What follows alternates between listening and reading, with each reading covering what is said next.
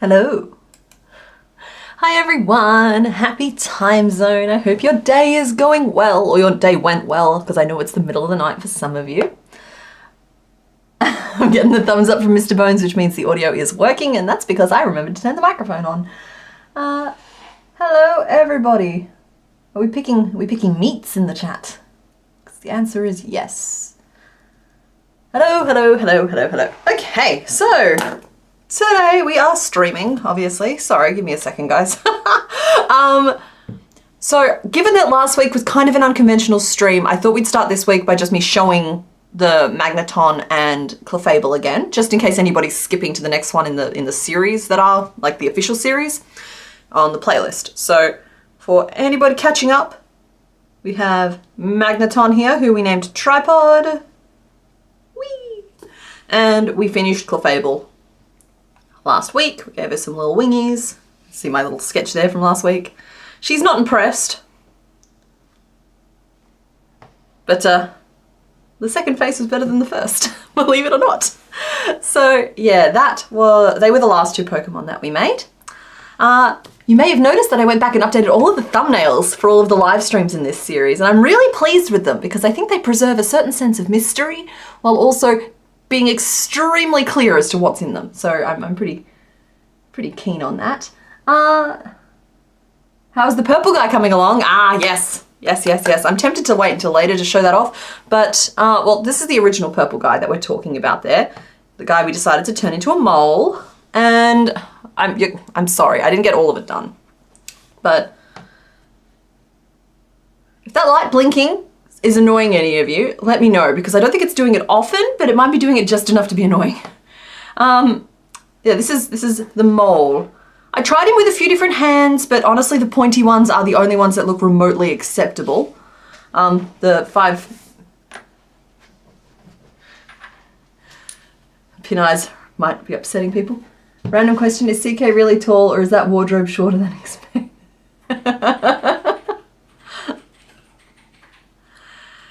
Yes, the questions we must be asking. Oh no, that's blinking. Come on. Right, guys, brace yourselves, the light's gonna change. Maybe if it's a little bit more sure of itself, it'll be fine. So, we're gonna potentially have some bigger eyes in it, or we might use some glasses for it, or we might just use little pin pricks. And I don't think he's gonna be this brown either. I think this is the wrong brown, but he's a mole. And I also adjusted the tail a little bit to give him a little bit more of a point. I get that this is also not a very moley tail, but to me it's more moley than this nub, which was honestly just making him very... Well, now you're gonna sit up? Now you're gonna do what you're told? I know, you're very sorry, I'm sorry.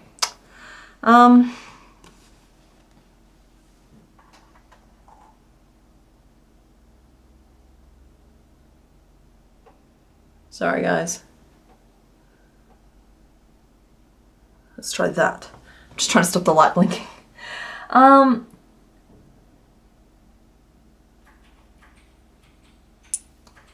Waiting to see the cute little mole again. Awesome, awesome, awesome. Didn't do the slip stip chain. Oh, that's driving me bonkers. I'm just gonna turn that off for a second. Or all the way up, apparently. There we go. I'm gonna turn that off for a second. We're just gonna sit in the dark together for a bit because that light blinking is going to end me. What earrings do I have on today? I have little spider webbies on today. I'll show you on the shadow cam. So I've got a little spider on one, and the other one's just web. I'm feeling kind of spooky today. Is he one piece? Yeah, he's no sew. And honestly, in resolving what this pattern is like, in reviewing this pattern, because the pattern notes are a good 2 or 3 years old, I am genuinely impressed with past me, because like the way she thought her way around corners, I don't know if I could do if I set out to do it today, but like I'd be honestly really keen to turn this into I think they're called Parasaurolophuses, the dinosaurs with like the long horn on the back and the beak at the front and the like chunky little legs. He feels very dinosaurian to me, but we're turning him into a mole and that's okay. He's actually a great candidate for a hand puppet as well because he is just all one piece and so you can like move his arms around. Cute, cute, cute, cute, cute. Please say hello to Riley. He's 10 today. Hello, Riley. You didn't even notice the blinking light? Okay, well if it's not bothering you guys, I'll just try and get over it. Dang it, there's 2 knobs and I turned to the wrong one.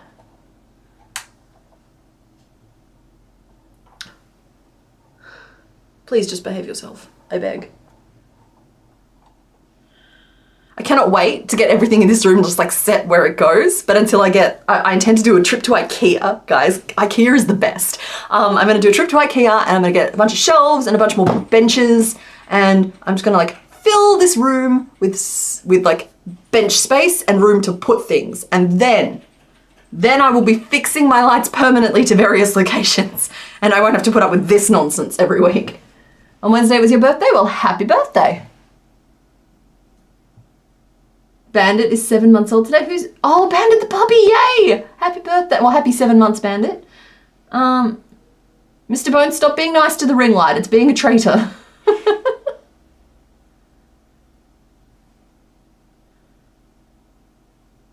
Good time zone from the Netherlands. Yeah, he's looking very nice and molly, but he's not the first thing on the agenda today. I thought it might be nice if we started today by making a Pokemon.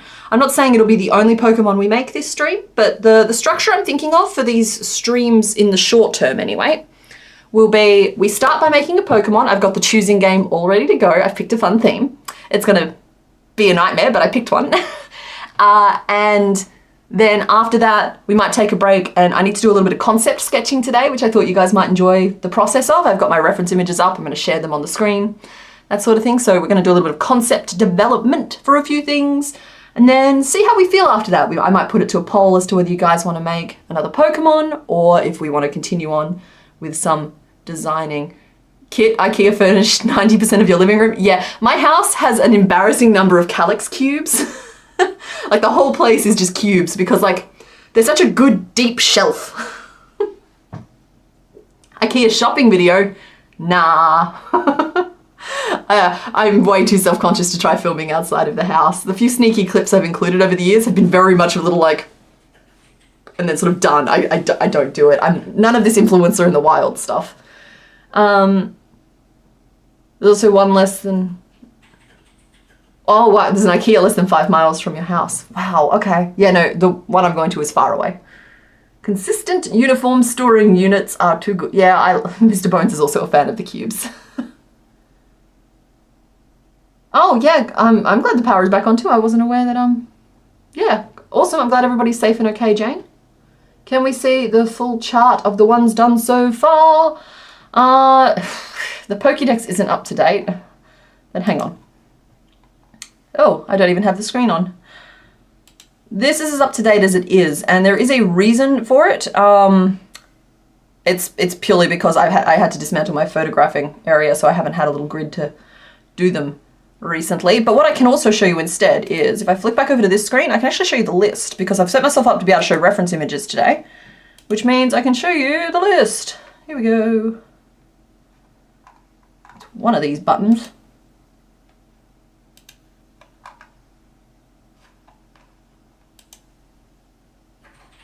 Or not. Okay, never mind. Apparently I can't. Oh, hey, there it is. So, and there it is. So, okay, so this is what my Pokédex looks like. I can at least show you this much.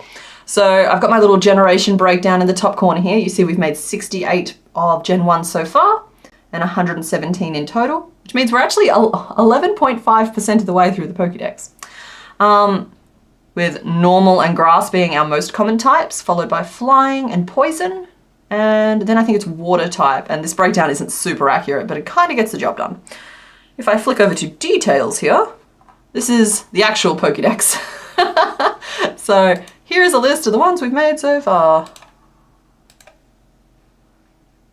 I'll just do a little casual scrolly action.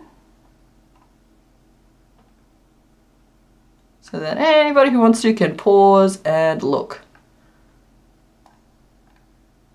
My goodness, there's a lot. There we are, and then little chunk all by himself at the end.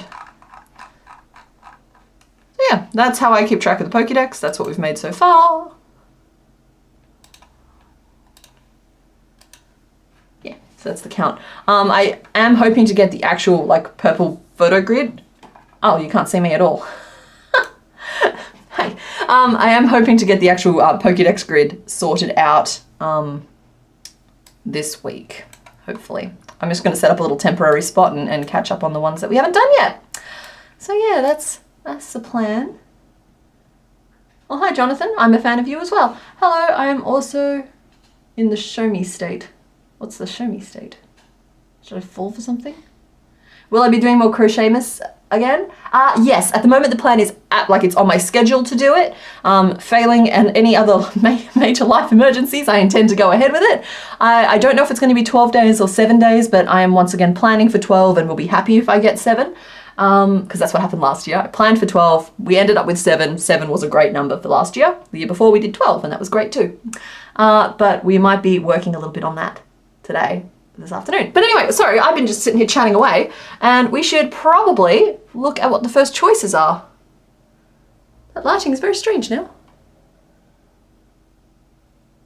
Just bear with me a second, guys. There we are, that's a little, oh, we got a little outline. I hate playing with this stuff on camera, I'm so sorry, guys. It's a bit better.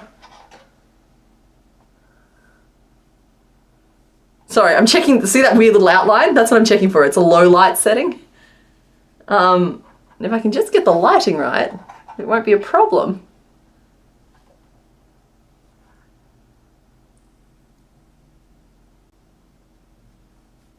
We might just have to make do with that. I'm not sure why it's suddenly registering so dim, but it is what it is. All right, let's get the choices going. Yeah, that's more fun. Let's do that.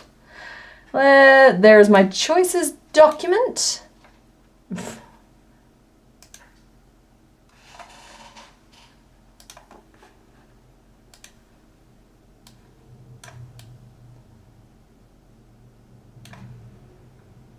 Don't know why everything's all out of order today, but we're making it work. Making it work. Hello, I'm back. All right. So the choices today, basically there is a theme, and that theme is, I heard that royalty was coming to town, but I didn't quite catch who was visiting. So all of these options represent some kind of royal or ruler or leader. I wish I'd been paying more attention in the briefing, but yeah, there's the royal family coming to visit. I just don't know which one, so y'all are gonna help me work it out.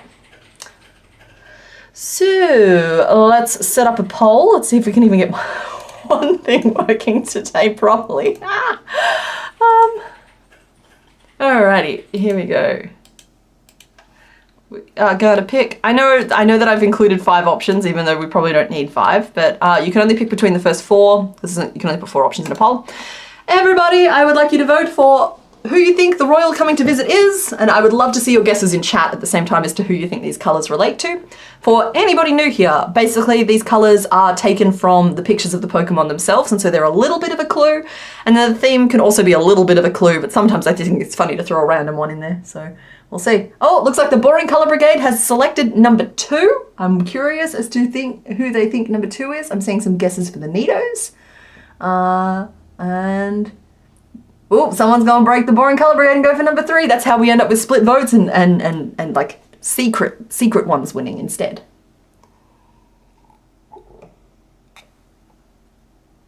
You'll stay faithful to your favourite colour? They've probably just voted for Seeking.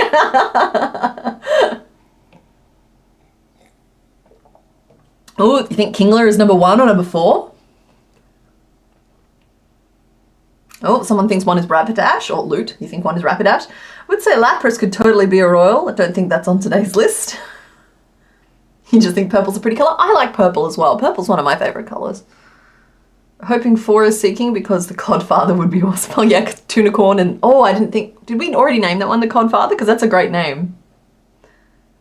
Didn't I do Seeking before? No, I've only done Goldeen. And we haven't done either of the crabs. We have done one of the Nidoran line though, the just Nidoran female. Anyway, it looks like number 3 is pulling ahead with 41% of the vote. Can I see more of this? I can see more of this. Okay, you know, 3 has a commanding lead. You guys have quite decisive here. You've decided number 3 is the winner. Let's end that poll.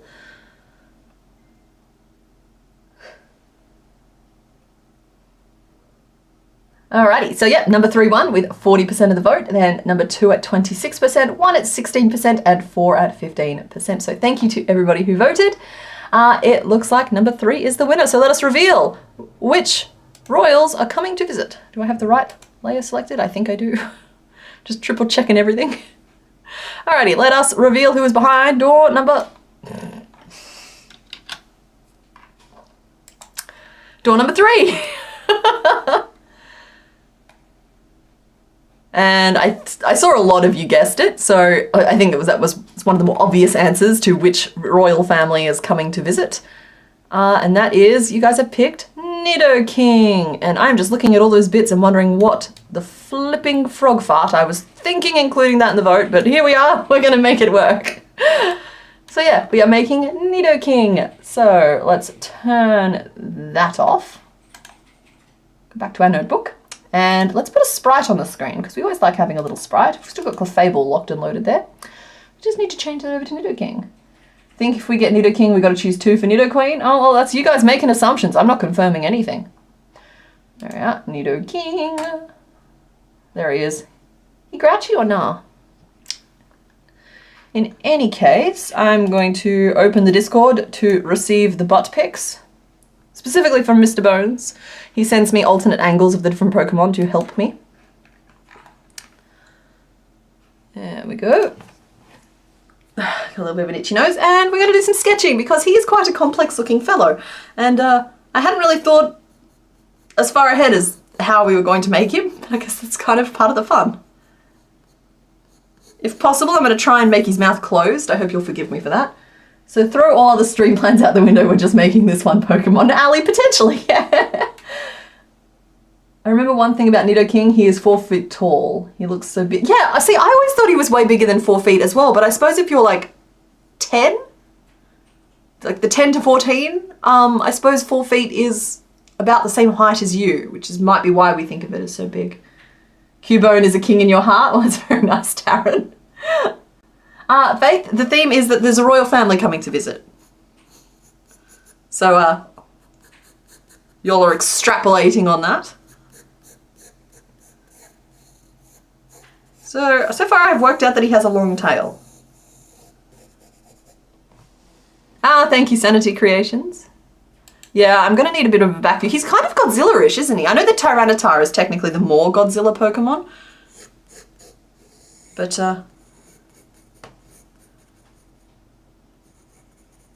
and there's Mr. Bones coming through. Thank you very much, Mr. Bones. Sorry, the realistic photo was funny.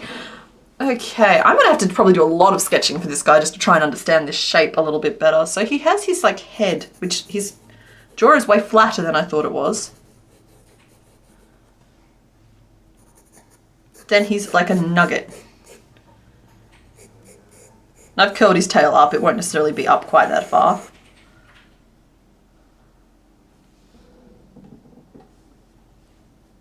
And all right, then he's got like quite bulky legs on either side. I'm just drawing a full profile view here at the moment to try and get an understanding.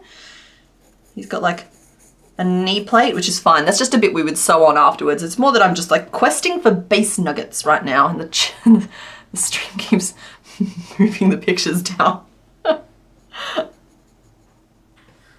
Alright, he's got toenails, so we're going to need toenails. His leg I might do is just one nugget with a kneecap on it. I think that's the play here. I don't want him to turn up bigger than this. Yeah, you guys can see the pencil all right for now. All right, shoulders, he's got like, they're quite tall, high on his body. Like they're round and there. And then they've got like kind of a scoop. That's me simplifying his arm a little bit because technically he's got an extra piece, like a smaller arm bit and then a little piece, which we can try and sculpt in, but depending on the size, it's not going to really work. Nidoking has pecs. Well, wait till you see Nidoqueen. She's got a bikini on. His body shape reminds you of the yellow body shape I found in the unboxing video? Maybe. I mean, I've still got that little guy right here. Why are you bopping? Oh. I got the music in me. No toe beans. No toe beans? Okay, but he does have toenails, right? Yeah. I gave you some more, you know, angly pictures further down. But if you're going to do him in chunks, do you want me to send you booty pics of chunks? No, not during this stage. Also, don't click on any spoilers. Okay. Because they're ones that other people have crocheted. And I know you don't want to see those. Oh, okay, yeah, that's true. Yeah, no, as much as I appreciate people sending through a project that they've previously made, to me they are kind of spoilery because I don't really want to approach things that necessarily just because someone else has done it the same way. The challenge for me is working out where to start and how to approach it. But I always go back after the stream and look at that sort of thing. So I appreciate you awkwardly stitched. Yeah, but I will not be clicking on those just yet. They are in the live stream channel for anyone else who wants spoilers. Barney for the name, he's a purple dinosaur. Mr. Bones, you can't be in here, you need to be out there keeping track of the names. Oh, yeah, one sec, but like, if you want more photos of particular parts, let me know. I will do, thank you, honey. Oh, Nidoking. Yes. Must clarify, parts of Nidoking. Alright, you got stomach armor, but I don't think that's under the tail. I think his tail is just entirely purple. He has a toenail. Oh, yep, singular toenail. Thank you for that. I feel like this picture isn't too bad. It's like the head shape that's gonna do me in, I think. And then he's got like big ears with spikies on them and like a million colors in them. Wonder if I have that Nidoran pattern around. I could just use the ears from that. Oh, and he's got horns, because of course he does. Oh my goodness, he has many spikes. So there's one horn on the head and then there's spikes down his spine. So 1, and then like 2, 3, 4, 5, 6, 7, ending at the small of his back.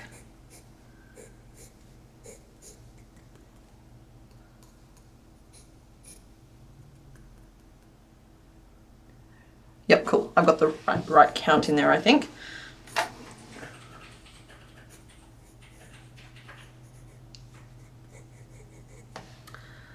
Okay, I'm going to ink this one, but I'm definitely going to have to draw it from a few more angles. What if we do matching names for Nidoqueen and King? I like that idea if you guys wanted to spitball names for the two of them. Is only peck and body armor. Thank you, Kit. He is a big boy. But he's also apparently only 4 feet, so what do I know?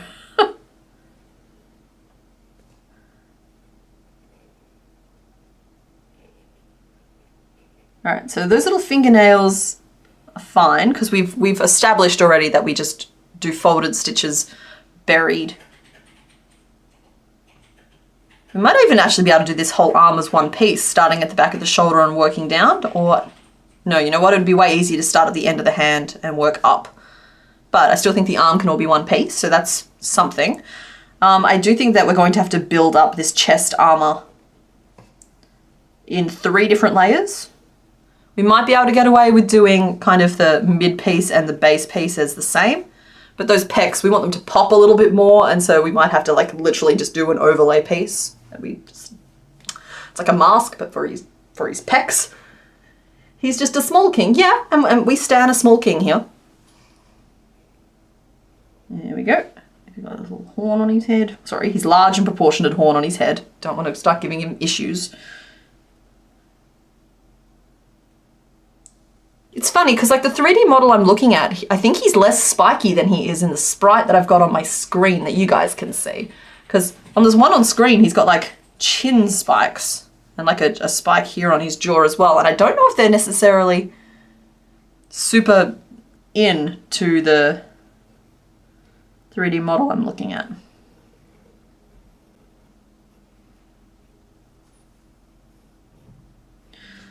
Just to establish a sense of scale, I am intending to try and use 9mm safety eyes here. So 9mm safety eyes, you see that this is already a pretty big boy.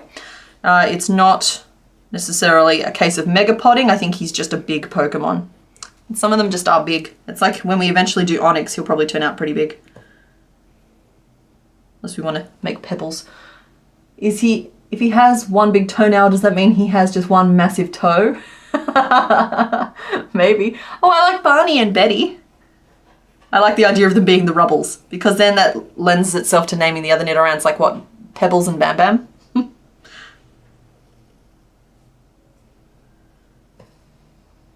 Okay, that is my profile picture.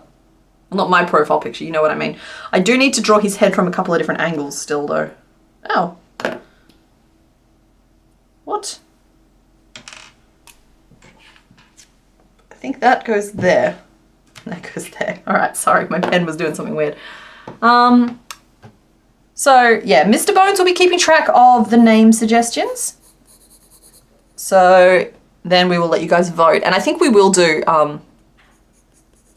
voting for couple names.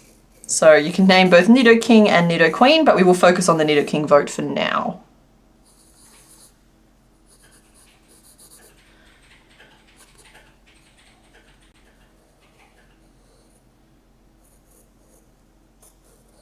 Just imagining what this head looks like. It's almost Venusaurian.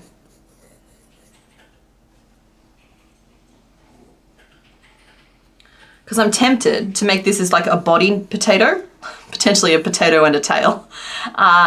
No, because that'll make the rose slant weird, and for the tail, we're better off having the rose represent the lines of the tail, so we will do the tail as a separate piece. But, sorry, I'm getting ahead of myself. I'm tempted to do like a headpiece that just fits over the top of the body potato. It makes it a lot easier to like play around with.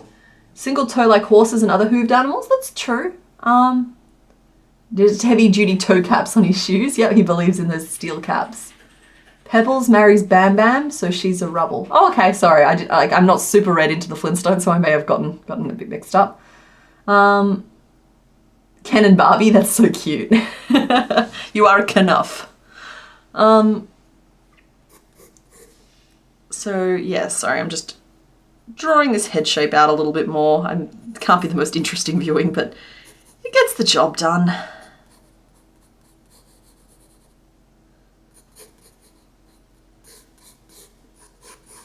So I can technically stop it there or stop it there. Give me flexibility on the eyes and the ears. So yeah, I'm going to do a separate head piece, I think, but I'm going to start with the head, and if it's curving nicely, I'll continue into the body, if that makes sense. But other than that, this body shape, Godzilla potato is the best way I can describe what's happening here. It's long, it's tall, and it's bigger at the bottom. Our boy has cake. There we go. His tail is long. Long tail. Tail is about the same length as he is tall. So that's an important proportional detail. These legs look pretty easy. Like, again, the sprite shows them in kind of a couple of different main chunks, but we can get away with doing just one chunk with a toenail attached to the front, one big toenail, and then make a kneecap that we stitch on over the top, and that will give enough of an impression to read as what it is. That kneecap is kind of a long hexagon shape that we will put onto the front of the knee. Long tail, yes. Nidozilla, nail polish remover, I missed that one there. Happy Time Zone, head on the left, looks like a Bulbasaur. Yeah, that's what I mean. It's quite Bulbasaurian if you see him from the front, and that's what this picture is of. He's Bulbasaurian. King Nuff, because he's kind, but he's also Knuff. He's a king, but he's also Knuff. Yeah. What you gonna do about the segment lines? Are we talking about on the tail there? Because sometimes I just let the stitch, the row direction, indicate those lines. So it depends. Sometimes that looks right to me, and so I leave it that way. And sometimes it doesn't, so we go back and I stitch them on afterwards using some yarn. If it's big enough, I would use like back post or back loop stitching to like leave those lines on there, and I still might do that today as well. So for his pecs, I'll probably make two separate pectoral pieces, like so. And then for his like belly plate thing, I'm just letting this spread all over the page, it's fine. Kind of needs to be round, and it needs this line across the middle of it. So as mentioned, we might end up making that as a top piece and a bottom piece, just so that we get that very distinct line, or we might just stitch that on because it does look like it's just a surface detail, not necessarily something adding dimension to it. It'd be funny for Jessie to be Nido King and James to be Nido Queen, especially because they're cross-dressed before. Yeah, I kind of like that as well. Don't forget the horn on his face, part of the head or its own piece. Probably its own piece, just so that then I can get really specific on the positioning of those horns. Because looking at the picture, he has one that's slightly longer on his head, and then he has the 7 down his back that are about the same height, but a little bit smaller. If I really felt like making this fancy, I would build those spikes in as I go, but positioning those and keeping them lined up is going to be a hassle. So maybe we'll take the easy route out and just make easy, I don't know what I'm trying to say there. I'm trying to say easy way out, but for some reason I'm insisting way starts with R. What am I talking about there? The easy way out, anyway, and just make them and sew them on. The pieces that are going to be tricky here are actually the ears. The ears look like the hardest piece to me, which is why I was talking about digging out Nidoran and seeing what we did there, because we have this inner piece that's 2 different colors. Again, scale might decide that we don't do it that way. Then we have an outer piece, so we'd make the same piece again in the I don't know what you call him, purple, pink? And then as we stitch around the outside, we add little picots to add these little spikies. So those ears are actually going to be the most complex piece, I think. Because even the head's not super bad. Like it could be easier, but it's not super bad. It sounded like I almost got demonetized. Oh no, what? It's kind of weird that his foot is just purple. Yeah, it's just purple. If we do the Flintstones theme, then Pebbles and Bam Bam for the first, Fred and Wilma in the middle, and Barney and Betty for the top. That works.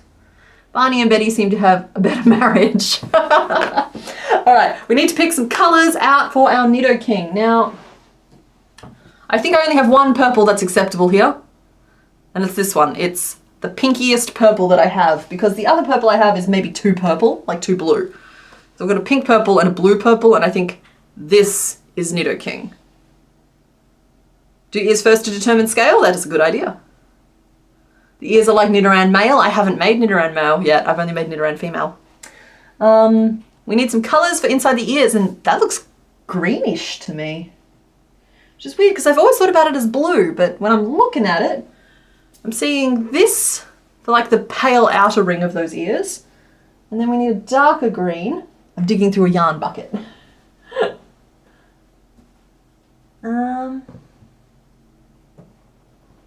It needs to be a darker shade of the green we've already fished out. Guys, I think that's pretty dang close. Yeah, it's a little light, but it's like, it's genuinely as close as we're gonna get. Let's see, and then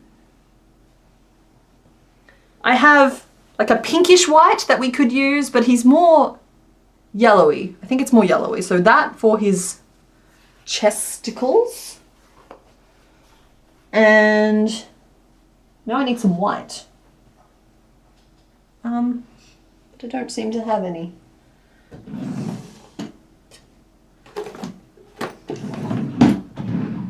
Rummage, rummage. Hey, a curved needle.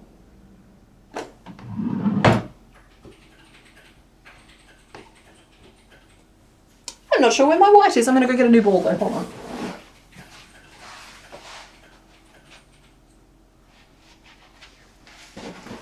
I'll replace that later. It'll be fine. I love the freedom of being able to move.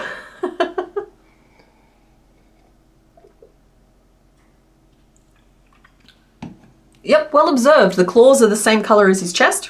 The white is basically just for his toenail and teeth. Yeah. So I think that's our color lineup. He's mainly this color. A little bit of this for the ears. So I thought I was going to do the ears for scale, but I actually think I'm going to start with the head, just because I think the head has more specific shaping to it, which means the ears are way easier to adjust, and the ears are also way more freeform. So I'm already seeing that the ears I'll make is like a magic ring 6 and then just do like an edge halfway around for that secondary color. We're going to start with the head, and I think we're going to start, there's two arguments to be made here. One's top of the forehead, one's tip of the nose. So, there you go. You can see my old picky pick here. This is him from the front. Imagined with his mouth closed. Because ain't nobody got time for open mouths right now. That's him from the side, so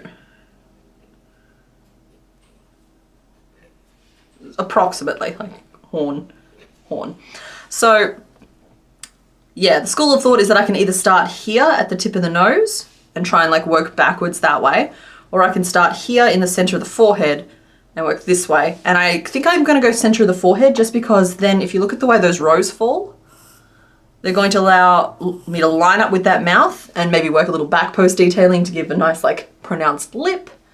And then potentially it's going to mean that my rows are on the right angle to continue on into that body, because that's the ideal situation here, is to like not have it be two separate pieces. I'm just also open to it being two separate pieces. Remember, the ears are purple on the back, so double layered. Thank you, Sanity Creations. Excuse me. I will remember that, but feel free to remind me as often as necessary. Don't forget his little elbow. I can't see that behind the heart. Oh, he's got like a little elbow. Thank you. That was good. I did forget that one. It's not really showing up in some of these pictures. Is it a spike or is it just a little elbow plate, you reckon? Because looking at that would go there, and that would be something I would just stitch on. That's an embroidery detail if I ever saw one, I think. He's giving chonk vibes. Maybe use his faceplate. Oh, I don't think we have to go quite that far. If I was making him bigger, absolutely, but he's going to be a bit smaller than that. So anyway, let's just get started here. We've got to clear ourselves a little bit of space now that we've picked our colours. We've got wet and wet and wet, and then we'll need these later. Because I need my notepad. And we have both the hardest working tortoise and the hardly working tortoise, and you can tell the difference because of the leg positioning. This guy has been working for a really long time and his legs don't stand up anymore. This guy is still has like air gap under his legs. So that's how you can tell the difference between them. But they're both here because you can never tell when you're suddenly going to need a bazillion pins. So here we go. We're only 40 minutes in. We're finally picking up a hook. It looks like a spike to you. Well, I'm looking at the 3D image, but let me look at some of like the Pokemon Go images maybe, or some of the other ones in chat. It's really sort of neither here nor there at this point in the development of it, but to me it looks very much like a plate, like just a little piece of armor. Yeah, so even on the plush version, it's sitting flat. It's sitting flat on those ones there. Those ones are from a 3DS, so I'm willing to like kind of go with that. It might be considered kind of like a ridge. You can't see that if I draw that there. It might be looking kind of like a fin, so like kind of a long spike, but on most of the models it's shown as just like a little flat piece, so I'm kind of leaning that way. Hello to Southern California. I'm in Western Australia. If you scroll to the bottom one. Oh, yep, sorry, I was scrolling. Scrolling. Oh, cutie. Sorry, scrolling. Yeah, that's what I was saying, is that it could be a pointy fin, but we're going to just represent it using a flat. I've been drawing on them a bit to highlight some of the stuff which is difficult with the way light is bright and not showing angle. You're wonderful. So pretty. He's so lovely. All right, so yeah, he does have some jaw spikies. Two jaw spikies. I can work with two jaw spikies. Alright, the only thing to do it is to do it. So I think, given that he's quite a pentagonal fellow, we're going to break all of the pre-established lore here, and we're going to start with a magic ring of 5. It's going to allow me to increase out with 5 distinct corners, which is just going to really help with my shaping, given that he just lends himself to 5 distinct corners. The Turtle twins are doing their best. They are absolutely doing their best. They're the good. They are very valued teammates. I got so excited when I found a second one in that box. I was like, oh, there's 2. And like, it makes sense because Honestly, I have a minimum of 2 of everything unless I've made it just as like a project video, you know, like Albert. I have 1 Albert and there'll only ever be 1 Albert, but like, and the raptor, only 1 of those, but like things like the Croissanttosaurus, I have 3 of those. It's just like, you end up with multiples of everything.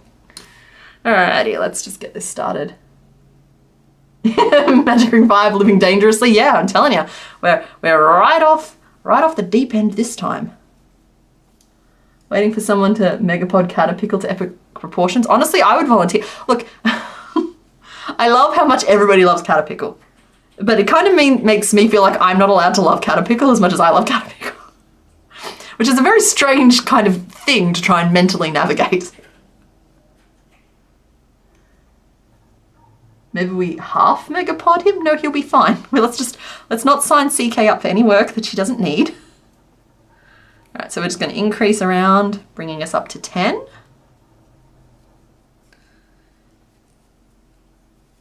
But after that, I'm going to have to start making a few more deliberate choices, I think, because he's definitely wider at the sides.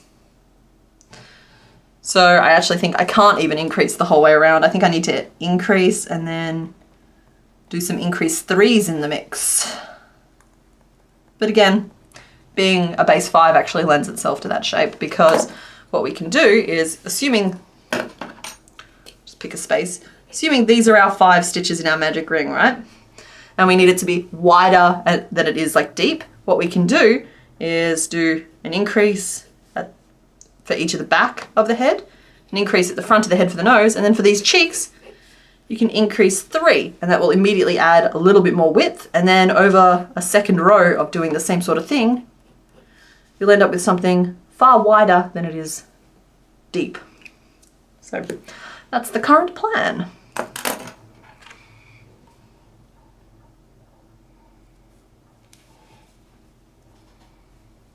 Friendly reminder that Caterpie is an entire foot tall. Oh, I should totally do a life-sized Caterpickle. I would love that. Oh no, I've got too many. Look, guys, I have so many really cool things that I want to do. And like a life-size Caterpickle, as fun as I would find it, I'm not really sure it fits. I'm trying to think of other royalty. God, can you imagine if I just made like a, yeah, full-on 100-hour Caterpickle?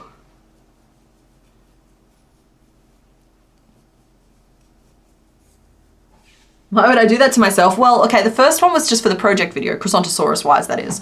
And then I had to do one to develop it into a pattern, and then one of them to film the pattern video.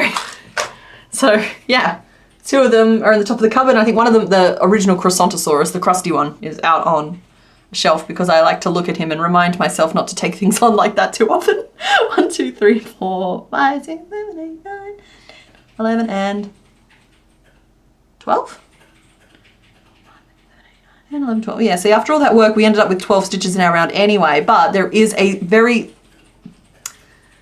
slight difference to what this looks like versus what it would look like if we started with a magic ring of 6 and just increased around. It's just like, instead of it being round, it's a little bit more long, and that will only be emphasized as we move through the rounds. It does make sense. It does. I'm making sense. Single crochet and an increase, and then we're going to single crochet, increase 3, single crochet, and then we're going to increase 2, single crochet, increase 3.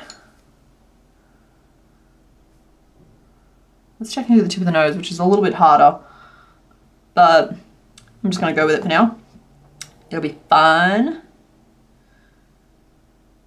So I could technically do 2 increases there and build out a little bit of a schnoz, but he doesn't have a big schnoz. He's got a little schnoz, so I don't think I need to.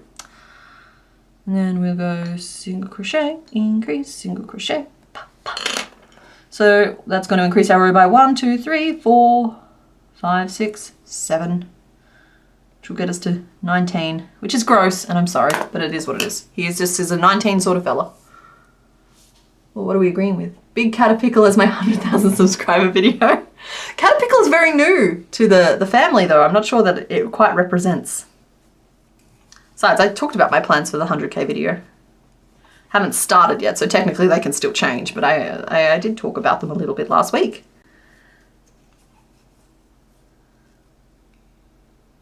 And then we've got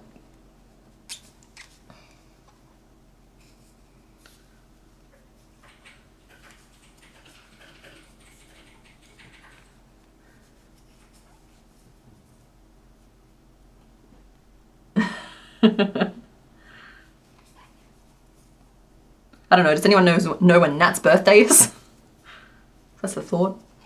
He has almost a beak-like nose. Yeah, but it's only a tiny little point compared to like the proportional width of his head.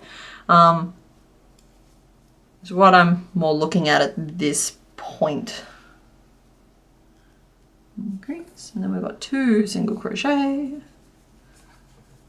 1 and 2.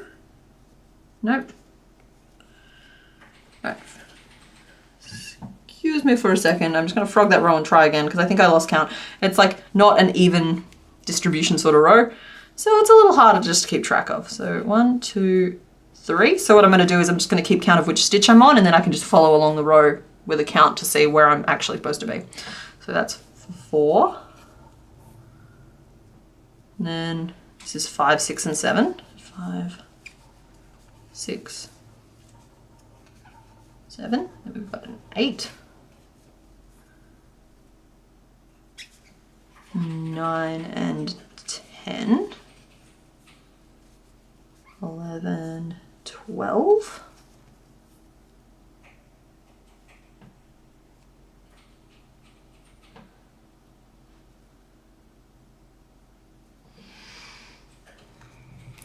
Something's fishy here. I think I skipped a stitch at the end of the previous row. Back to the magic ring of 5 we go. Oh my, this is not an auspicious start. Okay, 1, 2, 3, 4, 5. That's why we count at the end of the rows, but didn't do it. Made my own bed, lying in it.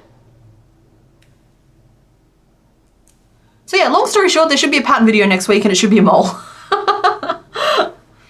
So I hope you're all looking forward to that one there. And then the video after that, I'm kind of just tempted to do another pattern. Or I'm thinking maybe I move the mushroom canvas up. You guys keen to see the mushroom canvas? Because I feel like that one there might get moved up. I thought it was going to be one of the October videos, not patterns, but videos. But I'm kind of keen to just sort of finish that series off. Tie a neat little bow around it.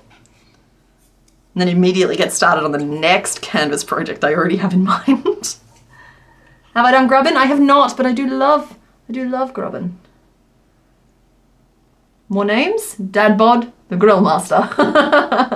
Yeah, grubbin's Gen 7, and I'm really like bulking out Gen 1 at the moment. That we've dabbled in Gens 2, 3, and 4, and I think is LeChonk Gen 9? Anyway. Goldfish pattern. You guys want to see the goldfish? Yeah, because that was like. I did end up looking up that skein spider pattern, and I do think that mine is a very different shape. The fins are a little similar, but I can review that when I'm formalizing the actual shape of them.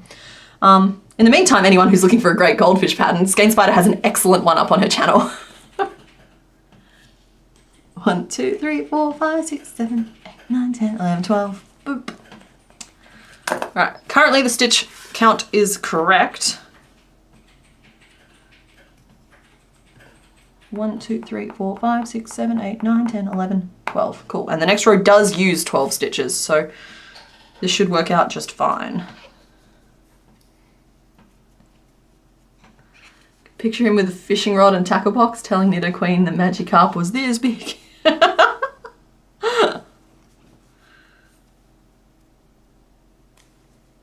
How big is... Because Gyarados is like 5'7" canonically, isn't he? Gyarados is huge.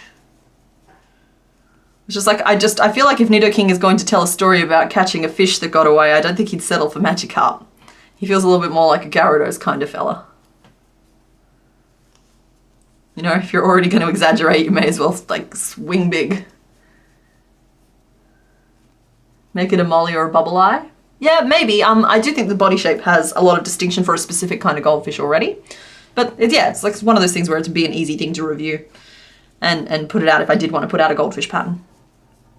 Honestly, I'd forgotten that the goldfish was sitting there. I got distracted by the mole and what we've been calling the yellow thing. So that yellow thing has so much potential in his tiny noodle body. I wonder if he knows. Okay. That's kind of what I mean. So see how it's wide and pointy. We still have 5 corners. That's the nose, and that's the side of his head. So I think what we've done there is create this flat. So it looks like I want to like slope out on all sides now, but I'm going to do that not evenly, but just like with regular increases. No more increase 3s to create the extra width. So this next row, I have to work out where they go. So I have to try and identify the stitches that epitomize where those corners are, and I think that it's that one and that one. So that's 2 stitches and an increase, and then if I jump to the end, it's an increase and then 1 single crochet. So I'm literally writing this row from both directions at once as I work out where things go. Yeah, the yellow thing absolutely needs to be a dragon, but I looked at my schedule and I realized that I accidentally turned October into like spooky thing, dragon, dragon, dragon, dragon, dragon.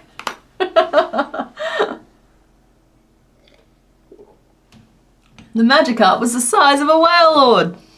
Yeah. That whole vibe. Alrighty, and then if I go 1, 2, and then that one, and then 1, 2, and then, oh no, so that's 3 then. Just trying to make this even. It's 3 on that side.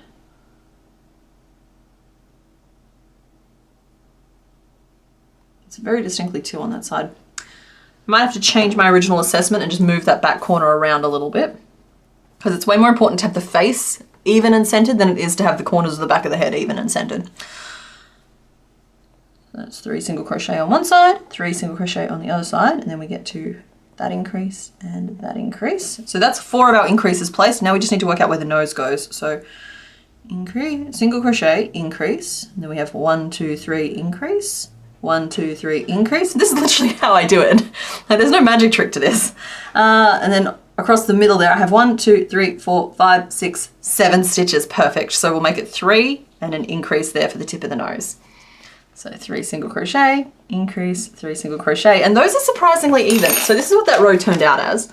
If you can see it here. So it turned out as single crochet, increase 3, increase 3, increase 3, increase 3, increase 1. And so I can turn that row quite easily into single crochet, and then let's see, 1, 2, 3, 4 repeats of an increase and 3 single crochet, and then an increase and a single crochet at the end. Just cross that out so that I don't do the same row twice. And that will take us neatly up to, I think it's 24. No, yeah, 24. Cool, awesome. We're back on out. I've somehow managed to drag us kicking and screaming to a base 6 pattern anyway. Name him Leroy the Second. Math is the magic trick. Oh, see, I do love the math. I think that we're lucky when we discover the secret math of something, because math is not invented. Math is just discovered along the way. It was always there. 3, 4, 5, 6. Algebra was almost my favorite. Did I say almost? I meant always. 1, 2, 1, 3. And this little increase will be his nose.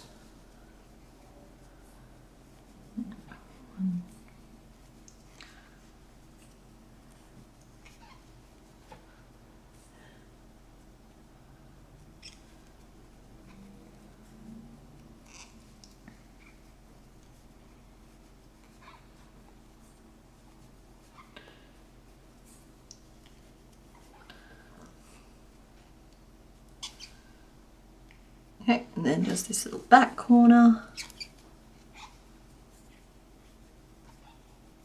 Caterpie cheering us on there. Since this is the royalty stream, we probably should integrate the 2nd, 3rd, 16th into the names. That's true. That's true. You guys do have a flair for the dramatic, and you do like to give longer names and titles. This is the one stream where I will allow, well, not allow it because I have allowed it previously, but like, it's okay for you to suggest longer names with like the thirds and whatevers at the end if you would like to this stream, just because we are dealing with some royals. Okay, cool. So now we're at 24 stitches. I'm going to work 24 stitches around. This is what we're going to do. Hates the maths, you does. No, the maths is fun. If I was ever gonna, like, when I say I've toyed with the idea, I don't think, like, this is a very removed way of thinking about something. It's not something I've seriously considered, but I've thought about the concept of, like, I don't know if you guys used to get those, like, puzzle worksheets when learning different, like, algebra and formula type things in maths. And how, like, you would, all of the numbers would solve some sort of riddle or joke or something.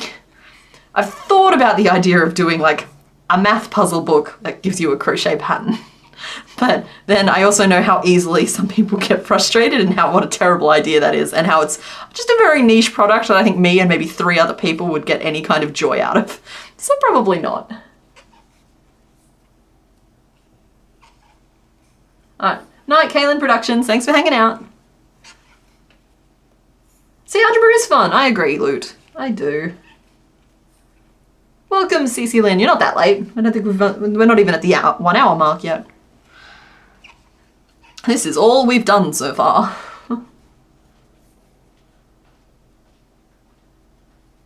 Sir Spikington the Third. Gengar is here. In fear of my performance. Mr. Bones is here creeping him out. And this is, you can't really see the background, but we still had fun with it. And this is Venonat literally sitting on a lamp. And it's actually really cute. Kit, I appreciate your support there, that you buy it, but you'd never make it. You're a real one. Okay, I think I'm gonna do another row of 24 single crochet. Let's add some height. This guy is huge. Guys, I think we've got another scyther happening. I should just stop and go back and save myself 2 hours at the end of this stream.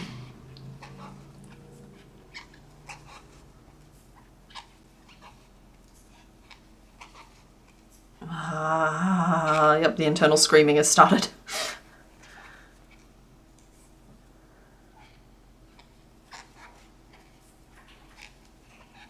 Oh, Rowan Rose Gaming, only, like, you should fall asleep, like, listening to it then, if you wanted to stay longer. It's just like, that's a nice thing. I think one of the most luxurious things in the world is turning the television on and falling asleep in front of it, which is not ideal when, like, Mr. Bones is trying to show me a movie. Can't get too comfortable during those moments, but yeah, just like, I don't know, something about it's just lovely.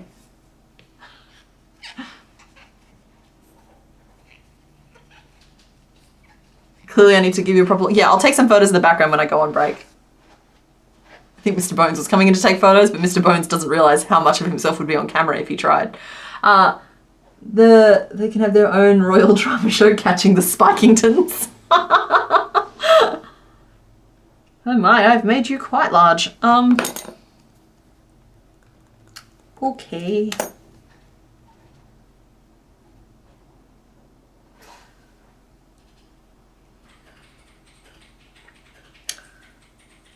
We're second guessing. I'm gonna pull out some safety eyes. Ah, they're all the way over there. Sorry, there we go. Lord Kidding Ward the 4th. There we go. Wait. Just keep counting. Just keep counting. Just keep counting. Counting. The squeaking secret. Yeah, well, you can't let all the screams out at once, or they'll damage the structure of the building that we're in. So you've got to let them out in tiny squeaks. No, the squeaking is canonically Caterpie cheering us on.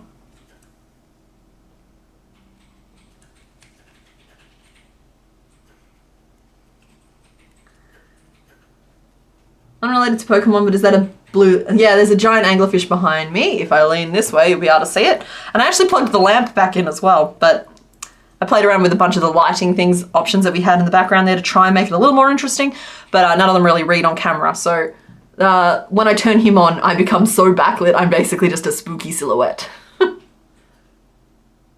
Today's episode of What is CK Doing? Regretting life choices. Yeah, well, Queen Kemi, sometimes life is flavored by the spice of regret.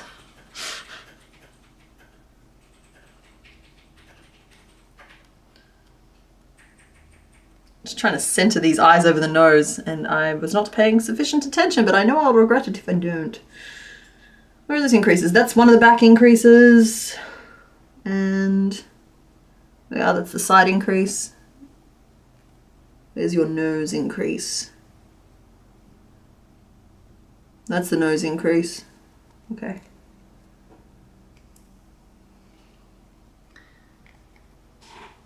Spooky season. What's funny is that like I'm not a super Halloween-y person, but I worked it out this morning, right? That I have a fondness for the spooky season because it allows me to like keep wearing dark colors. It's like in a socially acceptable manner until the end of October, whereas like it's already spring here. It's like break out the sundresses type weather. And I'm not quite ready to like give up the dark spooky colors yet because I don't wear colors very well. To be perfectly frank, I wear black well. So, it is my preference. My love. I had an idea. Oh, goodness. A bottle lining just struck my mind. Oh, no. Yeah. Get ready for this, everyone. So, you know how your philosophy is, it's all just potatoes and tubes. It's all just tubes. Balls and tubes, yeah. Balls and tubes, there we go. I was thinking his face, right? If you put a spike in the middle of his face, it'd help you work out how to do his face. And then I thought, but all Pokemon have spikes. Spikes are used in everything. What if you had, you know how you got like the hardest working tortoise filled with pins? Yeah. What if you had like a bigger turtle, right? Actually, that doesn't matter. Never mind. Ignore that. Turtles all the way down. A place where you had like spikes and tubes and balls and things of all different generic shapes. So I could just stick them on? And you just be like, while you're doing his head, you just go like, boom, put generic spike size number 3 into his head. Like, yeah, that looks about right. We'll do something maybe a bit smaller than that. And like have like all of your template pieces set out in advance. Smart, man. That's a really good idea. Oh, yeah.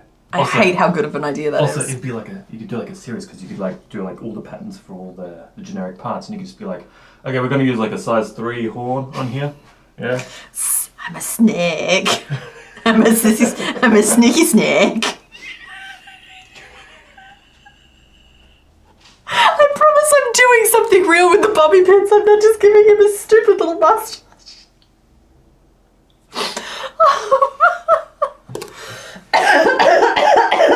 Sorry guys, still just getting over the tail end of that cold. So what I'm doing...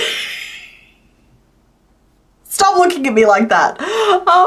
What I'm doing here is I want to put a decrease 3 or a single crochet 3 together under the beak to give it that little bit more of a beak. So just like pull it in slightly, and so what I wanted to do is I didn't want to lose track of the 3 stitches that I identified, so I marked the ones on either side. It's a sneaky snack. Yeah, so that's what's happening there. Mr. Bones had a great idea there.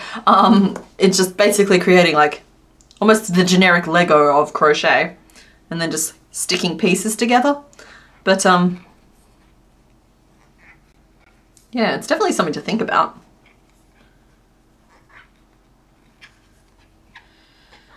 It's 4, and I'm going to do the first face spiky here as well. 5, am I? Yes.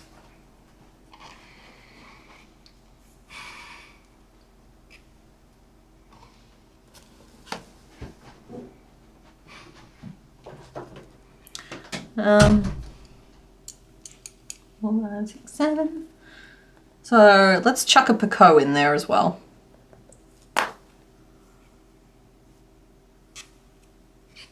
Have a good day, Janice.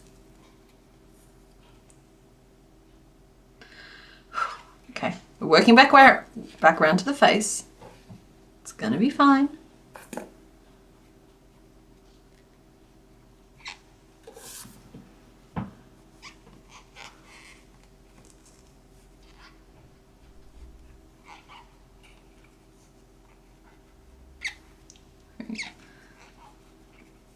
Three. Okay, cool. And then it's 4, and then there we are. We're at the snacky snack part of it. And we'll do the little single crochet 3 together as planned.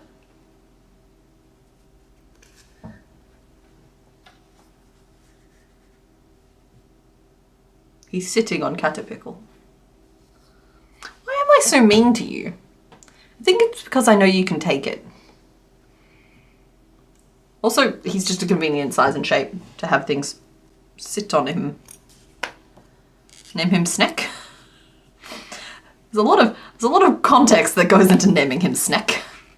I like how we went from call him Lord, what was it, Spikington the Fourth. I did find a lot of balls in the box, you're correct. Yeah, but anyway, I like the variation of like Lord Spikington the Fourth down to Snack. Call him Snack.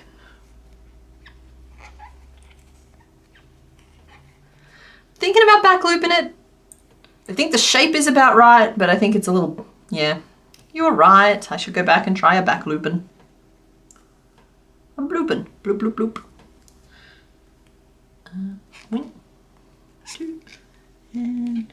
Okay, as for the people who say we're showing off our age, I would like to point out, first of all, there's nothing wrong with showing off our age.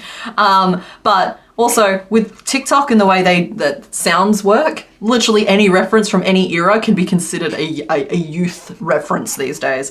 So, reference things with pride. You still blend in with the kids. I'm gonna do a picot on this side too. 2, 3. Defaulting to chain 3 picots here. Sometimes I do chain 2 ones. And then should we just single crochet back to the start? 1, 2. So Snack the Snacky. I find confident knowing that my advice reminder to hold the hook gently has been saving your poor hands. Oh, Ashley, that does feel good. Thank you for letting me know. But yeah, guys, don't strangle your hooks. They're trying to help you. Some injuries occur when you're like gripping whatever you're using too tightly because it puts extra strain on the ligaments and tendons and everything else down your arm. Just gentle holds. Morning, Kit Kat K. Now, oh my goodness, they look like tiny little hands. I think we've accidentally made Grimer. Can you see him? I can see him. He's so cute. Guys, can we just make Grimer?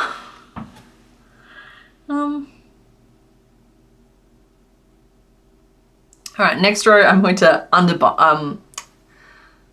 post stitch, front post stitch to give him a little bit more of a mouth. But he's totally just this little, he's just a little Grimer. He's our buddy. Bloopington, the blooper of bloopiness.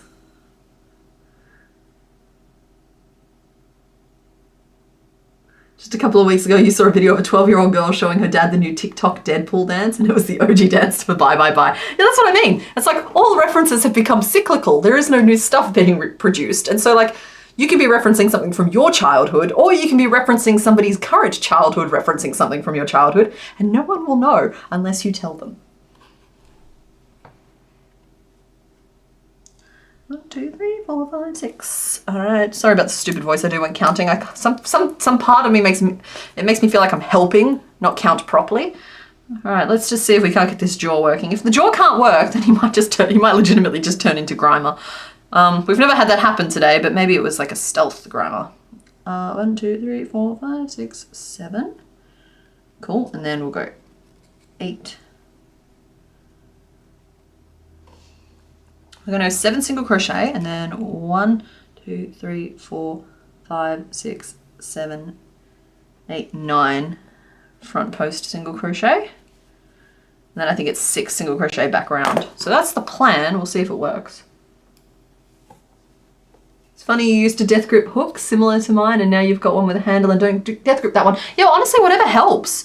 Because like I understand that the handle is there to kind of force you to not put as much intense strain one way or the other. That's how the orthopedic hooks kind of work. It's just like they force you not to grip it like this, and you can, even if you grip it strongly, it's a different thing gripping something bigger. The size does matter. So like, yeah, I get that it's different things for different people. But whatever helps keep you healthy is a good thing. As long as it's not like, I don't know, bathing in the, I don't know. So I was about to make a a reference to history that I don't know if YouTube would appreciate, so I'm just going to skip on past it. Let's just say that people have taken questionable baths throughout history. 3, 4.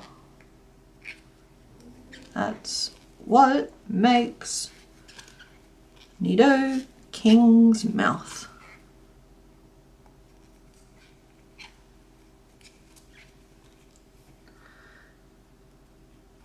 First in the series of making Pokemon fusions.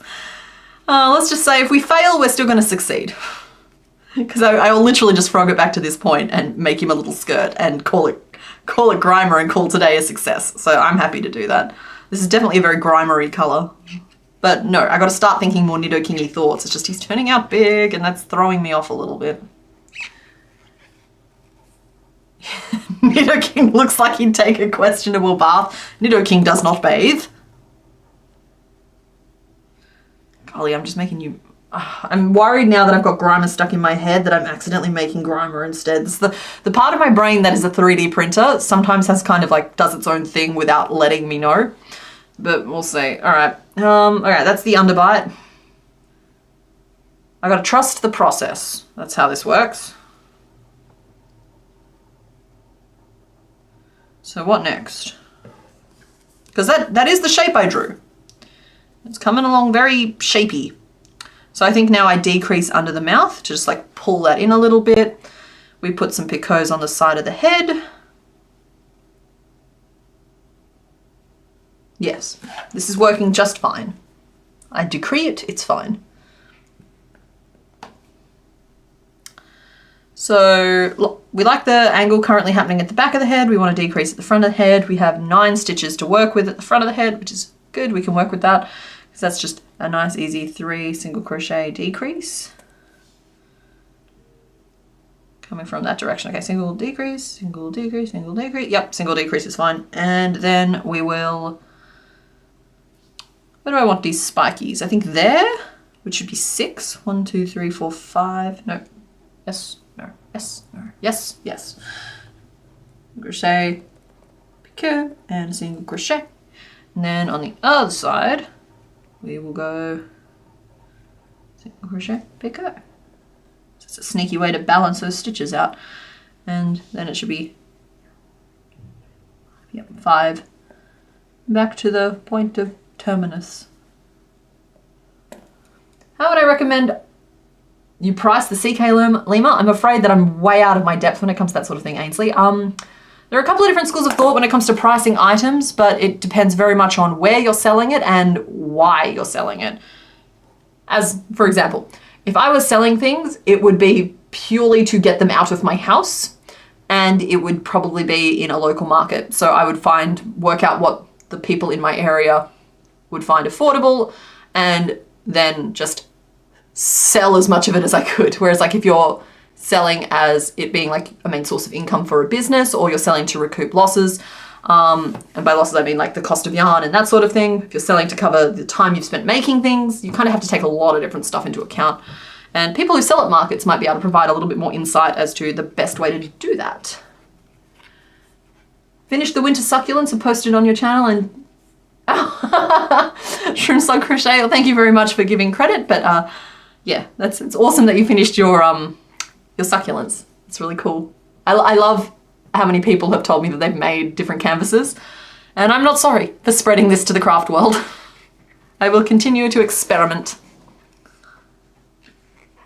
All right, that's 6, and so we're picoting.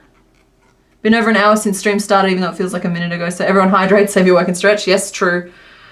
I accidentally bug sprayed my water bottle, so I'm sitting here today with some, it's pink lemonade. It's not anything else, but like,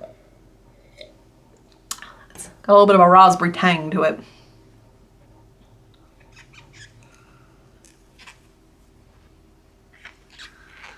Single crochet. And we're just going to decrease under this jaw.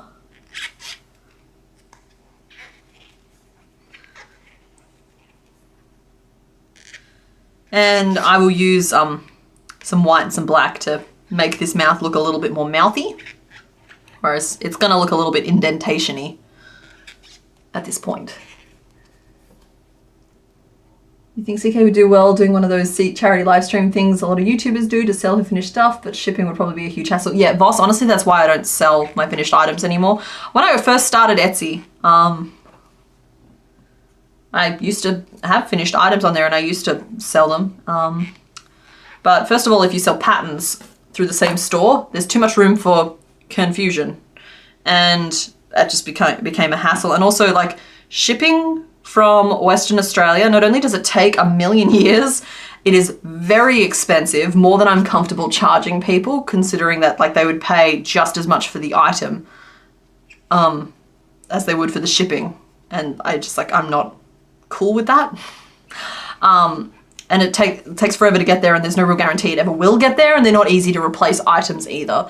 So when it inevitably goes missing, not only do I have to find time to make another one at a loss, or I have to, like, refund the money and that's still a loss. It's just, there's no practical reason for it. At the same time, if people in my real life express an admiration for a piece, it often ends up sneaking its way into their house. Yeah. Crocheting out of the, oh, sorry, I'm all hunched over for some reason. I'm crocheting out of the wrist brace this stream. Hopefully you can keep it off. Okay. Yep, be careful. Stretch your wrists. You got to do some of these little carpal tunnel. Oh, actually, I needed to do that apparently. A few little carpal tunnel stretches.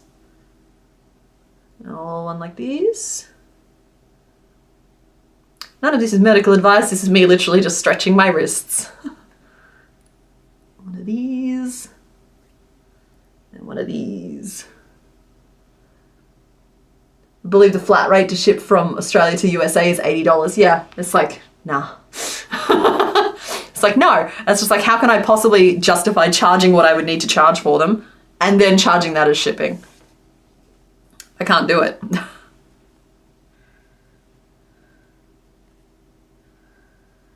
You know what? I don't think these little spikies are helping me, so I actually think I'm going to leave the two by either side of the mouth, but I'm going to take the other two off. I feel like they are distracting me from the shaping, and I don't feel like they show up super well in a lot of the 3D models. I think it's just the 2D ones, and so we're making a decision, and we're gonna be fine with it. Okay, now we decrease underside of jaw again. Sorry guys, it's gonna be slow. But then the good news is that when we eventually do Nido Queen, having sussed out the techniques and the approach and everything else, she'll have a lot in common, and so, like, she'll go faster. It's like some of them walk so that others can run.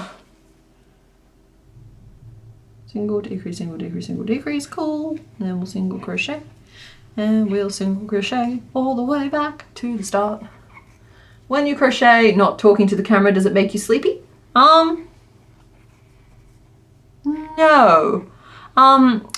Partly because of the kind of crochet that I do, I guess. So it's, the crochet that I do is a very mental activity because it's always working out shaping and designing and thinking about other things. I do find that I have to have a podcast or a movie or something on because you got to tickle, like, multiple parts of your brain in order to stay focused, because that's just is what it is. Good. We are liking this. So yeah, no, I find it doesn't make me sleepy. It also doesn't, like, amp me up though. It's not like an energizing activity. It's just an activity. And that I like a lot. It's my hobby, but it doesn't make me sleepy. 16. I can math with the best of them. There are some really good wrist and hand exercises on YouTube. Yeah, cool. Yeah, everybody should do their independent research and listen to their doctors. The ferals aren't home. Oh no. That must be awful. Like, being in the position to have pets and then have the pets just not be there. The house must feel kind of empty. Like, I feel like I've adjusted to empty house because I have been pet free for a very long time, but I grew up around animals and the silence used to really get to me because, like, silence, it's almost kind of a form of parenthood, I think. The silence means something's up. Where are they? Where have they pooped? 2, 3, 4, 5, 6, 7. And also, your lap gets cold and you lay in bed and your legs get cold because, like, where's the little animal? The little animal has a job to do. We have an agreement. I feed the little animal and it keeps the legs warm. You have a purple tinted Beetlejuice water bottle and you put lemonade in it and it looks green now. Yeah. Yeah, exactly. I'm so excited, guys. Beetlejuice is coming to Australia next year. I am gonna go see it. I have plans. I'm gonna get on a plane and everything because goodness knows it's not coming here, you know? It's vaguely approaching the country, but it won't be coming here. So I'm gonna go to it, which makes it a very expensive show to go see when you have to... Dang it, I did not bring my stuffing in. I may have to abandon you all briefly while I go get it. Hold, please. Ah.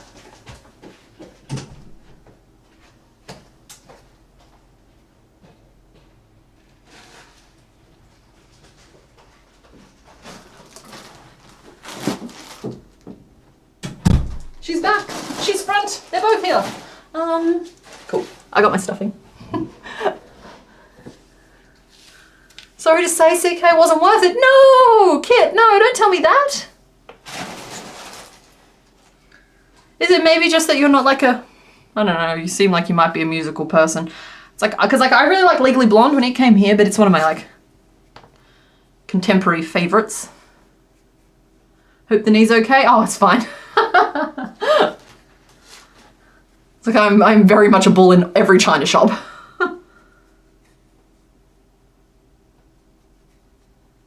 Am I going to do another 110 or 100 video? I would very much like to, and I've planned several over the years. They're a little hard to schedule. I thought maybe I would do one for November, but then it kind of got swallowed up by a bunch of other stuff. But what would you like to see me make on a 1v10, v100 video? Because like over the years I've thought like maybe like a kraken or an octopus would be really cool. Or a giant frog would be really cool with just like a lot of sort of like mossy and embroidery details.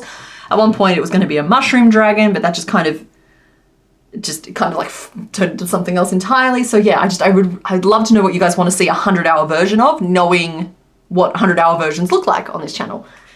Giant caterpillar. Love the first movie, loved the Broadway. The second movie was bad. Oh no, Kit, I'm talking about the musical, the show, not the second movie. I'm not all like that will come to a movie theater near me, or I'll watch it on a streaming service. But like, I'm excited to go see the musical, which is finally coming to Australia. I should have been more clear. Kraken. It's just like, I feel like it'd be cool to have like, but then like I remember that krakens have tentacles, which means doing the same thing a lot. Like a lot. Like way too much a lot, driving me batty insane a lot. So I don't know if that's gonna be for me. Yeah, okay, cool. We'll put some stuffing in your little brain. I don't know what it is about this little nugget. He's just a cute little blob. But that's fine, we're gonna fix that now. We are going to start, I'm gonna work down into the body now. Let me just see, I've scrolled, oop. Okay. This is gonna be tricky. I'm gonna do a little chart so we can see what's up. He's 16 stitches around. So 1, 2, 3, 4, 5, 6, 7, 8, 9, 10, 11, 12, 13, 14, 15, 16. He's 16 stitches around, right? And let's just say our starting point is there. And what shaping details do we need to make note of? Probably the 3 decreases under the mouth are the most important ones. So that's 1, 2, 3, 4, 5, 6, 7. So 1, 2, 3, 4, 5, 6, 7. And then this one here was a decrease, this one was a decrease, and this one was a decrease. So that's the shaping we have to be aware of to do the next round of shaping. So I want to do, I think 2 increases for the back. Drift is kind of taking me off to one side a little bit more, which is fine, but 2 decreases at the back, and I want to do some front post stitching at the front to just like anchor the body further forward and just kind of delineate that jaw a little bit. Ooh, seahorse or detailed fish. We're talking 1B, 10B, 100. Can you have a look at the circles on Caterpillar's body? The fins on the 100 one would be incredible. Yeah, actually, that's true. I could do a crochet aquarium. Small for the hour, medium for 10. The small one for the hour. By that you mean a single fish, right? I mean, I'm good. I'm not that good. What are you making? Bit late. Oh, we are currently making Nidoking. But somebody asked to see Caterpillar circles. Sorry, Darcy asked to see Caterpillar circles. A crochet aquarium does sound nice. I've thought about terrariums and that sort of thing before. They always feel like a really great idea, but then inevitably I always end up just like getting bored making like odd shapes, and I very much engage with the creature making process, and it's weird because like with the canvases I'm really enjoying that process as well, so I don't even know if I should be speaking in definitives right now, but like I engage way more actively with creature making than I do with bit making. I don't know. Like I start getting the little like glitter feeling when a creature starts creaturing properly. You start seeing a little personality come out. It's just, that's the best bit. And so like I feel like plants don't necessarily give me that same like glitter, but like it's still cool and I still really enjoy it. Hello. I'm more of a Dr. Frankenstein than a carpenter. You want to see the creature come to life, not necessarily the chair take form. Maybe? I've never tried building a chair though. Who knows? Alrighty, so anyway, back to it. I think this might be the increase and this might be the increase. So like you'll note that I'm staging it slightly off center. That's because like I said, drift is carrying us off to one side. So I'll increase here and I'll increase 1, 2, there. So that will keep that as centered as we could probably hope for. I could probably move it around one more stitch, and I will. The joy of being the designer. 1, 2, 3, 1, 2, 3, 4. Okay, so that does throw us a little off center, but we'll make that work with these front post stitches to get us back on track. So then these front posties, let's anchor the body all the way across to one side and the other side. So that's 1, 2, 3, 4, 5, 6. So that's 1, 2, 3, 4, 5, 6. Don't know what the accent's doing, but it's here. 1, 2, 3, 4. Cool. And now it's centered. So yeah, that's where those front post stitches are going to go. And I'm going to write that row out in full now. So we've got 3 single crochet, an increase, 2 single crochet, 6 front post single crochet, 2 single crochet, an increase, and a single crochet to finish the row, which should bring us back up to 18. I don't know what it is, but all roads lead to multiples of 6. Bye, Luciana. Thanks for hanging out. Cracking around a pirate ship where the extra tentacles are just inside the ship. Yeah, that's cheating. Or do a flat blue base and the Kraken is peeking out. Oh yeah, that's true. I could do it as like the shelf is the water and just like have the bits poking out so that I could put them on different shelves and whatnot. Stick them out amongst the yarn. That'd be fun. 7, 8, 9, 10, 11, 12, do. I don't think we need a life-size Mr. Bones. Though I have been tempted to do like a bone dragon. I mean, sorry, I have a life-size Mr. Bones, I should say. 100-hour Mr. Bones would be smaller than life-sized for sure. That is not our pirate ship. No, that pirate ship already has an owner. We're not keeping the pirate ship. You're not stealing a pirate ship from a 2-year-old. No, I'm just saying like the 2-year-old can still have the pirate ship afterwards, but the 2-year-old could have the pirate ship afterwards with tentacles. No. What 2-year-old doesn't like a Kraken? Kraken, best present ever. He'll correct us. He'll tell us that it must be a giant squid because Krakens aren't real. Krakens are real. One of my nibblings is, well, sorry, I love all of my nibblings evenly, but one of them's real smart. In the Norwegian encyclopedia, they actually have Krakens in there as though they are a real thing. Well, I love that. You want a pirate ship? What about a snail? Thought about a snail? I love snails. Snails are one of the things that's coming up in the second part of this video when we start, if we ever get there. I don't know if we're going to get there today just based on the Nidoking of it all. But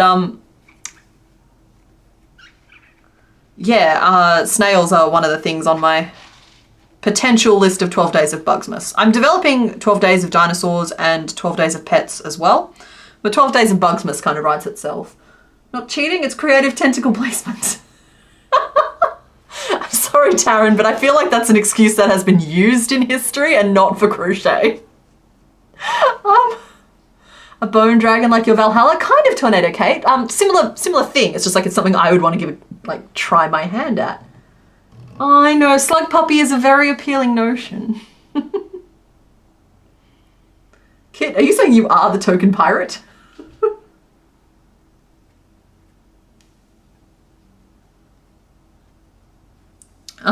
Sorry, I completely derailed myself from what I'm meant to be doing here. That's a regular single crochet. 1, 2, 3, 4, 5. One more front post. This one will do just nicely. And then we should have 1, 2. So there we are. That's the opening.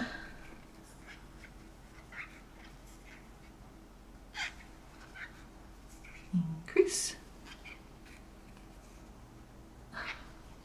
Bugs, bugs, bugs, bugs. All right, I'm tempted to do a vote, but I'm also really worried you guys are going to vote for something and it's only going to get like 1% of the vote and it's still going to be the thing that I do because I'm going to do what I'm going to do. But let's just, I'm going to take a generic read of the room here. Oh no, I should do that later. I'll do the poll later. I'll do the poll later when we're talking about that and I'm showing my reference images because I do want to focus on making Nidoking and give him his due.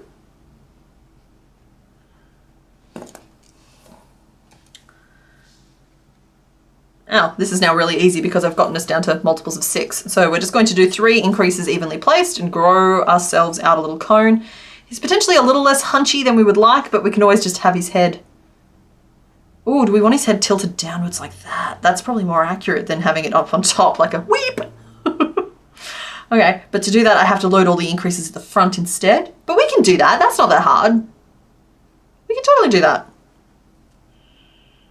Okay. All right. Okay. Okay. All right. Okay. 1, 2, 3, 4, 5, and then 1, and then there's 12. Okay. Okay. Okay. All right. Hang on. I've got a plan. 5 single crochet, and then we'll do an increase and a single crochet just to put 1 increase on the side to help grow a little bit out that way. And then that should leave us with 1, 2, 3, 4, 5, 7. That brings us to the 6 at the front.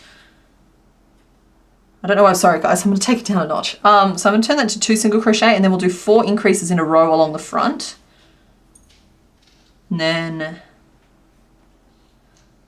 2 single crochet again. 1 and 2. And another increase again, just to make sure that those sides are still getting some form of like growth. So that's 1, 2, 3, 4, 5, 6, 7, 8, 2, 3, 4, 1, 2. The increase goes there, leaving us with 3 stitches remaining in the row. Back to the back, which will get us up to 24 again. Weevils are cute. Weevils are on my list, absolutely. Skeleton octopus and it's just a floating beak, Mr. Bones. Just a squirrel in a fishbowl. 1, 10, and 100-hour beetles. I love beetles, man. I think they have such character. And I saw somebody ask about the yarn beetles. Let's just say that they have cropped up again, but in an unexpected location, and we're doing our best, but it's fine. They don't appear to have reached the yarn room, which is very strange. But it helps that I still find them really cute. Like, I don't mind eradicating them. But they're also cute. It's not like if I had a cockroach infestation, I would be bothered right now. I don't know if I'd be able to sit here without like twitching around looking for them. Whereas like yarn beetles are cute. They are. I just like beetles. I just like them. And just something about them. They're like the tanks of nature. And I think they're great. And I would like to spend more time with beetles. But I should say that if we do 12 days of Bugsmas, also on that list, I have a lot of moths, cicadas, snails, which also we refer to as slug puppies around here, weevils, you know what I mean? Like, it's so much more than just icky things. In fact, I would go so far as to promise no spiders, if that would help people feel better, because I don't think spiders are a necessary element in a 12 days of Bugsmas. 2, 3, 4. Hello. I think there's scientific evidences to support your love for beetles. Okay. And that is because of all the creatures that are around, insects are the most prevalent. Okay. And of insects, beetles are the ones which have the most like types in their group, you know? But I don't think it's because beetles are the most. I think it's just because researchers love to look at beetles. And so that's where they put all their research. It's like we've got 100 researchers looking for new species of beetles, and we've got like 3 looking for new species of spiders. and one looking for new species of ants because they all look the same. It's just, they're just tiny little creatures living little lives, and they're trundling along, and they're cleaning up all the trash, and they're such good little friends. Chunky boys, they're like mobile homes, you know? You're like a big mobile home on these little sticky legs. Yeah. They just cruise around doing their thing. Lovely. No, they're just really lovely. I just like them. You got a giant ball of poop? I'll take that. Thank you very much. They do. They take the giant ball of poop. Yeah, they all the mess and stuff. They just get rid of it all for you. They're like nature's cleaners, and They're happy bros. doing it. Yeah. They're just so happy. They're wiggling along with their little shells. You're down with the 12 days of Bugsmas if there are new spooters? Yeah, that's what I was saying. It's like we did a spooter last year, and I would, if we do go Bugsmas, I know I'm selling hard, and then I haven't actually tried to design any of these yet, and so I might try one and just be like, nah, you know what, we're doing pets. But like, I would say right from the get-go, it's like, okay guys, we're doing the 12 days of Bugsmas this year, and I will tell you that there are no spiders. Easy. It's like, no spooters. We did a spooter last year. A witchetty grub, yay! Get on board, everybody. Caterpillars. Praying manti. Praying manti would be really hard at that scale, but I'm up for the challenge. I love dung beetles. I'm sorry, I love them. I grew up on a farm, okay? Those little guys walk everywhere. They're just little black. They've got their little dealy boppers on their head. They're just really cute. They never hurt anyone. They don't bite. They feel horrible in your hand, but what beetle doesn't? It's just like the beetles do not wish to be touched. They wish to just go about their little lives. Yeah, Mr. Bones is glad to be back as well. We really do need a mantis? Yeah, that's true. I've kind of slept on the mantis a little bit. Ooh, 100-hour mantis. 100-hour mantis shrimp. That's a bit much even for me. I can already feel how dense it would be, and I'm not into it. Yeah, I saw the suggestion of peacock. You're correct that it would be a really cool piece. Do it with like an adjustable tail, but a lot of that is just making tail feathers over and over again, and that's kind of what's making me cringe back from some of the concepts. We have dung beetles. They're really cute. They've got like the little head flappies. For the beetle Christmas one? Bugsmas. Bugsmas. Yeah. You could throw people for a loop when you start it, right? Because I know that at the moment everyone in stream, spoiler alert, it's Bugsmas. But like other people don't know, and they might be able to guess the theme, right? And so for the first one, you could do a beetle. For the second one, you could do something else. And for the third one, you could do a stick, right? Sticky, sticky, stick, stick. And people are like, wow, what is the theme? I thought we were doing Bugsmas, but now it's just a stick. What? And then at the end, the rest of them are bugs, and they're like, what was with the stick? And you're like, it's a stick insect. It's a stick insect. He's just very good at his job, and he tricked all of you. It's just a stick insect that's very good at his job. Yeah. You can even do those ones where they look like they're leaves. You know? Morning, Mark. Where they look like they're leaves. Oh yeah, they're... Because you got that really cool leaf pattern, so you could do like the whole like dead leaves, because dead leaves are beautiful, and it's actually an insect. Fireflies is totally on my to-do list. Gyarados 100 hours? Oh, yeah, but like, let's make the 100 hours something special that you actually have to request, not just something that's going to happen anyway. Ladybug is on the list. There have been over 1 million bug species identified so far. See, yeah, and I love them all. I think they're great.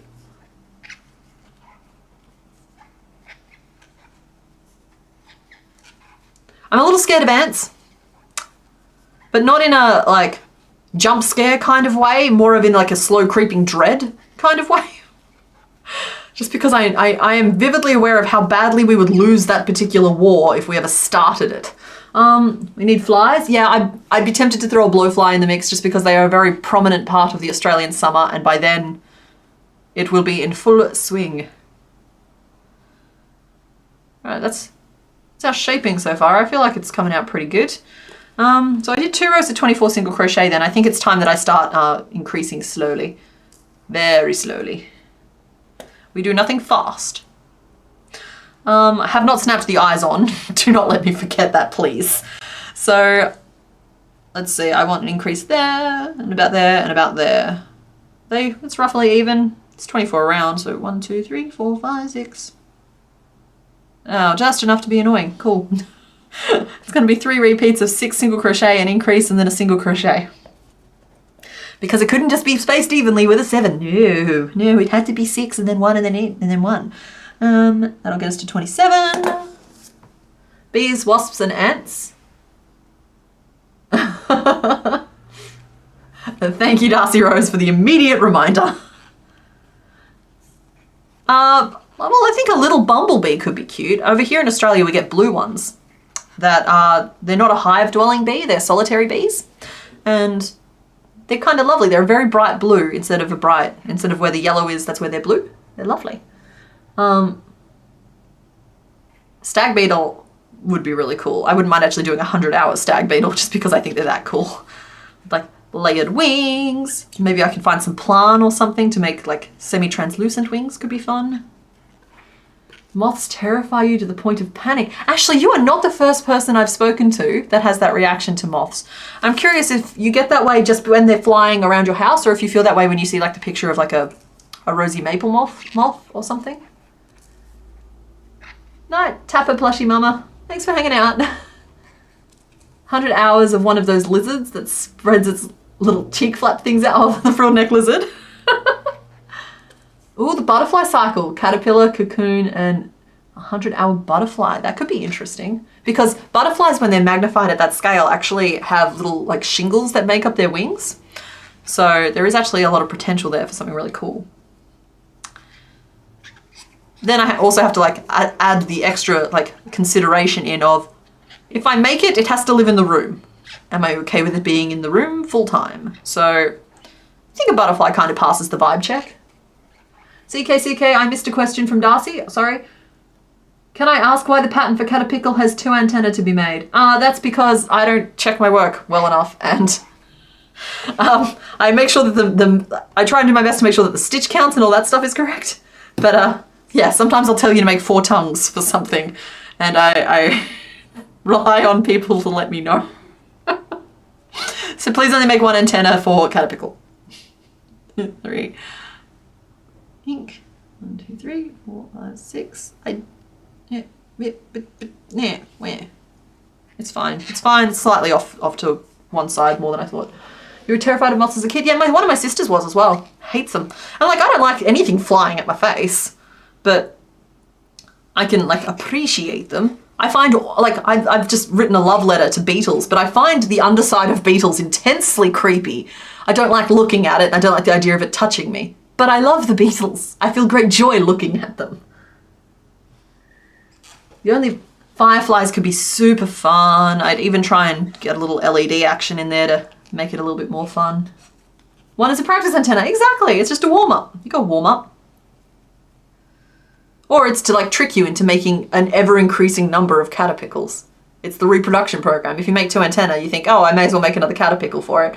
And then when you make another caterpillar for it, you end up with 2 extra antennae, and it just is like it fulfills itself. It saves the species. They always come out of the dark and bam, surprise bug in your nose. Or it's like when you're lying in bed at night in any kind of rural location and you're on your phone and the only lit up thing in the area is your face. And you know what moths do when they see a light? Fireflies are why you got over my terror of bugs. They're cool flying beetles things. Yeah, that's just the thing. Nobody likes anything flying at them.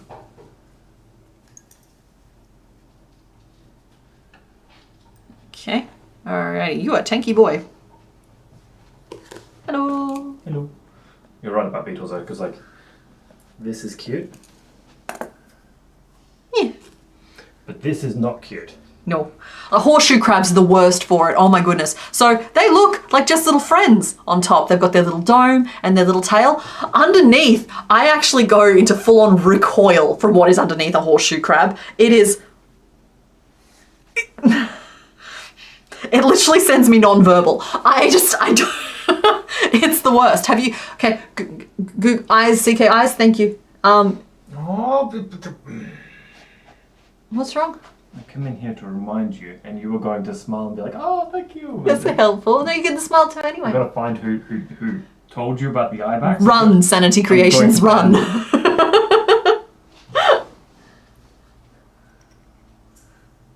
Somebody else understands what I mean with about the horseshoe crabs, right? It's like, very afraid. My worst nightmare is the idea of having one of those things touch me. Like... Can you watch Aliens? Yeah, the Aliens doesn't bother me. For some reason, the face huggers aren't the same. Like, horseshoe crabs are way worse.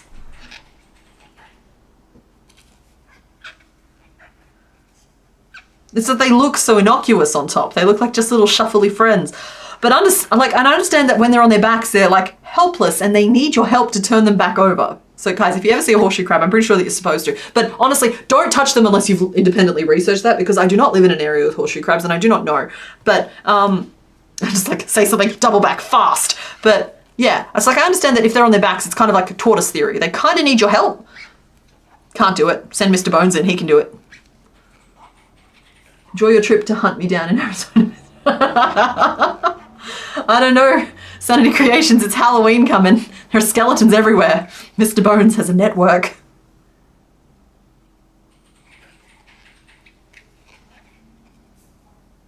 No, they can flip themselves over themselves? Alright, sorry. I take it back. But in any case, I understand that that's them being helpless, but that's also them at their most horrifying to me. Venus flytrap for the 100-hour make. A really cool plant, I can see. I've seen horseshoe crab at the beach. When you flipped it over, it literally had a panic attack. That's what I mean. They're not nice. They're not good. They're little friends, but they can be little friends to someone else way over there. I'm trying to decide how much I want to potate this guy. I think I've potated him too close to the sun. And so now I'm just like single crocheting around and trying to make up for it.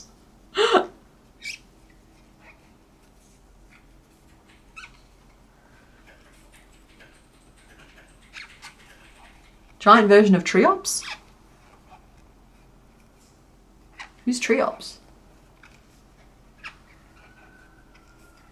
They have blue blood? I don't know if that makes it better or worse. That makes it, like, I can appreciate that that's cool. Coconut crabs have far more creepy factor since they live on land. They're also huge. And the giant spider crabs are way freakier to me with the long, thin legs. Whereas, like, the coconut crabs just look like buddies. And they're also the size of a trash can. That is how you feel about spiders? Fair. That's like I can relate to the feeling. It's just specific for me with horseshoe crabs.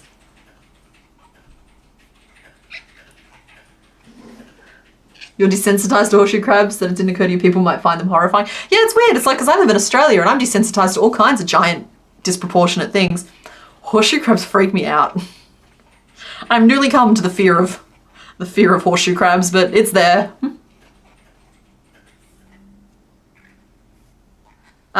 Mr. Bones, you've made a rather unfortunate typo there.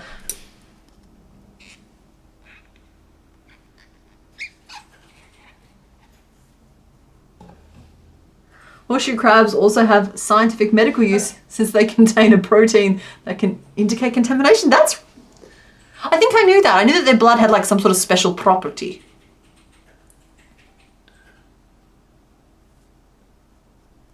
Okay.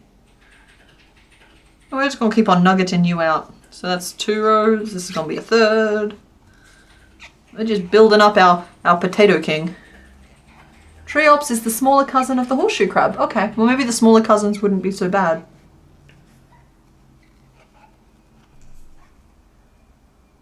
Horseshoe crabs have their blood removed as it has properties that are used in some vaccines as they're immune to several really dangerous bacteria. That's cool. See, that's what I mean. Like, beetles and things are really freaking cool. And I know that horseshoe crabs are crabs and not beetles, but like, creepy things are very cool. And they could stand a little bit more appreciation. And just because something isn't nice to look at or creeps you out really intensely to see, does not mean that it is not a valid little creature living a valid little life. Yeah, the legs are the unholiest part, you are correct. Horseshoe crabs, their blood has an enzyme or something in it. Yeah. And so if it comes into contact with bacteria or whatever, it changes colour. Oh! And so what they do is they sterilize all the equipment and then they like they don't just like wring out. Smear it with horseshoe crab blood. Smear it with horseshoe. No, they like put a very specific chemical over it, and if the chemical changes colour, you did a bad job and you fire that intern. Also, I was trying to work out how to type this, but I worked out it's just easier if I just come in here and just steal your stream for a minute. So I'm just stealing your stream. Horseshoe crabs are fine because horseshoe crabs are big. Anything No, they're like this. No, they're like this. They're puppy sized. They're not, they're awful. They're cute. They just, you got any coconuts? No, coconut crabs are fine. Horseshoe crabs are the ones I have a problem with. Oh yeah, horseshoe crabs. Yeah, coconut crabs are like this. Yeah, but like the small ones, right? Anything smaller than a squirrel, that can be creepy. Because anything which can sit in your hair without you noticing, that's creepy. Anything which can go up your butt, that's creepy, right? But it's like things which are larger. I mean, you can punch them. They don't have the agility to like grab onto your leg and then climb up your pant leg. I don't know. I feel like the inverse is kind of true. If it's small enough to step on, it's less scary than something small enough to take you out. Yeah, but like a horseshoe crab, if you step on him, he's still dying, but he's not going to be able to jump out the way. Whereas ants, you step on them, you pull your foot up, and they're still there. How? As I said, I know. I've done the math. I know who wins that war, and it's not us. And it comes up to about this high, where they're still cute, and once they get over this high, they're no longer cute. Yeah. For reference, it's about like mid-thigh. Anything from ankle to thigh, perfectly fine. Anything smaller than the ankle, creepy. Anything bigger than the thigh, scary. Okay. It's like the reverse of the uncanny valley. It's the cuddle peak. Kabuto is based on a horseshoe crab, but he's missing the nightmare underside, so it's fine.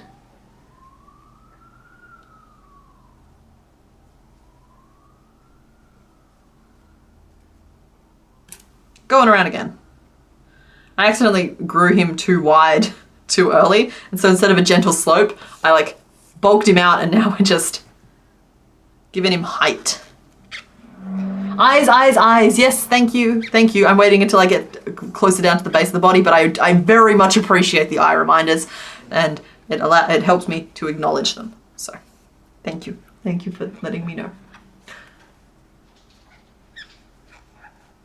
Don't stuff more without the snaps. The stuffing comes out. Look, here we go. Does that help? Does that make you guys feel better? Until you stuff, it's hard to tell exactly how wide around something is, because you never really know how much the stitches are actually going to stretch. Oh, that's creepy. Oh, I really didn't like that. Oh, I'm not okay. Mr. Bones just stuck his head around the door frame so that it was perfectly framed by one of my ring lights, but it was just a head sideways through the door, just staring at me unblinkingly, and I'm not all right. Eyes. Go away.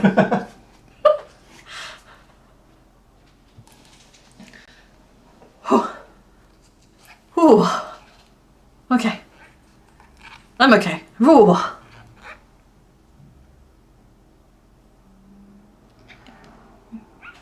100-hour horseshoe crab? No. No. It's like if you pitched 100-hour Mr. Mime. It's an easy no for me. I will not be bullied into it. Be not afraid. Y'all, you're going to keep chanting eyes until I snap the backs on. I think I'm creeping. I'm not creeping, but I think I'm freaking you out a little bit. All right, look, I'll stop and do the eyes, but you should know that it's not necessary yet. It's just like, there is still a chance that they won't be evenly placed where I want them at this stage. So sometimes it's better to wait until a little later. But okay, if we're committing, we're committing. Let's get you guys some popping noises. I think that's what you're craving. There we go. Here we are. That's me. And ready? Yeah.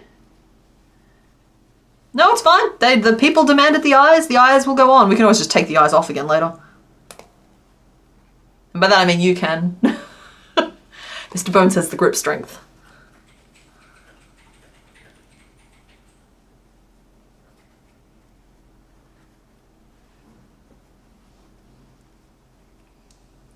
Okay, the eyes have been snapped on. Thank you everybody for your help. We'll stuff our nugget again.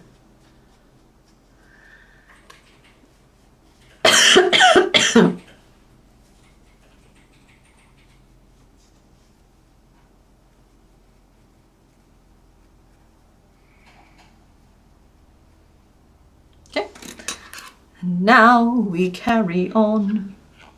We're supposed to be going to a vintage car event today. It'll be your second time leaving the house this year. I hate being most of it. Oh, I'm sorry to hear that, Blushed Phoenix, but it sounds like you've got a nice outing today. A little fresh air, a little sunshine maybe.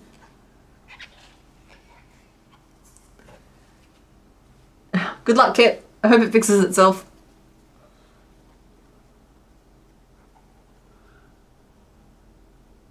See, the bit that's bothering me, it's fine and we'll get it in editing, is that I've puffed his chest out too much too early, and so instead of having this nice like sloped potato shape, I kind of went straight to the maximum width it needed to be, and so instead he's just a potato. Not that all potatoes aren't wonderful and magical and blah, but like, it's annoying me because it means I'm doing more stitches than I need to be doing, but I still got to keep growing our potato boy. Just not leaving the eyes so we weren't. Like I said, you're all very helpful. I appreciate it. I wasn't quite prepared for the outcome, but I did invite it, so I do appreciate you. You were doing exactly what I asked for. Had to pop an eye off its back earlier and it shot across the room and landed in the spooder cage. It belongs to the spooder. That is the spooder's 9th eye. You know the little Lego wrench with the flat end? I use that to fix on. Oh, hey, yeah, that's a good idea. I've got a bunch of those. He is a cute potato.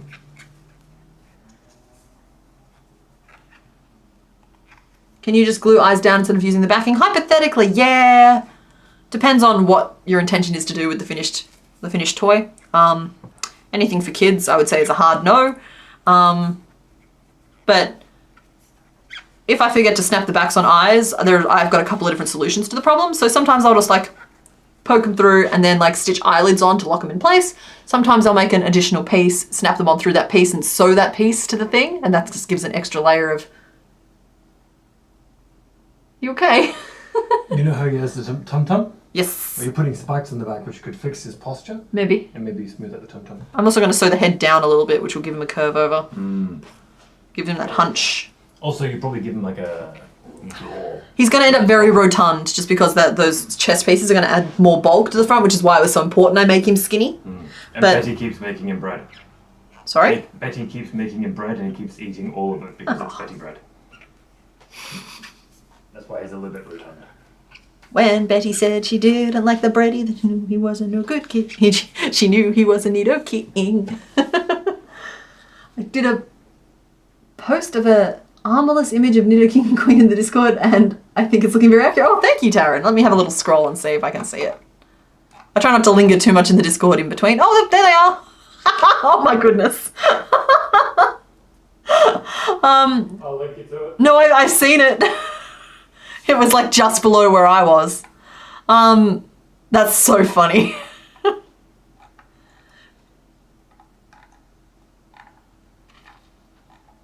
I'm a scrolling. Oh, cute little dung beetle. Kit, you're right. You are our pirate. You're not currently here, but I've just seen the pirate photo. Yeah, I don't enjoy T-Ops either. And I really don't enjoy Mr. Bones' comment about belly buttons. So I'm going to scroll back up to where I'm just looking at armorless Nidos, and I'm just going to stay here. It's safe here. I like it. He's back. Yay!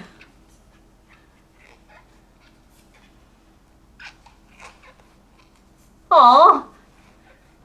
Emily, this one goes out to your cat. Psst, psst, psst, psst, psst. Who's a good kitty? You're a good kitty.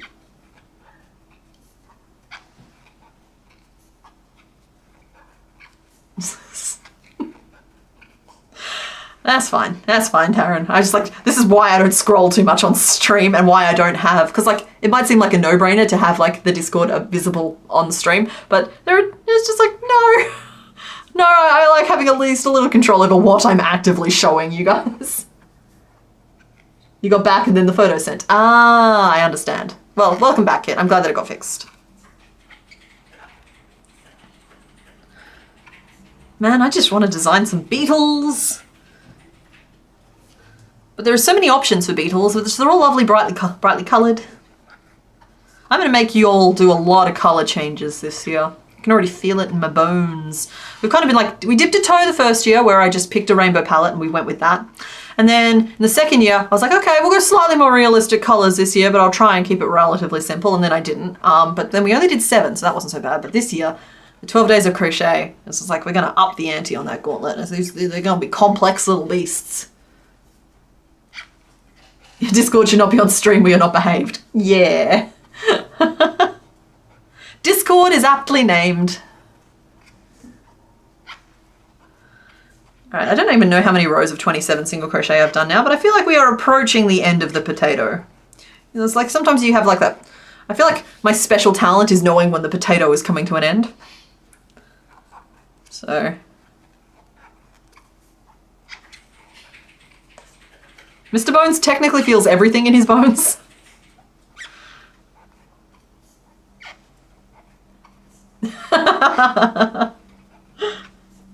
Jinx.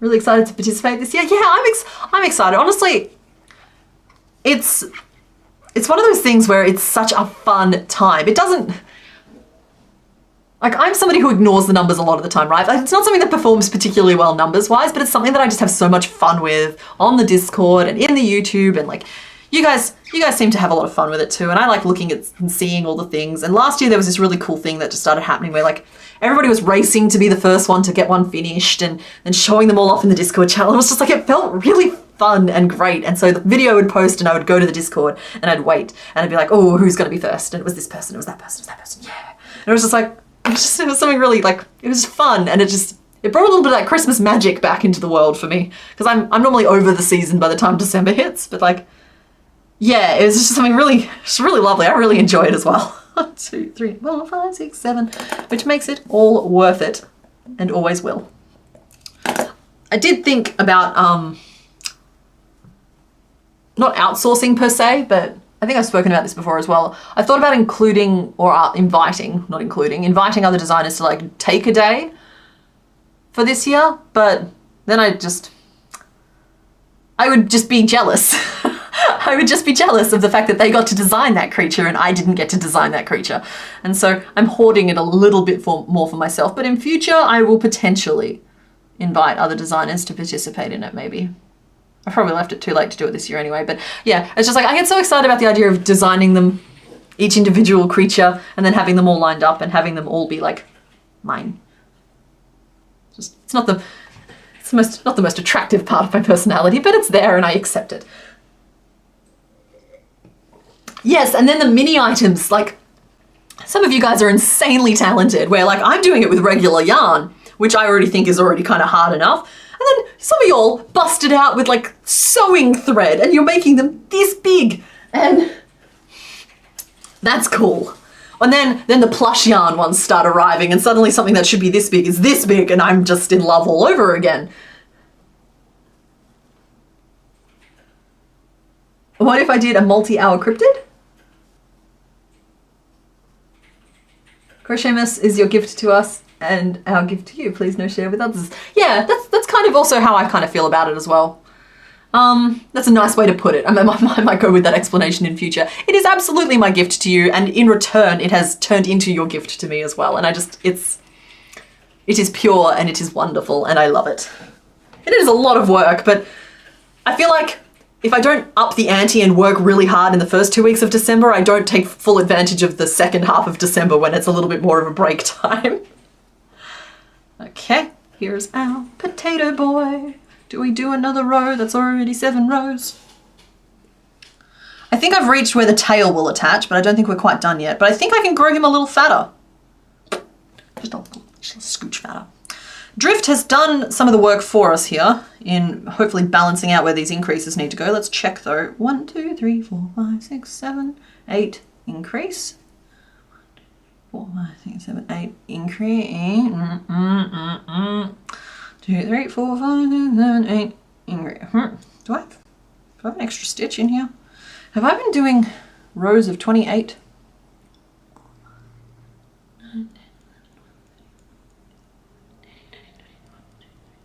6, 7, 28. I've been doing rows of 28. Where did the 28th stitch come into it?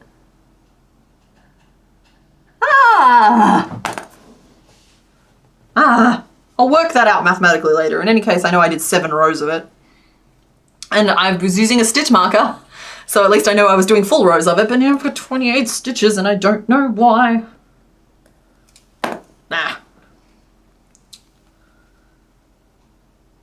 That's quite annoying.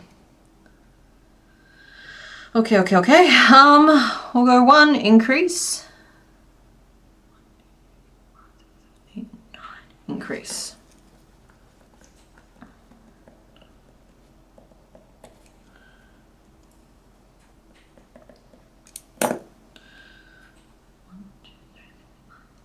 9, 10, 11, and an increase, and then we'll go 1, 2, 3, 4, 5, 6, 7, 8.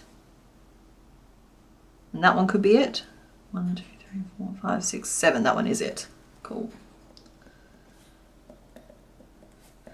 So we're a little off center, but at least I counted and it's fine. I should have counted, like, I don't know why, I like, do as I say, not as I do. Always count and check your row count before you start doing a bunch of rows of single crochet.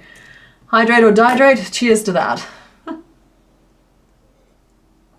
It's fine, we're gonna keep the 28th stitch because when I pop it through my spreadsheet later, it'll tell me where the math error is coming in.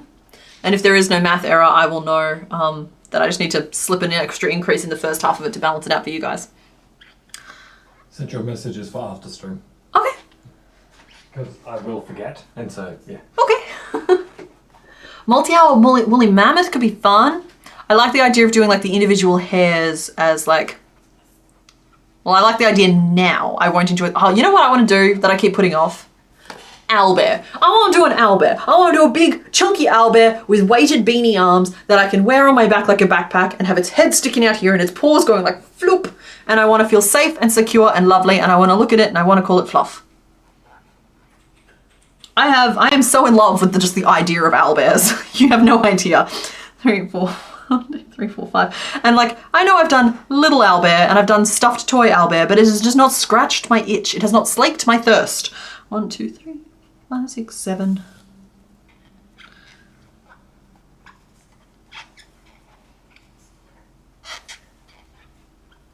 Owlet cubs, exactly. They're just little roly-poly, delightful little nuggets of wonderfulness. And yeah, I know that they would eat me in real life. That's not the point.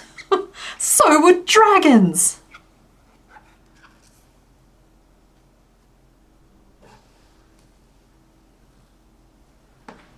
Yeah, huge owlbear. That's what I'm saying. I love owls. I love bears. 1, 2, 3, 4, 5, 6, 7, 8. Shroom Slug, are you trying to say owlbear? It's fine. Owlbears are from, I think they're a D&D property, but I also think they might just be a fantasy thing. I'm not super clear on their exact origins, but they're basically an owl meet a bear.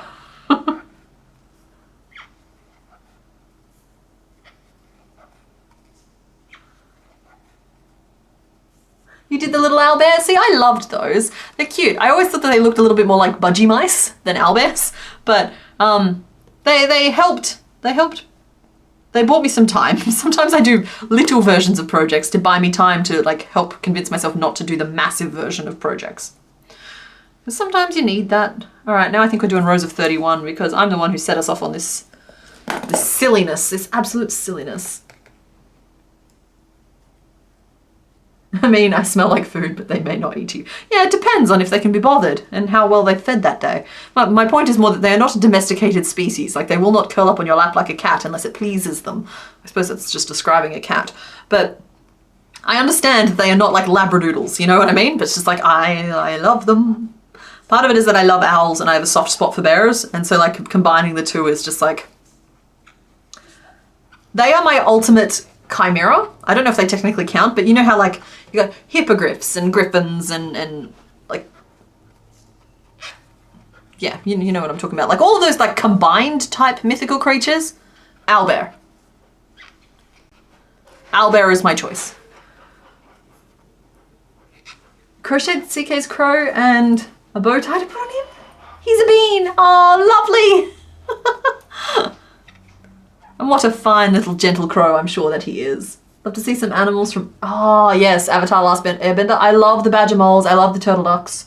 There was like a moose one, I'm pretty sure. Was it a bear moose? I loved the bear moose. Moose bear? Made the toy owlbear you designed last Christmas. Oh, see, I love that little flumpy thing. And honestly, my takeaway from that is I should be playing around with more squeezable sized creations, even though the little ones are... They're like the junk food of the design world. It's just like I can make a bunch of them really fast. But there is a hunger out there, I think, for something a bit more mole-y size, which is bigger. Because like usually I would design something this big. And even now I'm resisting the urge to make this mole little, hand-sized, because that's cute. But there is something really nice about something you can pick up and you can squish it and it doesn't it doesn't get destroyed. And just bigger things. I'm trying to like adjust to bigger things. Has a normal bear in it and everyone is confused by it. Maybe that's the one I'm thinking of. Oh, have a good day, Nikki. Thanks for hanging out. Yeah, Displacer Beast gets requested a lot, but every time I look at them, I just see cat. Just average regular cat. 2 tails, but basically cat. Or 3 tails? Maybe I'm looking at kittens with only 2. But yeah.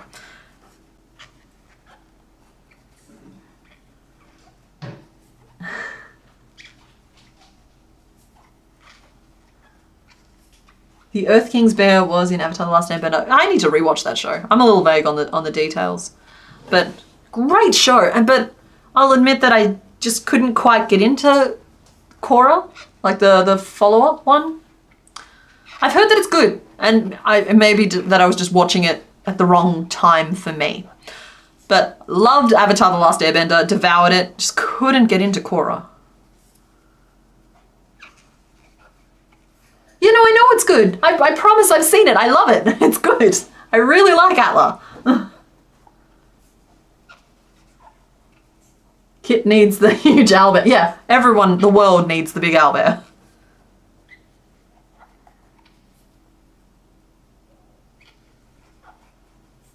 You're designing a Displacer Beast kitten? Awesome.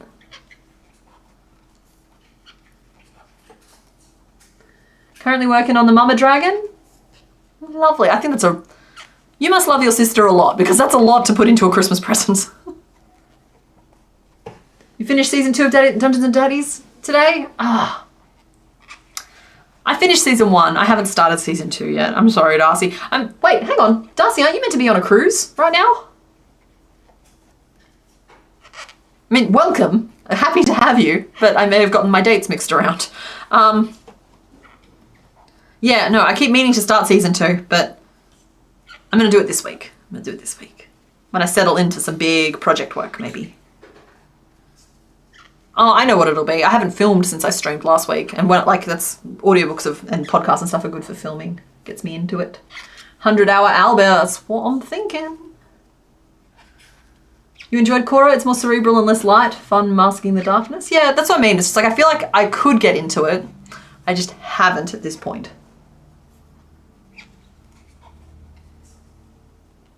Also not into all those old characters you loved dead thing. Yeah, that's actually one of the problems that I encountered with Tamora Pierce's work. In that we kind of reached a point where all of the original heroes from my teenage years were old or passing away, or you know what I mean? Like there was a changing of the guard, and I understand that's how life works, but that doesn't mean that I thought I would have to like live to see it, if that makes sense. I had the same issue with The Expanse. I had to stop reading that at a certain point just because I didn't need to see them in their old age. And so I still don't know how that story ends, even though I loved the first, I think it was 6 books, something like that. I read a lot of that series, and I really, really liked it. The TV show, meh, but like really liked the books. But it reached a point where like some of our characters were getting very old. And it's hard to see people that way.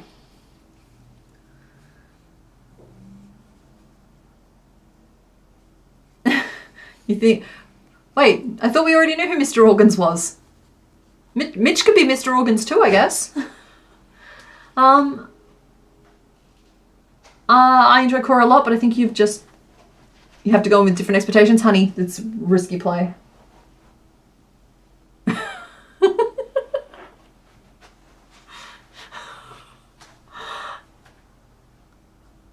Displacer adult, 6 legs, normal tail, the 2 tails with grabbing things at the shoulders, so more than just a kitty with 2 tails. Alright, I apologise to the Displacer beasts. Which is the least awkward way I've thought of so far to say this, because I've tried to say it several times, but it's always awkward when I do it. Okay. But like, this is, I think, the least awkward way. Do I get to approve it before we...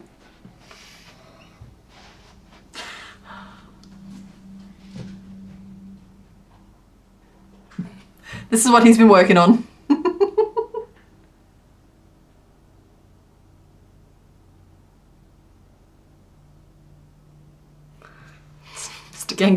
Mr. Gengar, the doppelganger, flying the flag.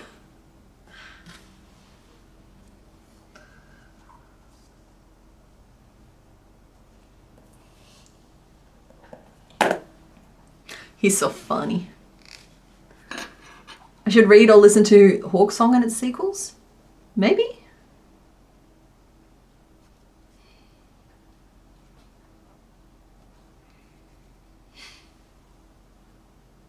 He's a funny fellow. Oh, flying his little flag. All right, so I'm just going to close off the base of our potato. I think we've nuggeted him up more than sufficiently. You're a big boy. So I'm going to try and sneak a secret extra decrease into this row so I don't have to deal with being 31 and I can just deal with base 6, which is better. But I will do that by working 4 decreases this round, 3 decrease. No, that's going to make it 2 round. We don't really want to do that.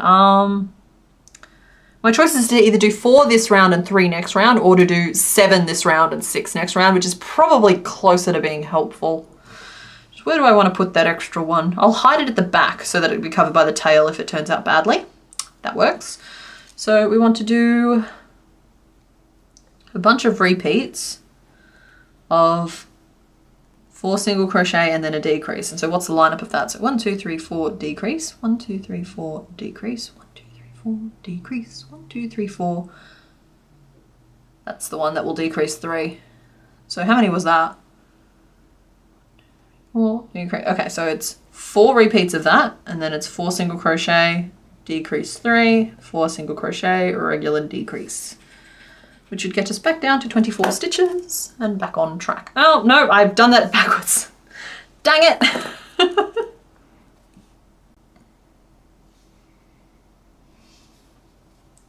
Right, the whole row out again the other way. This is just very like me to do that.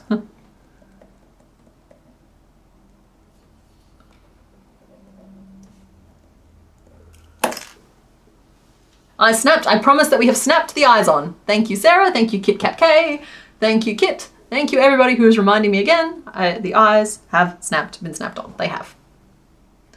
Night, Kit. Sleep well. Dream of pirates and owlbears.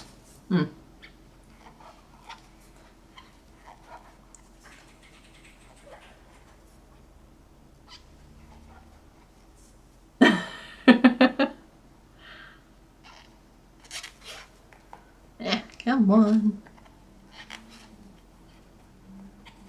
Oh my goodness, we're 2.5 hours in. We are not making the progress, we're not making an acceptable level of progress. I suppose all of the Pokemon remaining pretty much, with a few minor exceptions, are more in-depth, complicated ones, and so maybe it's a good thing that we're splitting the stream into like half Pokemon, half what I've dubbed homework. It means that the hard ones can take as long as they take, and then we just fill in the gaps with some useful stuff rather than trying to get 2 done, because I feel like it's becoming more and more unreasonable to try and get 2 done as they get more complicated. Night, Harichi. Thanks for hanging out. Good night to everybody who's currently going to sleep. I think that that's good decisions being made. A sleep schedule is something to be protected. Okay, that should bring us back down to 24 stitches. And I could live on the wild side and just assume it does, but we're going to count. We're going to count instead. 1, 2, 3.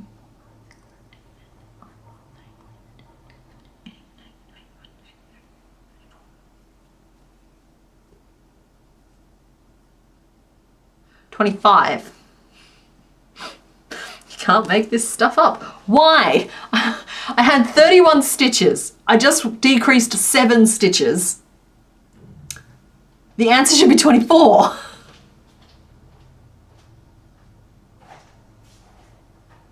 I don't understand. The math ain't mathin'. 1, 2, 3, 4, 5. Oh! Well, therein lies the rub.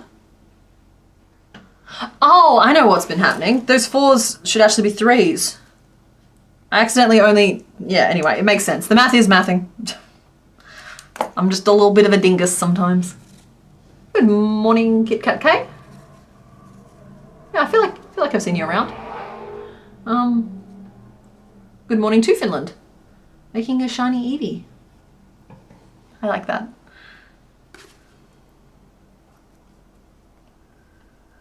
One thing I will say about Scarlet and Violet, admittedly I haven't played at all in the last week. I've been playing Core Keeper instead because it got its full release, and so I started a new game from scratch. That game is good. I really like that game. Anyway, but with Scarlet, I love that a lot of the Pokemon you would previously have to find evolutionary stones for or evolve in crazy ways, you can just find the evolved forms roaming around in the wild in it. I appreciate that. My Pokedex is nearing completion, but we're reaching the point where I'm just like, oh, never mind, that one's not in this version. Oh, never mind, that one's not in this version. So that kind of takes some of the fun away, but I understand why they do it. 1, 2, 3. Nice.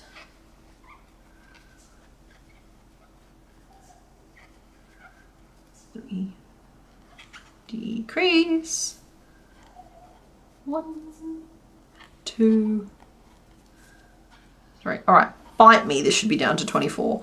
1, 2, 3, 4, 5, 6, 7, 8, 9, 10, 11, 12, 13, 14, 15, 16, 17, 18, 19, 20, 21, 22, 23, 24. Excellent, excellent, excellent. Oh, a shiny Skuntank exploded. I should check out Fae Farm. I've heard mixed reviews about that one there.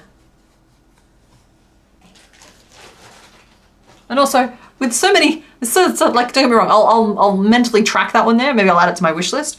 It's just like, I don't actually have a lot of time to game during the week. Core Keeper has been taking up too much of my time, and it's made me unproductive. It's taken my 13-hour working days and made me take breaks like a reasonable human. No, sorry. It's just like, I could have gotten a lot more done this week, but instead I was playing Core Keeper. Don't frog yourself. Grim Squirrel, no. You had to pause your Scarlet. Oh, I've already read that one. I wanted to stay up and crochet, but you've had a long work day. Rowan Rose, go to sleep. The VOD will be here when you wake. You're a chunky little fella. Look at, he looks like an Ekans that has like eaten too much food. I can't be the only one getting the Ekans ate the antelope vibe, right?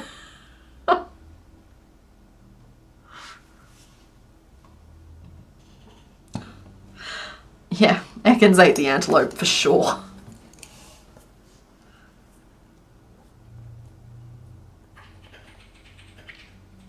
Two single crochet and a decrease, 6 repeats of a single crochet and a decrease, 6 repeats of a decrease. Finish off. I'm playing Astrobot. I've not heard of that one at all. Fae Farm is fun if you go into it without expectations. Okay, that's cool.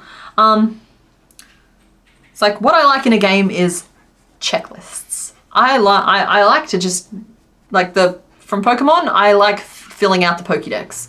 For Core Keeper, I really like the fact that like everything's very like logical and systematic. That's like, you can follow, like it doesn't spend a lot of time telling you what to do. You work it out, but then like you'll find a thing and you'll be like, oh, okay, this says I need 3 of that and 2 of that to find this, but then you know that those things will be a certain distance from the middle, and so you can just like go and search a certain distance from the middle, and there they'll be, and you'll make the thing, and it's great. It's like, you know what I mean? It's just like, it's good to tick the boxes. Ticking boxes is the fun for me. It's also why I played a lot of Stardew Valley. That game I've got down to just an efficiency checklist. So hyper-focused on the cardigan, but holy cow, so many stitches, so little progress. No, Ashley, you're doing great. Every stitch you do is another stitch you don't have to do.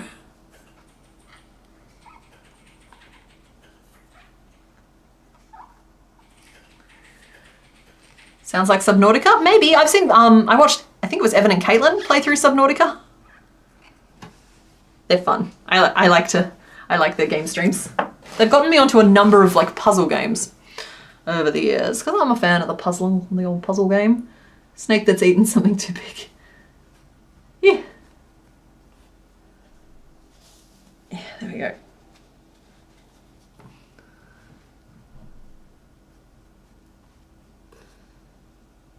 Ready? We're nearly done with the first piece of our Nido King.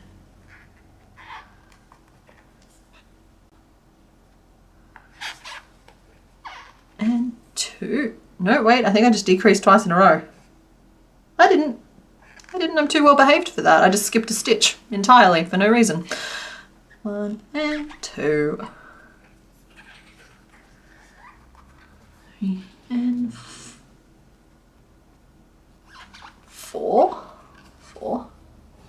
Phasmophobia? Yeah, no, I think I saw someone playing Phasmophobia. I can't remember who now, but definitely saw someone playing Phasmophobia. I'm not great when it comes to the scary games. Like, I tried to play The Walking Dead at one point, and I know that that's a very linear game, but literally, like, I couldn't handle things lurching at me from the screen. I play games as stress relief, for fun, and for, I like the cozy game and the puzzle game. If a game can't make me relax, it needs to make me feel smart. So, anything scary is a little bit out on that front. Oh, Zoomy Cat! Puzzle Academy. Oh, I haven't heard of that one. Mr. Bones, would you mind writing down Puzzle Academy for me? Oh, and Fae Farm. That was the other one that I need to remember. Puzzle Academy. Thank you. Thank you. Oh, thank you very much, BB Beauty Earth. I think you're amazing. Thank you for watching. Oh, dang it. I wish I had a cat having the zoomies right now. I would love that. Mr. Bones, do not feel obliged, but if you wanted to get the zoomies, I think that'd be great.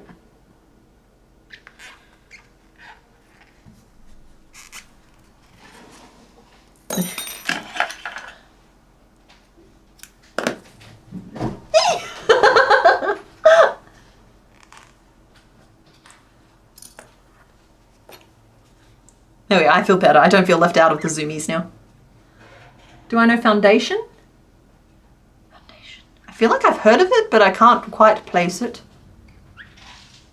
Oh, he's still zooming.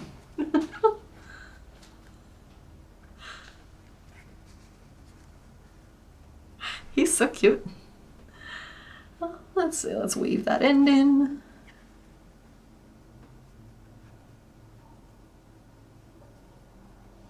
Okay.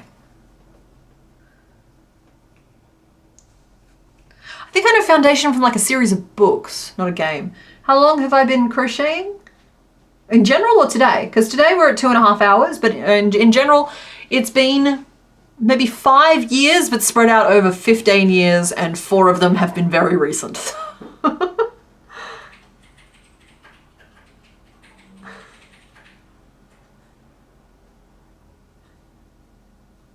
Phasmo started by scaring the pants off of you, and now Douglas Smith, the killer ghost, is your bestie, and he just wants to give lethal hugs. Aw, sleepy kitten. I won't ask Mr. Bones to fall asleep across my legs, that's a bit much. My cats have abandoned you for the pigeon outside the window. Well, I mean, to be fair, pigeons are wonderful. Alright, we have the royal potato. So next I think we make the royal potato. Nailed it.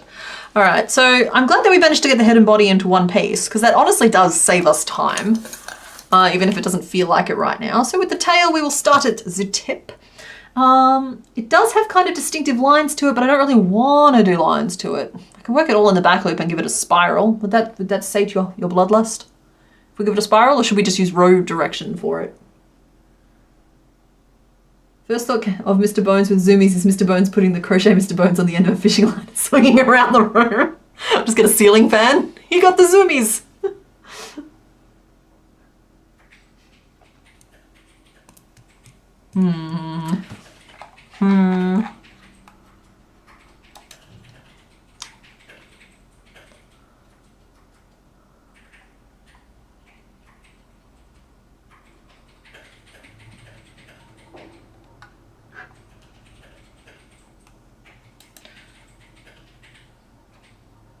I'm thinking, sorry, I forgot for a second that I'm the one that's meant to be, I am the entertainment.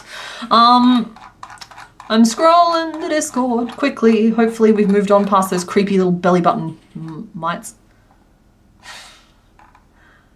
Owlbear. I love owlbear.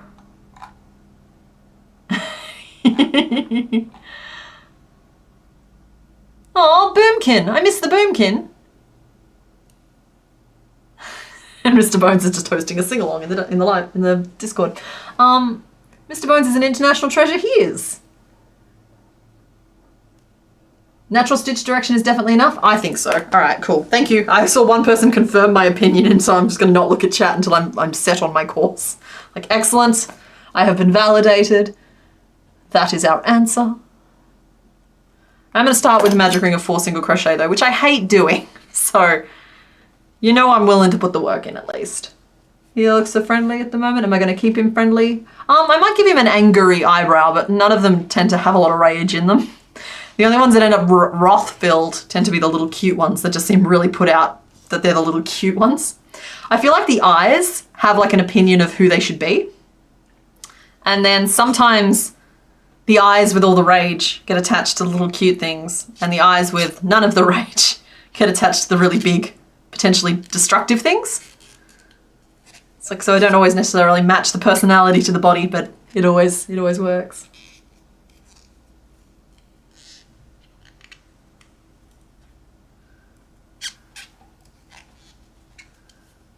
Oh, I freaking love owlbears. I'm going to stop looking at Discord chat again just because I love owlbears too much, but pictures of owlbears. They are perfect. They've got Napoleon syndrome, maybe a little.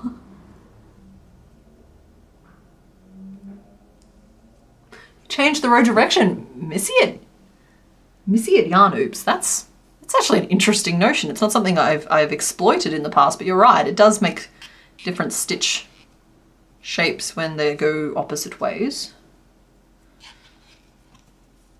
I'm going to ponder that one. You've got me thinking about it.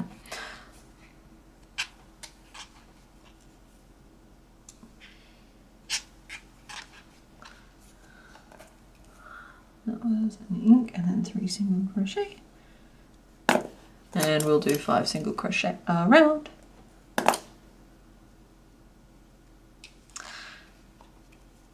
I think I am probably just going to stick with the row lines in this case. Just because there's already a lot going on with this creature. At a certain point, adding details actually takes away from how it will look in the end. And I think that messing around with too much detailing on the tail is going to take away from just the everything else of it. But you have given me something to think about for future ones, because yeah, you're right. It's something that I've learned how to avoid, but that means that I can leverage it as a design detail because I can make it intentional. And so it's definitely something to think about. Mankey turned out to be such a grumpy little floof ball. That's all me. He's just a little sweetie pie, but I've accidentally given him the eyes of an ancient warrior. He is Furious George, and he wants answers. So for this tail, I'm putting 1 increase in every single row, just to create us the most gently sloping cone I can. And by making sure those increases always fall on the same side, it's going to kind of naturally give a very slight curve in that direction.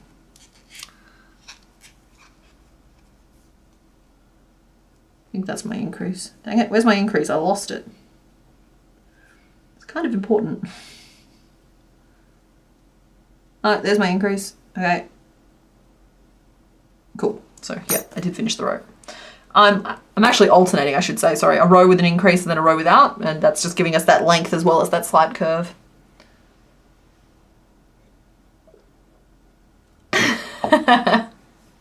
Today's theme, for anyone who missed the start of the stream, is I remembered vaguely that I had someone's royal family coming to visit, but I couldn't remember whose, and so you guys got to pick, and it turns out Nidoking. Nidoking was the answer. I don't know how likely it is we'll get to a second one, but there are other funny options in there that I will reveal, because we always reveal all of the options at the end of the stream, because we believe in closure. We are a closure type of channel, and I would not leave you hanging unless I wanted to use the same thing for next week. Which, I mean, there's an option, I suppose.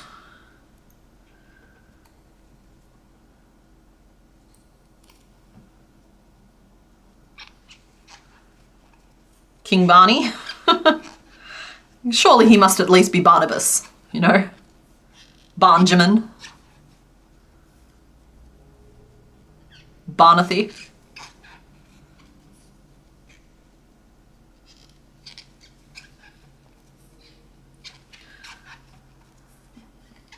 Three. 4. 5. 6. 7. Okay. Actually, when Mr. Bones comes back inside, I will get him to let me know what the current name list is at.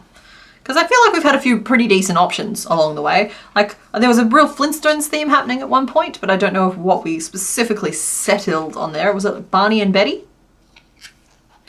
Because, like, Barney also worked for the fact that he's a purple dinosaur. I don't really remember. Barney and Betty, that's it. Was that it? Barney and Betty is the only suggested names we have in the list? Barnathy made you think of your cat, whose name is Jimothy? Yeah. Oh gosh. I used to work with these two guys. They were James and Sean, and I referred to them occasionally as Shaunathan and Jimothy. And there was also Megs. Hi Megs, if you happen to be watching. I don't know why you would be, but she was Meggery. It's just like, you can have some fun with it.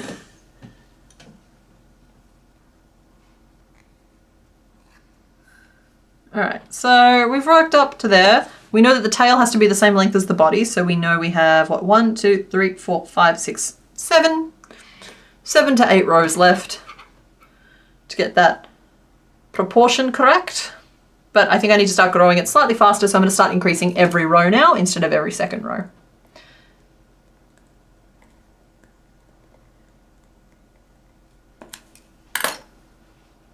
Oh, people also like Jessie and James. That's correct. Yeah, but I think that the theory was Jessie was Nidoking and James would be Nidoqueen.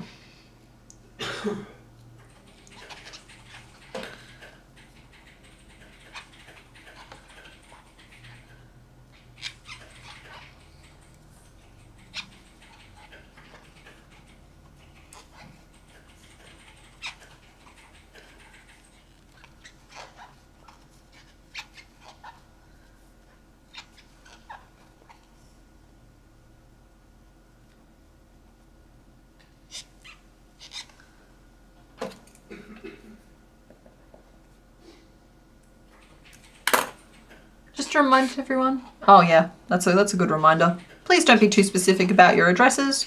Online safety is more important today than it has ever been before.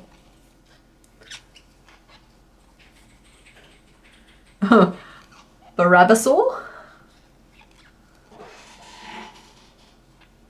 Barnabas the Nidoran carrying school bus?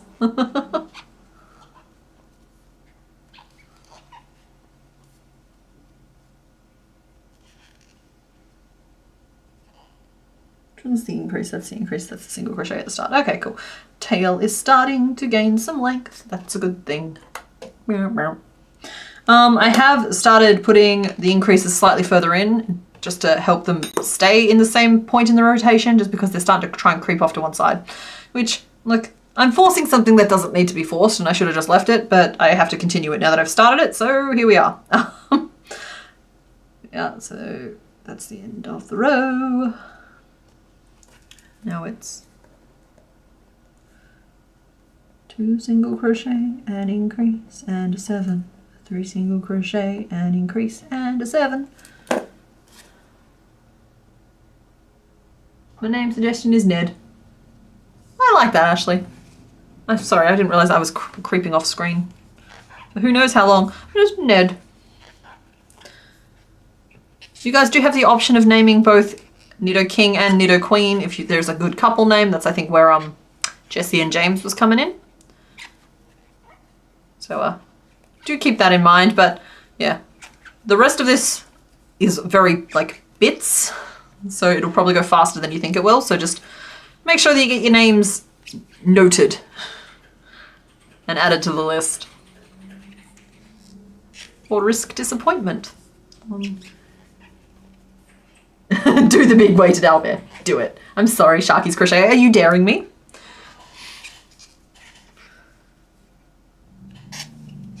My name Ned. Leave field or you be.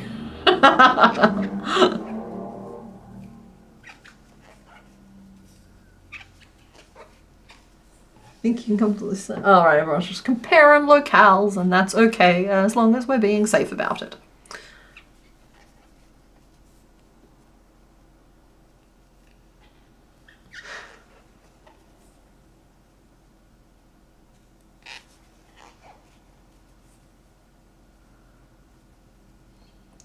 Okay, tail. Tail as tall as Ned. Doo doo doo doo. Doesn't quite reach head.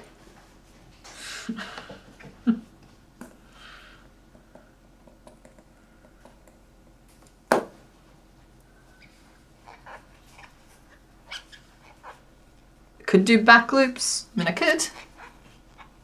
Which Pokemon is this? This is Nidoking. He's here in the corner.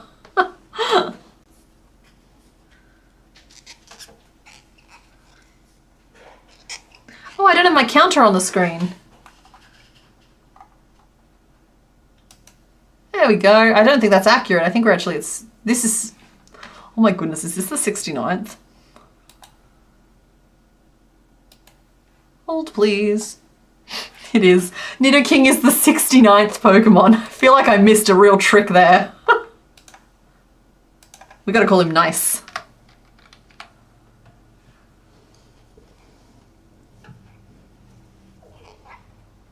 Your partner suggested Odin. Odin is a very dignified name.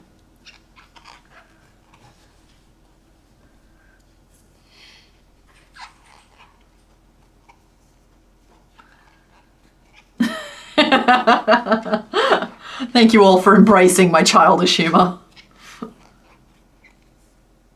Nefarious Twinkletoes. Was I able to do the audit yet? I did do the audit. There was one other missing. Can't remember who it was at this point, but the count is now accurate. Because last week it was off because we discovered a bunch that weren't actually ticked off the way they should have been. So yeah, we have made 68 from Gen 1, Nidoking being our 69th.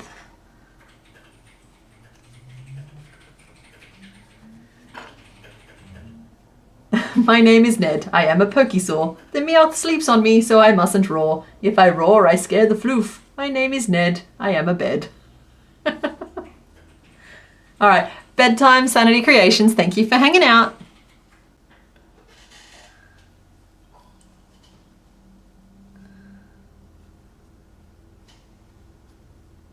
I think we're getting close to being proportionate, but I think it does still need to be a little bit longer. I don't think we're quite there yet.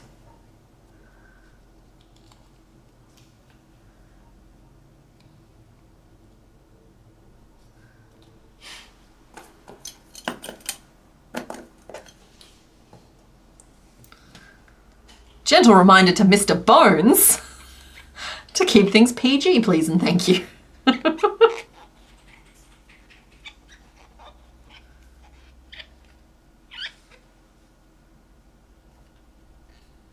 don't know how I simultaneously dropped 3 stitches, but here we are. 1, 2, 3, 4, 5, and we increase, and Caterpillar squeals its support. The base-shaped body looks like a manatee with no tail flipper. Yeah, fair enough. We'll get it in editing though. You wait, it'll transform.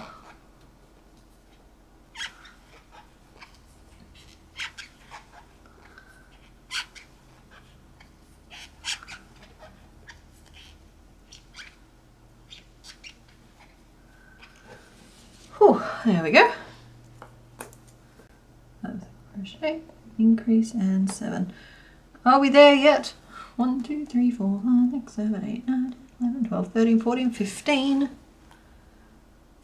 1, 2, 3, 4, 5, 6, 7, 8, 9, 10, 11, 12, 13, 14, 15, 16. I think we've got 1 row maybe left. For it's technically in proportion. The best kind of in proportion. Hi. Hello.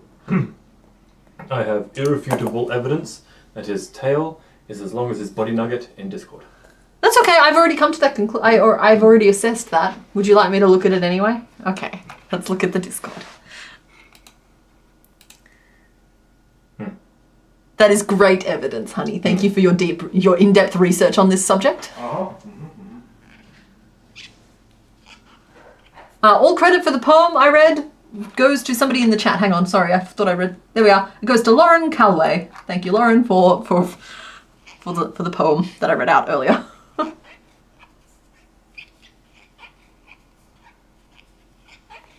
Legend of Korra took you a few tries to get into it. It's definitely different,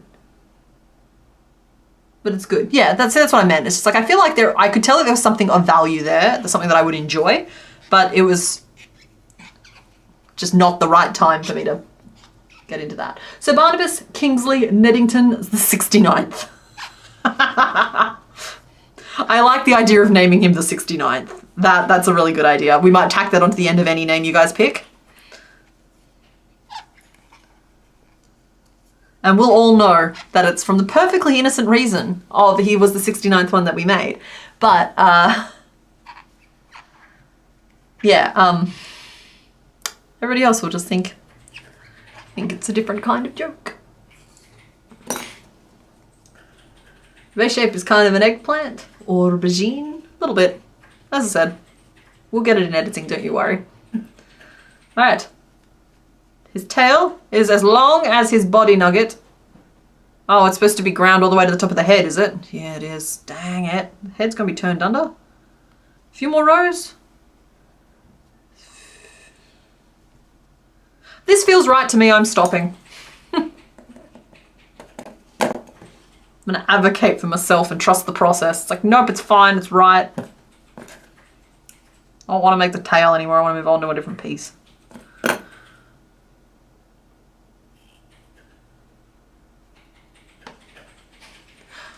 Okay, he could be Ned the Nice, but you can't have the Nice and then the 69th. He could be the Earl of Nice. Earl of Nice, 69th of his name.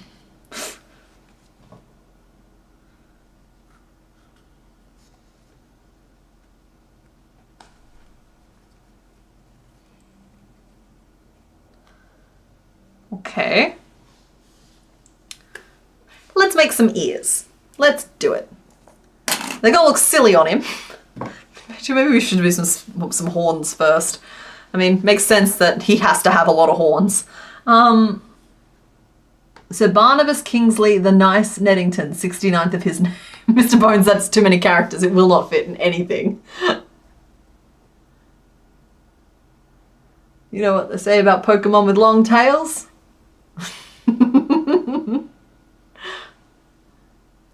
I'm just enjoying having a little bounce. Anyway, I might have to get up soon to go for a little bit of walk. Let's make an ear.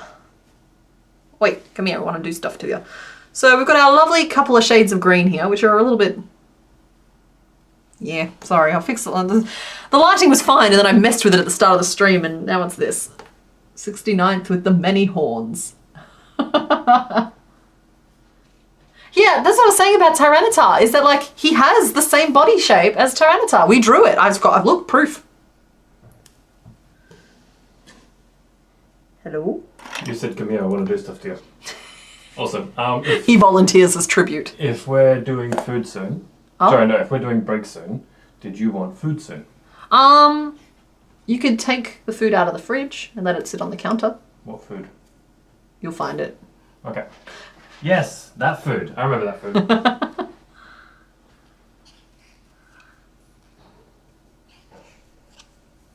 Time to grab generic ear shape number 69.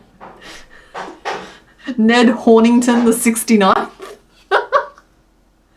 It is the first one we're working on today, Robin. He is taking his own time. We've been at it for a while. 1, 2, 3, 4, 5. But we're doing our best.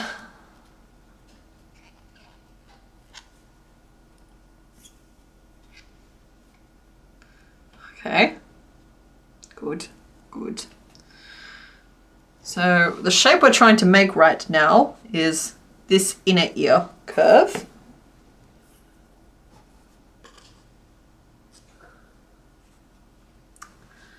So light green, magic ring 6, and then I want to do 3 increases and 3 single crochet because we're trying to grow a quite specific sort of shape.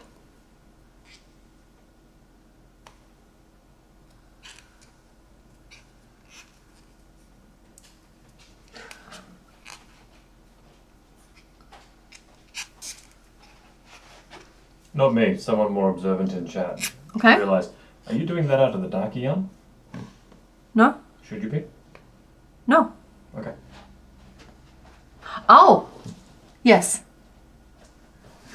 Yes, I should be. Ah, thank you, smarter person in chat. Thank you, chat.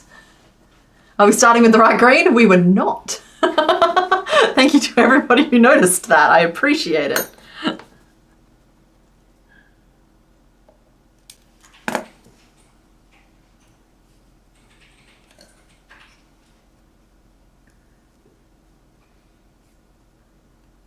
All right, Mr. Bones, would you mind putting together a list of the names again for me? So we've got Jesse and James. I think of the titled ones, I like Ned Hortington, the 69th. And then there was another one from the start that you already told me. Barney? Was it Barney?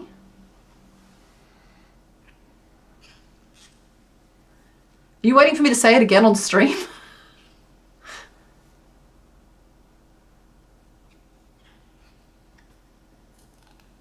Yeah, I think it was Barney. Yeah, I'm just waiting for the delay. Could you just don't stand in here if you're waiting for the delay? I don't like it when you cheat on me with me. I heard Mr. Bones come from you and I was like, oh, cocktail hearing, hello.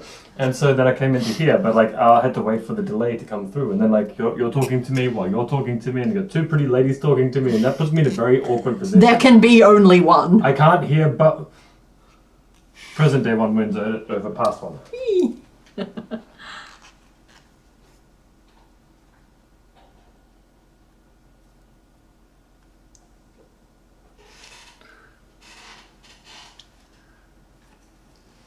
King Barney and Queen Betty, King Fred and Queen Wilma.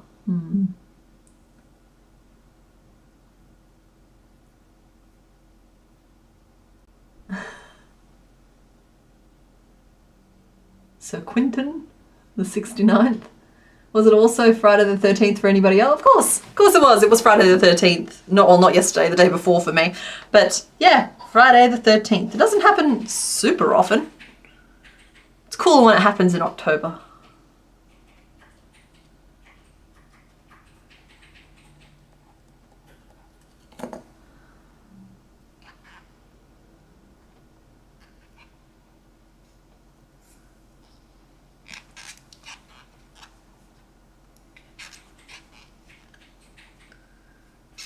Okay, I think that's our inner ear.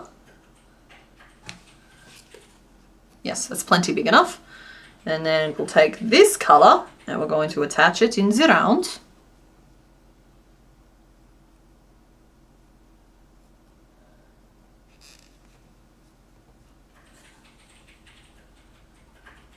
Yeah. Okay.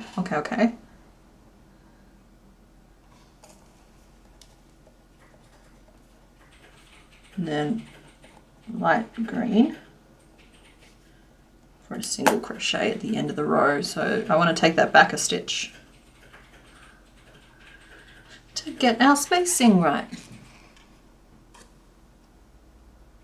These ears will have to have 2 separate patterns to them to get it right, but then we should just be able to single crochet to finish that row.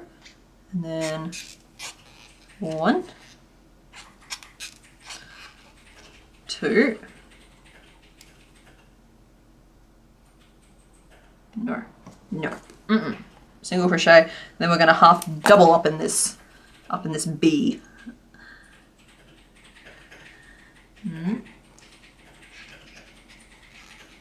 Half double. That's better. Half double, and then slip stitch. The ultimate of narrow endings. Okay. How am I doing? That's the green. Finish that off. write it down. So that's 2 slip stitch and finish off. And I'm gonna make another one. Bah. No, I should do the purple first, because then if I have to make any changes to this one, I won't have to make changes to 2 of them. Even if it would be really satisfying just to make 2 of these now. So that's 1. And then I need my purple, which is on the ground. Barney is purple and Betty wears blue. So Raticus, the 69th, can't be Raticus. He's not a rat. They had a dinosaur trash compactor and cranes. If the month starts on Sunday, there will be a Friday the 13th. Fair. Sugar and plum, because they're Rat King and purple. That's cute. They are the Flintstones couple. Yeah, I feel like that's the big debate going on. Are they the Flintstones couple? Are they Jesse and James? Or is he whatever we were calling him, Sir Hornington? The 69th. Right. So I'm going to make that exact same piece in purple.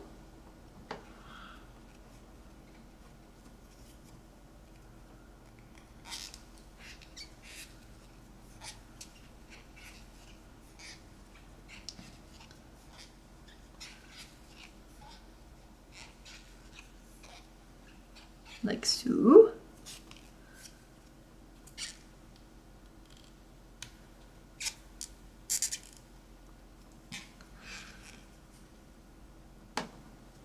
That first stitch after a magic ring will never not be a struggle for me. Right, there we go. Barney and Betty, Ned, Barnabas Kingsley the Nice Neddington, 69th of his name, Neddington the Nice. Wife fell asleep once again, leaving you to watch the live stream. Oh, well, you're welcome even if you're not into crochet. I like to think that this is some cheerful noise in any case. I still like Jesse and James, I agree. One of us, one of us. Careful, we're sticky. I put the names into a message to you in Discord. Thank you. That way you can copy and paste. Thank you, thank you.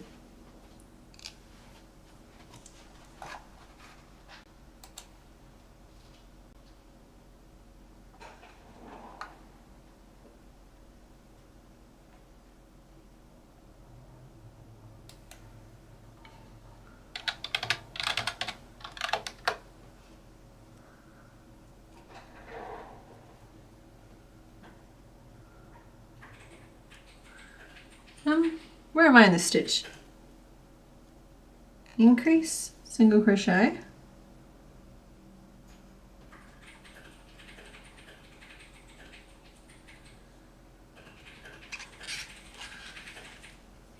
Right, I think that's right. And then this is the bit where we have swapped to light green on the inner one. We're just going to still work all of that in our purple. But instead of that final single, that little slip stitchy bit, we're going to just like line these 2 little pieces up.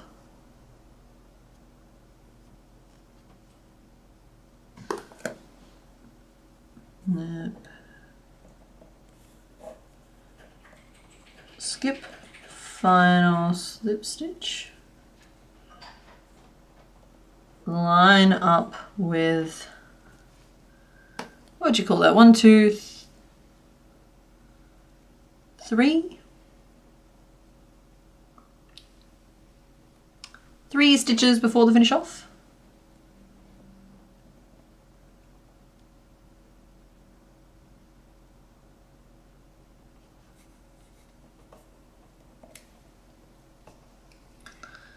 Third stitch before finish off.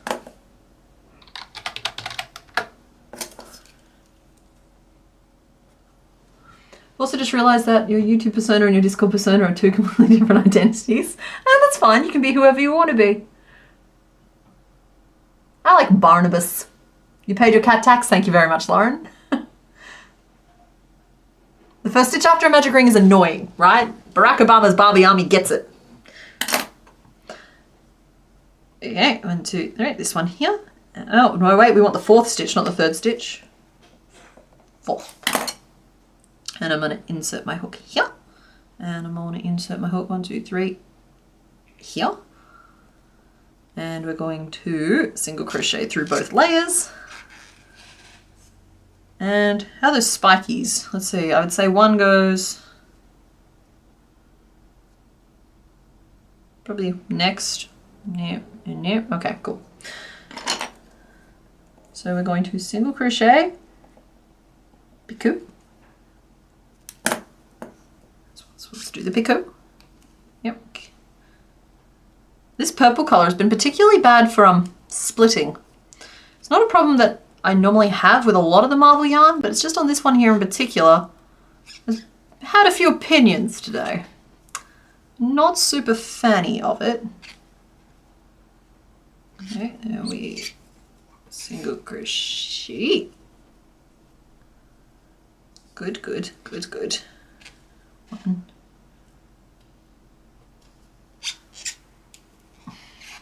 2,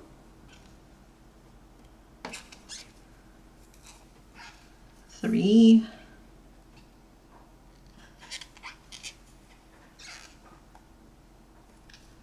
4,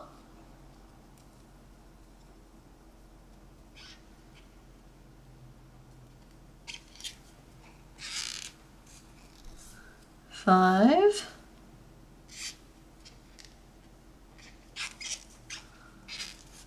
6. Sorry, counting. It's an important part of the game.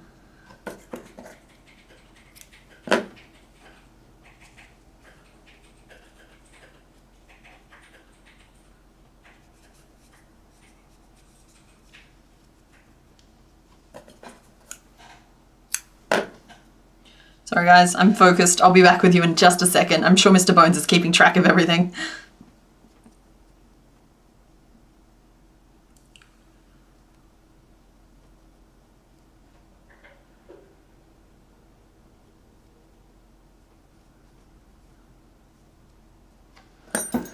And I'm gonna go. Apparently an army of chickens.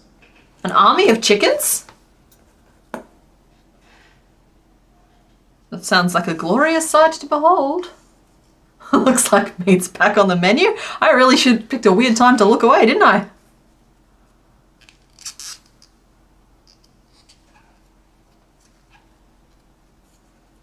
Don't know if anyone else will get this reference, but you... Oh no, dang it, Robin.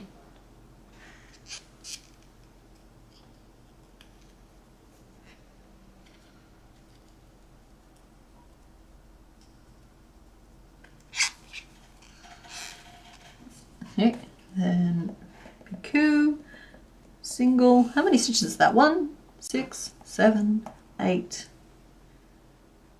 And there should be 8 around. And we'll just picot and slip stitch. It's fine. He'll be fine. There's a slight overlap, but you guys will forgive me for it. Yeah.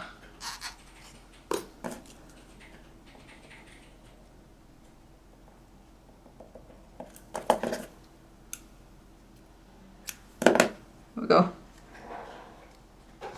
Ear. Oh, he's still got the zoomies.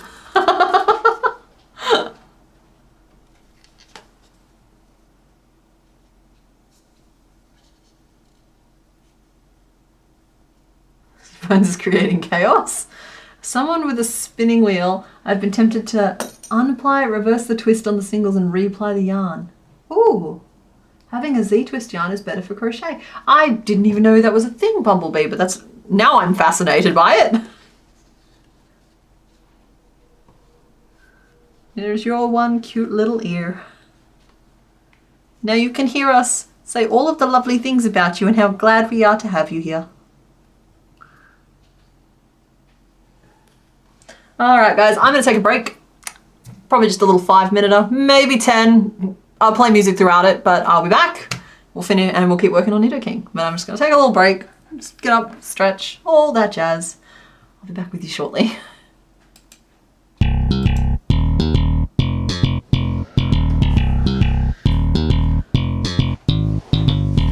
The mic is still on love.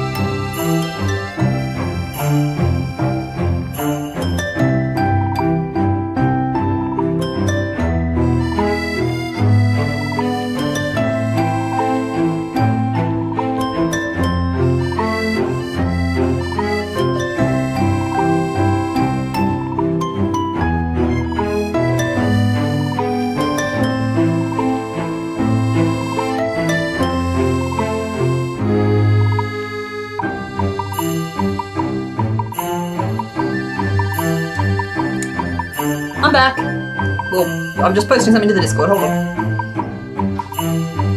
Mic is back on, love. Just FYI.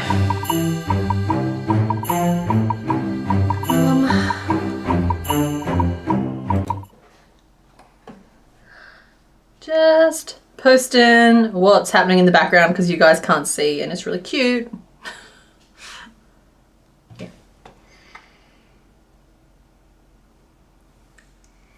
There we go. Y'all stop playing the game. No one wins when someone plays the game.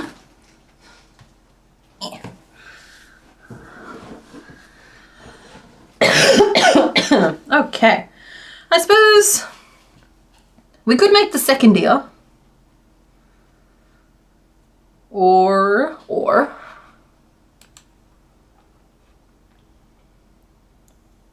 ba-bum ba-bum bum ba-bum bum. Yeah, Venonat is way cuter than anyone expected. Venonat is freaking adorable. And also Venonat has lamp. Just like, I can't bear to take him away from it now. It's his. His name is Moth. He has a lamp.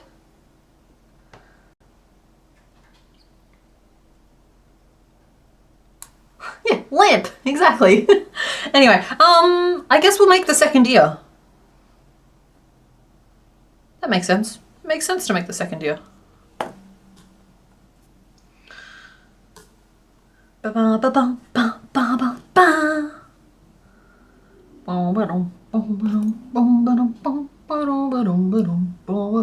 I got the Mr. Bones theme song stuck in my head pretty hard.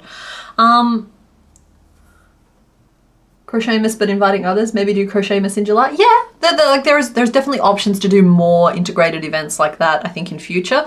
I think I've shied away from it in general just because the logistics of it are huge, and also I have just like this intense fear of rejection where I feel like, I don't know, I've had a couple of people say that they'd be interested, and I have a couple of people who I wouldn't mind inviting. But it just, if I'm going to do something, I'm going to make sure it's done right. And do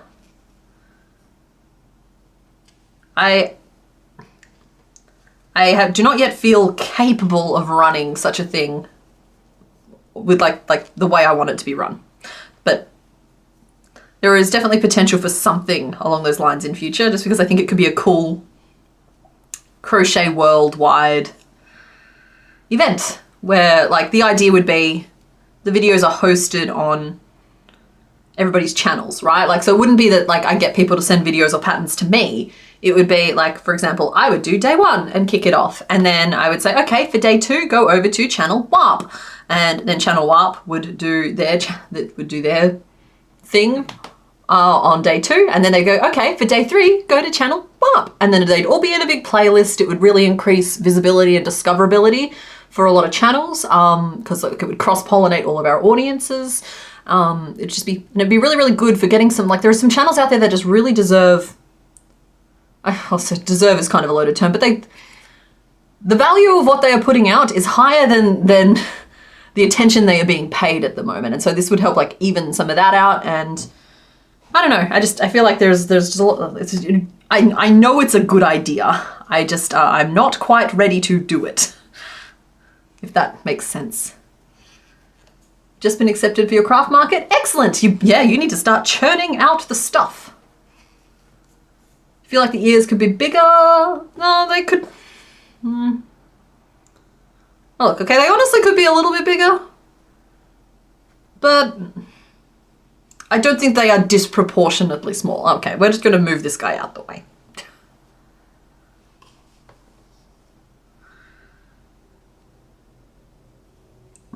Double, half double. Oh, I should have done it. I just don't think it's going to make that big of a difference if I do it the other way up.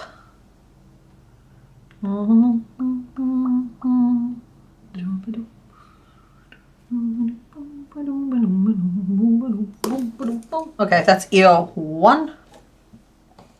I'm gonna have to do a different pattern for ear 2, which is annoying, but it is what it is. Let's change to green there. No, there's gonna be not a lot of dark green at all. What do I need to do?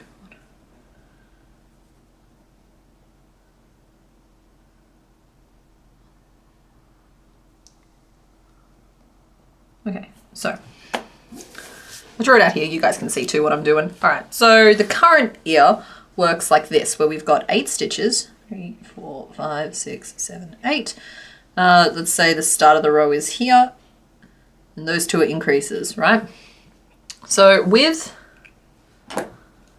the ear we've just done, what we did is 2 increases, then we went 1, 2, 3, and then we changed to our green here, and we did a single crochet there as well. We did a little picot. We had our pen betray us. There we go. Little picot, and then we did 1, 2, 3, 4, 5, and an increase, and then a little picot. Single crochet. The math ain't mathin'. 5, 6, 7, 8, 9. So it shouldn't overlap that much.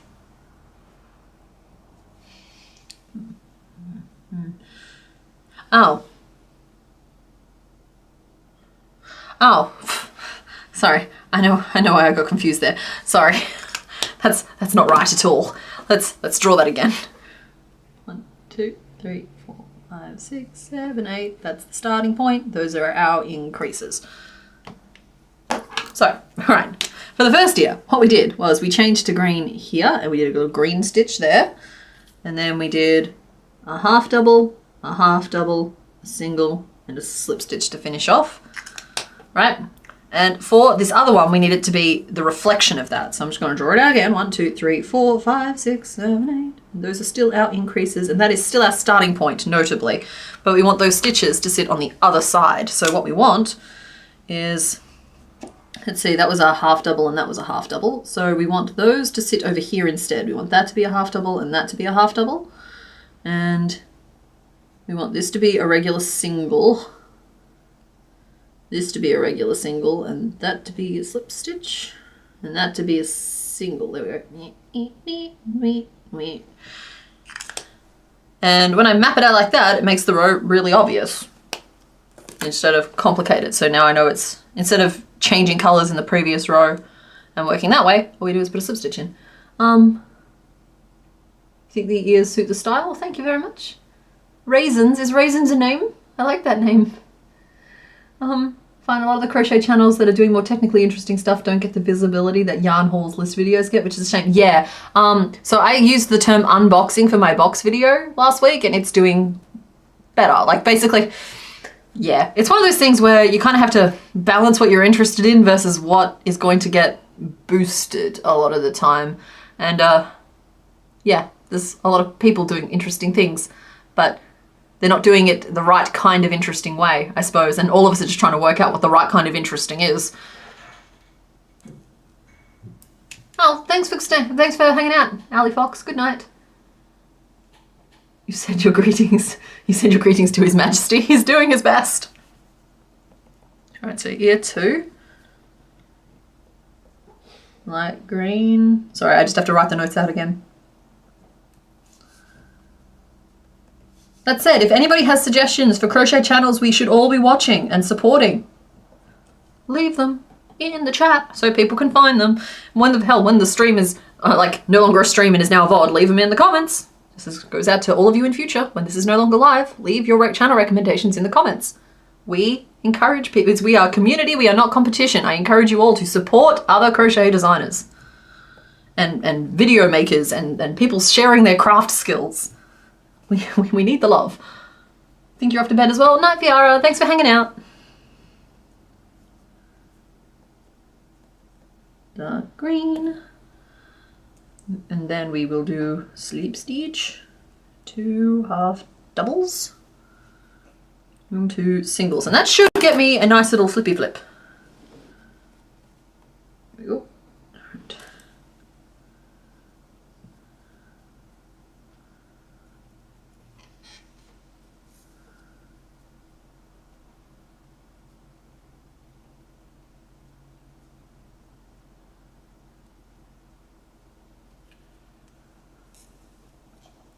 Alrighty.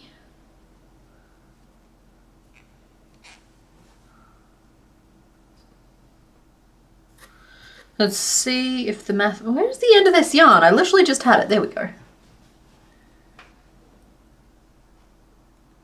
Night, Shroom Slug. Thanks for hanging out. The Skein Spider. Exactly. Oh my goodness, the meme video Skein Spider just put out was funny. Reacted to a bunch of crochet memes. I'm jealous I didn't think of doing it myself. Yeah, slip stitch. Well, yeah, I suppose that's true. Knit King and Knit Queen are the Moonstoners.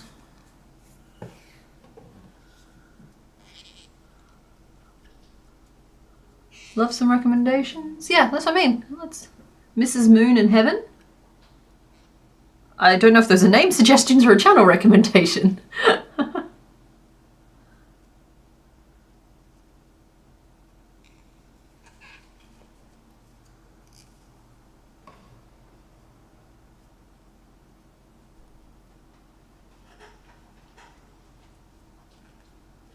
Don't know if I did that right, but I think it's gonna be close enough. Sorry, you guys did not sign up for watching me try and work on a single ear for an hour, so let me just... Channel. Okay, cool. Mrs. Moon in Heaven was one of the suggestions there. We'll just add a few in the live ends. Yeah. Excellent, excellent, excellent.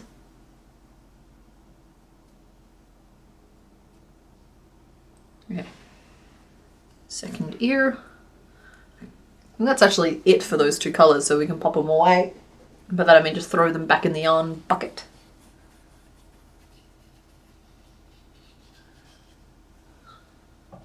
How did I miss? It was 3 feet in front of me. Alright, then we get the purple out.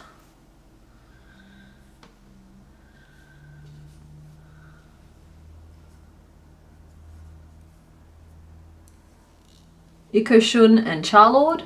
I think we've just like, yeah. Okay, so this is the channel recommendations part of things. Please note that I have not seen a lot of these channels, but these are suggestions coming from you guys for you guys.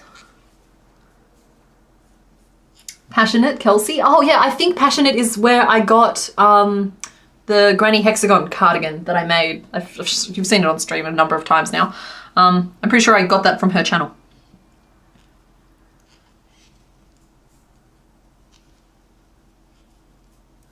1, 2, 3, 4, 5, 6.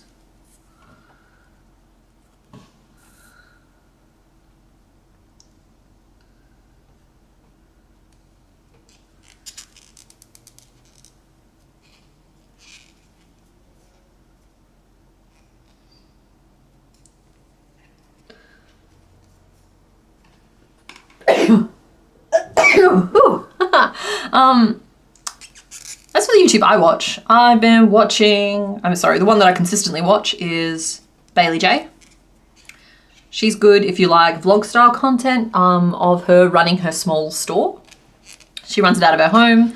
It's like cute little artwork and like, she does like notepads and planners and that sort of thing, but you get to see like packing orders and doing the artwork and just living her Canadian life. I've been watching her for years. Honestly, she's one of the reasons I have a channel, because like I was watching it and I was like, I could do that.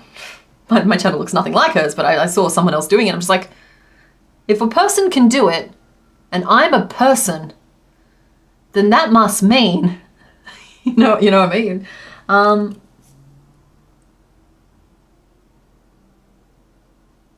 thank you for the blessings.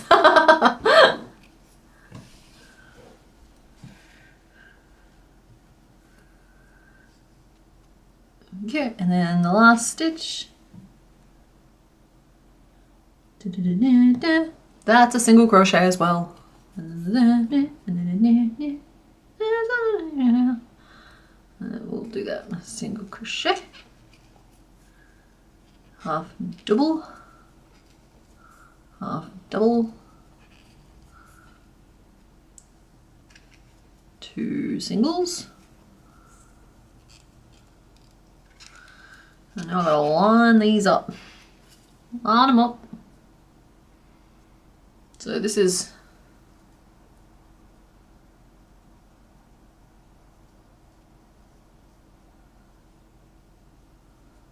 that way, I think is a good way to orient this.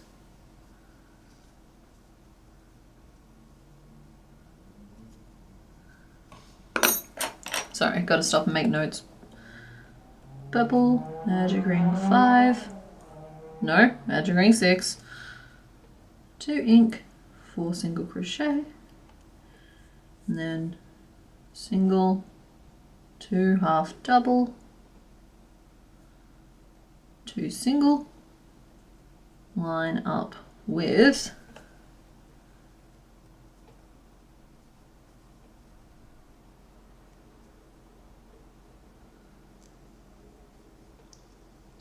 I think first stitch after finish off point is the way to go there.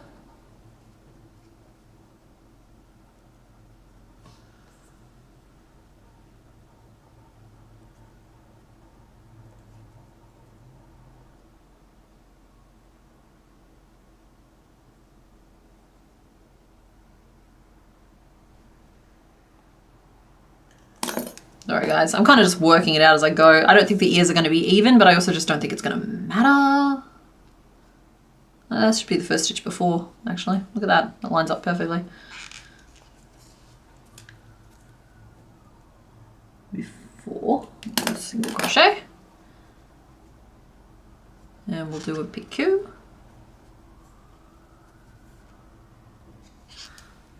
Oh, night, Pamela. Thanks for hanging out.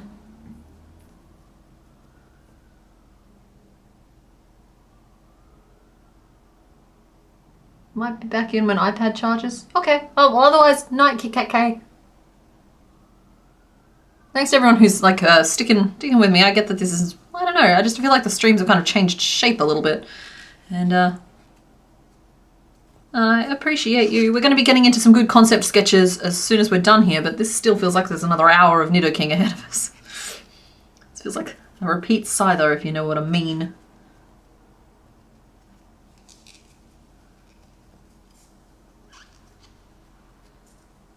What I'd like to know, actually, this might be one that we start a poll for now, is that given the givens, would you guys like to pick a second member of the royal family next week?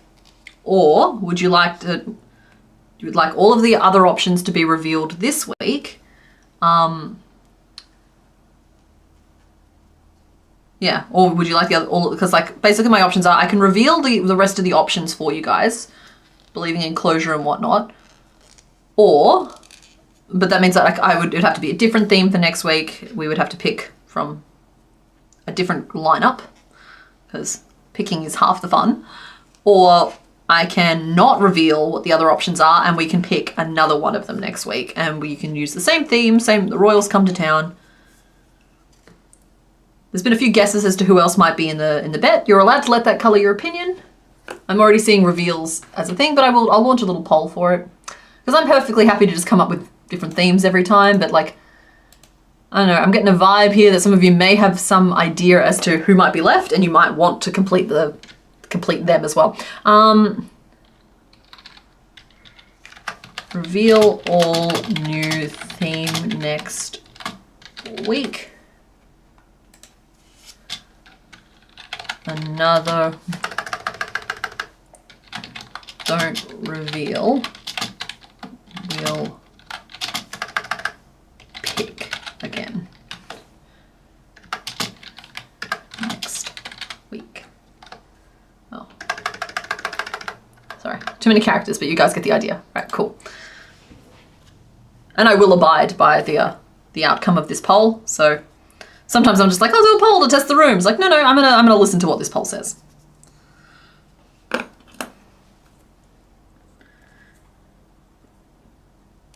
Cool. And then let's say I've done 1, 2, 3. No, then it was like 2 single crochet, an increase, and then single crochet, single crochet, single crochet. 1, 2, 3, 4, 5, 6, 7, 8, 9. Yep, that tracks.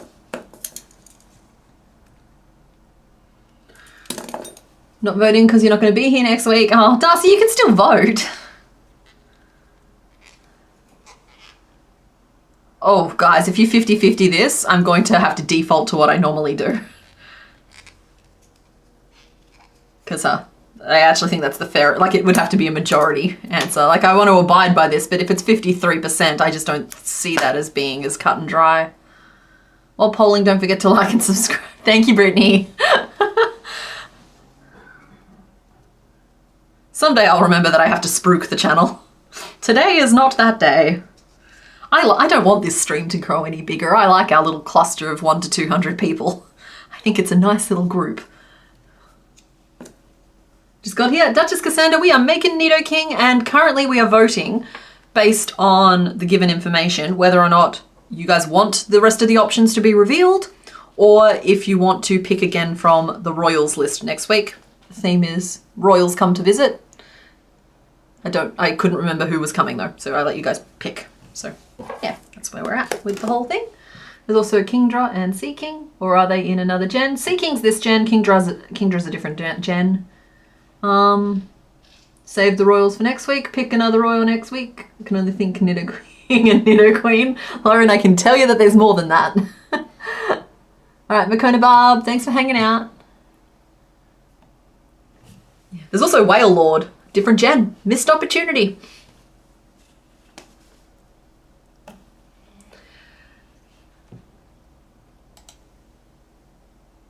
Okay, I'm going to leave that poll open, but at this point, it's too close. It's too close for me to go with it, and so we'll have to just do our default of I reveal all of the answers, because when in doubt, you do what you always do and be reliable with it. Let's turn the page. This notebook is nearly out of... Hey! Oh, you pug faces. I'm onto my last page in this notebook. It has served me well. I think this notebook was dedicated specifically to Pokemon after a certain point.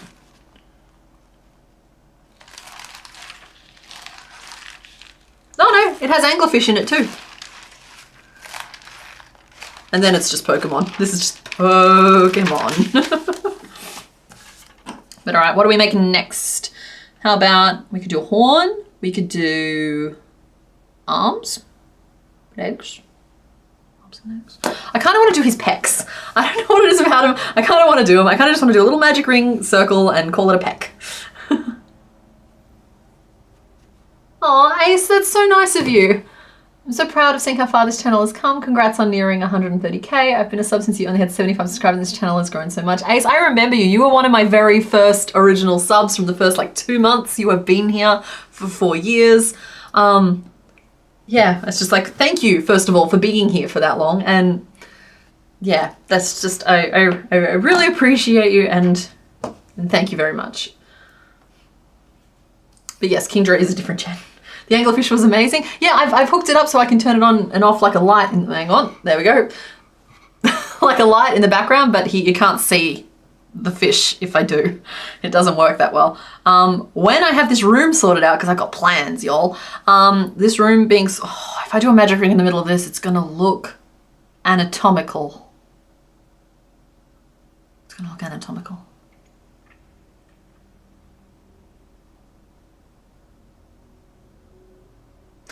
Oh, I think I have to do the pecs as a flat piece. I can't give him yarn nips, guys. I can't do it. Change of plans abruptly. Yeah, sorry. When I get the benches set up along this wall here, the camera might still film me from that angle, but it also might be closer to over here.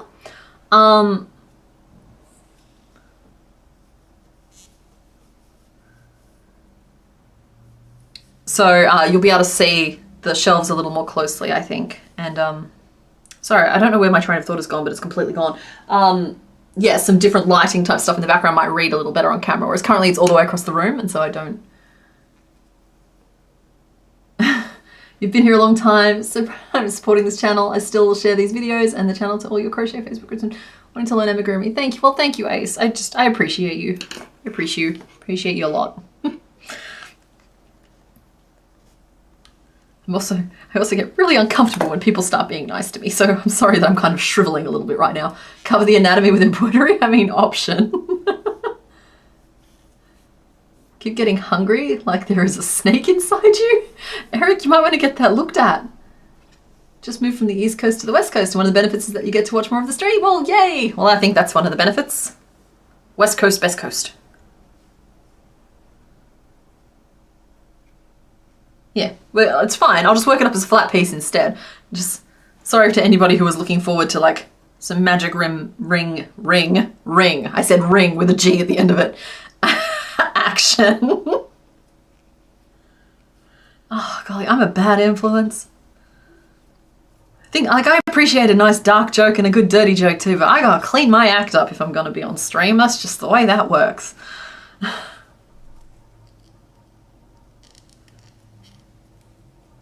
Okay, 1, 2, so we're doing just the tiniest little square. 3 and 4.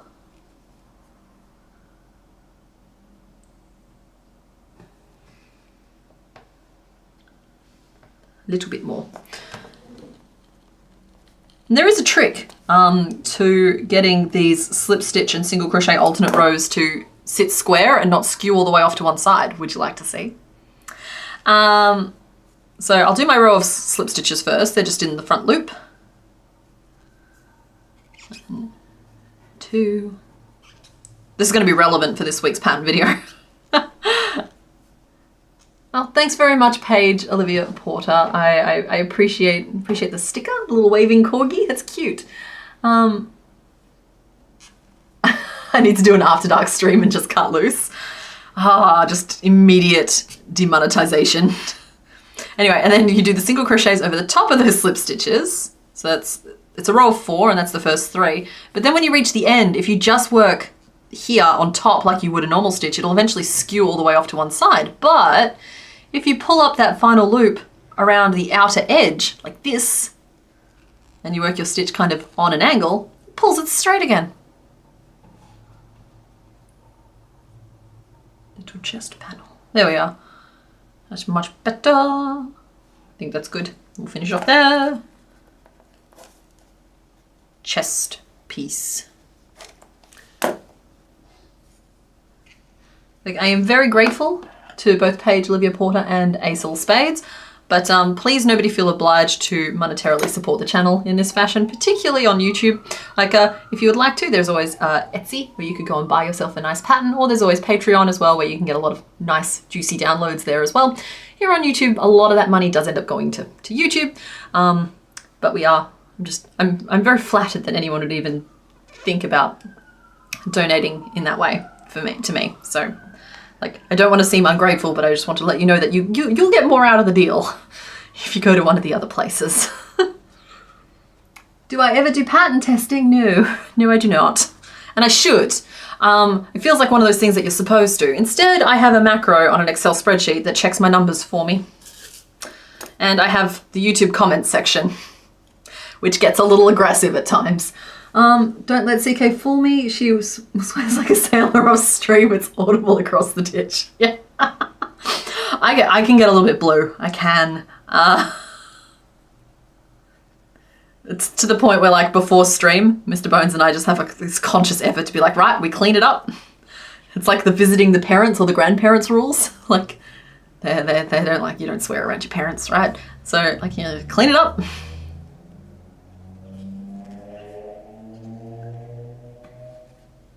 So then I see sometimes you guys being very naughty in the chat and Mr. Bones trying to keep you all under control. I'm just like, I want to join in. I can't. That's not how it works. You buy pillows when they're cheap. They stay on your guest bed, but then they get butchered up for you to use. Yeah, pillows are a great source of stuffing if you can't access bags of stuffing or you can't get to a craft store. I used to go to, like, Target or Big W and buy, like, $5 pillows. Often for $5 you could get 2 pillows, and that's a lot of stuffing. Don't get me wrong, it's denser if you buy it as polyfill, so you're probably getting better value for money that way, but otherwise, pillow stuffing works perfectly fine. Sorry, it's just the Aussie showing up.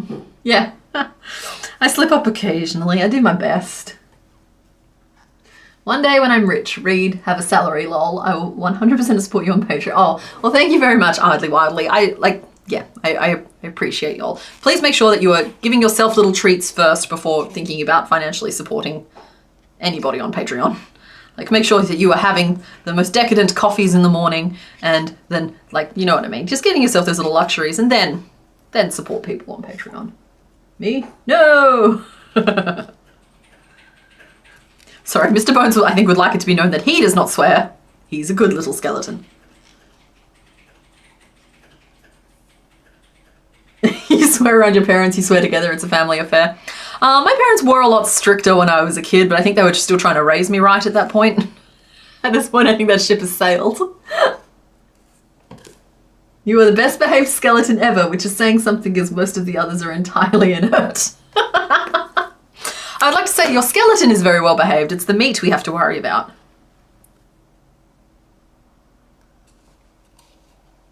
Oh, darling, so stunning. You look beautiful, sweetheart. I didn't realize that the hardly working tortoise is just like staring down the chat. Well, the hardest working tortoise is just like planning.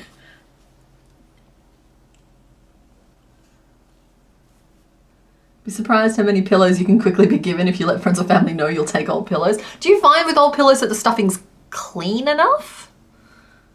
Just genuine point of curiosity, because I've only ever used like new pillows to butcher them up, because I understand that, like, isn't it 12 months and then something like 60% of the weight of your pillow is dead skin cells? That might just be, I might just be completely making that up, I don't know. Just make sure the fiber fill inside old pillows is washed before you use it. Yeah, Lauren, I think is flipping the same thing that I'm thinking.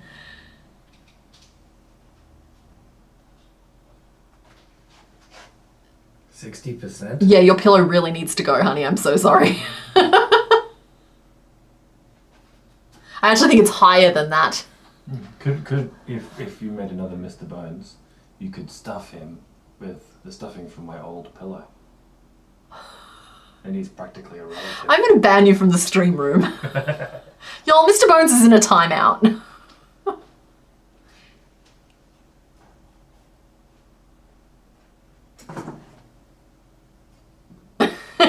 He barricaded the door.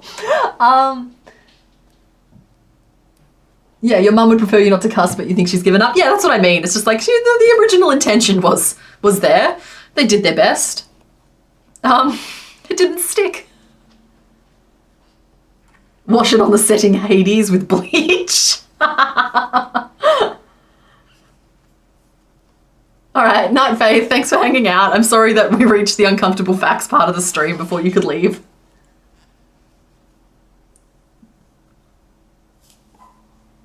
Also, like, it depends on how superstitious you are as well, particularly if you're making things to sell or give away. It's just like, anything that has spent that much like time with you, like literally holding your head while you slept, has to have absorbed some of your, like, your energy if you believe in that sort of thing. And so, like, I don't know, I feel like kind of shifty giving literally part, like, I don't know. That's just, it's a personal thing though. That's just no way judging anyone who does it, because it seems like it might be perfectly fine. It's like, I tend towards, it's like one of those things, like, I don't believe in ghosts, but I have one. This is kind of one of those like areas for me. Where, like, I'm not saying that I believe in trapped energy or like that sort of thing, but I also just don't not believe in it. And the idea of giving away part of my soul to anyone but Mr. Bones, of course. Like, the ritual did require some sacrifice. I don't know. I don't know how I feel about that. Somebody else's pillow, I suppose, is fine. Get in there. There we go. CK poll is still open and hasn't changed for a few minutes. All right, thank you. I will end the poll. It looks like Don't Reveal Will Pick Again had a very slight lead at 54%. Which, I don't know. I don't know what number I would have been happy with. Probably 60% or higher, but 54% is just, it's very split. So maybe we'll do the reveal so that 46% of you aren't incredibly uncomfortable.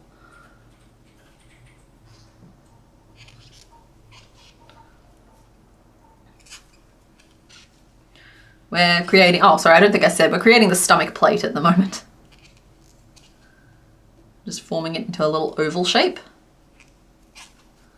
Not writing any notes at all because living dangerously. Measuring 6, and then we did 2 repeats of increase and 2 single crochet to get to 8. Doop, doop, doop, doop, doop, doop, doop. This next row will get us up to 12. Just wait and see. That's only 99% weight. Yeah, the 99% thing is rounding. It's because there's 110 votes.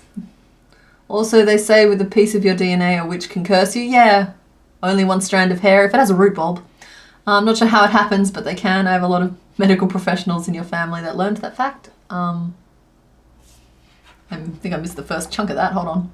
Speaking of uncomfortable facts, did you know that your pinky toe can auto-amputate? Wait, are you just talking about the bone disconnecting? Because, yeah, I knew that one already.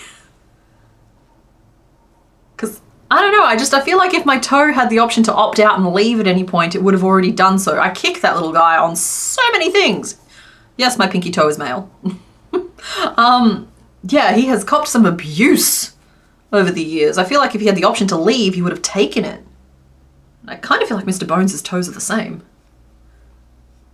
Scotland, you always make a mistake in your knitting, because if it's too perfect, it means your soul is trapped. It needs the error to find its way out. Yeah, sorry, I paraphrased, Lucy, your comment entirely from I paraphrased it. That's not exactly what was said, but yeah, I am aware of that one. Now, I've heard of it in terms of Irish crochet. I had never heard of it in terms of Scottish as well, so that's really cool. Hello, the Calusita. The ears are beautiful. Thank you very much. We're doing our best. Right, now I'm creating the tum, and having the magic ring in the middle doesn't bother me so much for this because belly button, right? Mr. Bones, my toes occasionally auto-amputate. The benefits of being a skeleton is you can just use a little wood glue to stick them back on. Happy time zone, Coletti Spaghetti.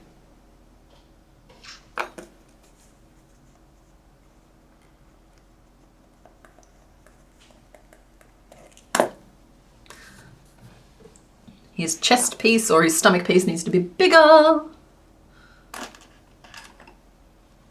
Checking in on the lunch break. Mum of Bigfoot and Boots. I hope that those are names of tiny puppies. Yeah, everything's going well. Everything's going great. I don't know. Guys, you answer that question. How y'all doing right now? You happy? You hydrated? Apparently I left my drink in the other room, but that's fine. Happy, hydrated, stretched, saved your work, hydrate or dihydrate, all that jazz. This topic feels oddly appropriate. As you sit here wondering if you didn't break your foot yesterday. No! Y'all are as accident prone as I am. Just every week in chat I see somebody has kicked or broken some part of themselves, and I relate, I do. It's just like, we can't all be this broken all the time. Can we do the reveal after the stomach? Yeah. Sure.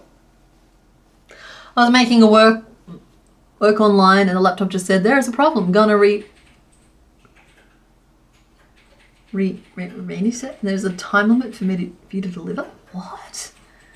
Sorry, Andy, I think you lost me there a little bit. Should be asleep, but I'm not, and that's okay. All right, but sleep is pretty good, Ace. So please make sure that you are attending to that.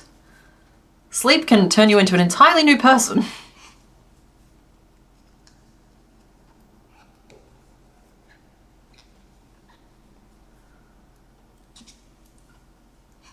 You're dead. Oh no, Andy, please don't. As I said earlier, I have soft tissue damage in your back. Yeah, that sounds awful. I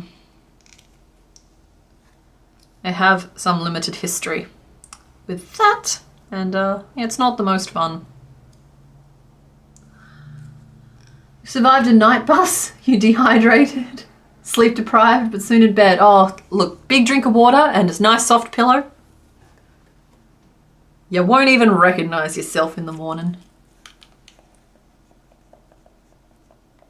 And also, a big enough drink of water will make sure that you wake up on time in the morning. Trying to stay up for the reveal. Oh, okay. Sorry, Zindy. Hey guys, let's do the reveal now. Let's do the reveal now because I don't like the idea of messing with someone's sleep schedule. Let's swap over to this screen. Microphone's still on. Go us. Let's got the thing up on the screen. Let's turn off the Pokedex, which is on the screen. There we go. All right.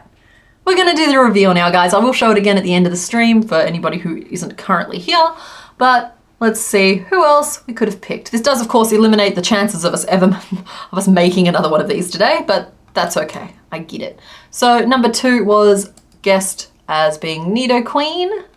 The theme today was I got a message saying the royal family was coming to visit, but nobody really specified who, or I wasn't paying attention, so I didn't know who to expect. So we've got Nidoking, Nidoqueen, and then number 1 was Seeking.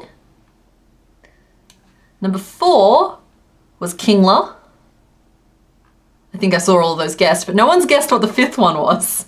So the 5th one, Mr. Bones and I debated a little bit as to who the 5th one should be, but we did end up landing on Kangaskhan Khan, who is based on Genghis Khan, the Conqueror, and we kind of felt like that matched. Pinsir, I saw that guess made, was in the list of options, and also so was Prime Ape, because like Prime could also be like the title. But those were the 5 options today. You guys picked Nidoking.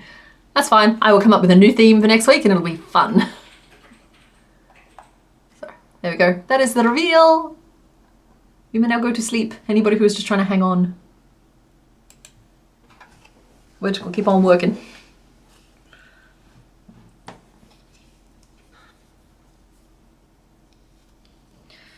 So yeah, I'm just making a very, like, I started with like a bit of an oval base, but I'm working on just making it kind of round now. I'm just trying it on at the end of every row to see if it's going to work. You need a Mewtwo, your favorite Pokemon of all time, him and Ditto. Okay. Yeah, well, Mew will eventually come up. I don't know, I feel intimidated by Mew for some reason. I think it's because he's just one giant swirl. We missed the Codfather. Yeah, you had the chance of having the Codfather. And now you will never know. Yeah, Pinsir was one of the ideas bandied about when we were finalizing the list of options for today. But I don't know, he fits a lot better with a couple of other themes that I've had going. Honestly, you guys have had the chance to pick Pinsir like 3 or 4 times now, I think. Because he definitely came up with... Was he in the buzzing one? I might, like, he was kind of, again, kind of like a potential option for the buzzing one, for the bug catching one.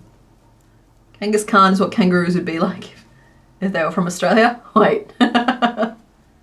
Genghis Khan is very Nido adjacent. So like with 3 of them, I kind of thought that maybe I could use the same body base. So all we'd have to do is get through 1 and then everything would get a little bit easier. But you guys are foiling my plans left, right and center. What can I say? 1 more row. This is just not quite wide enough yet. Just need 1 more row wider. And then there'll be a second panel over the top as well. So 6.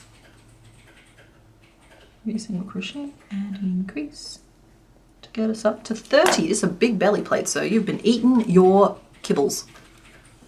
Have I done Alakazam? I have not. I have offered Abra as an option once, but it was not picked, so I actually haven't done any in that line yet.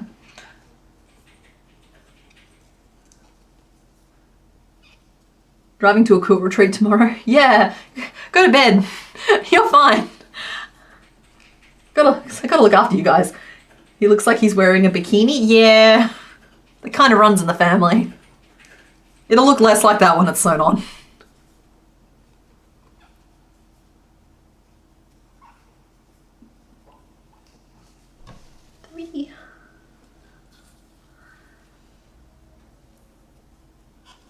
Kangaroos are just deer who went to prison?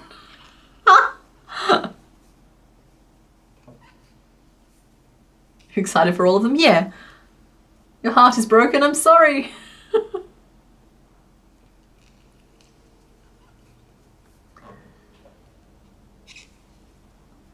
Hate Pinsir.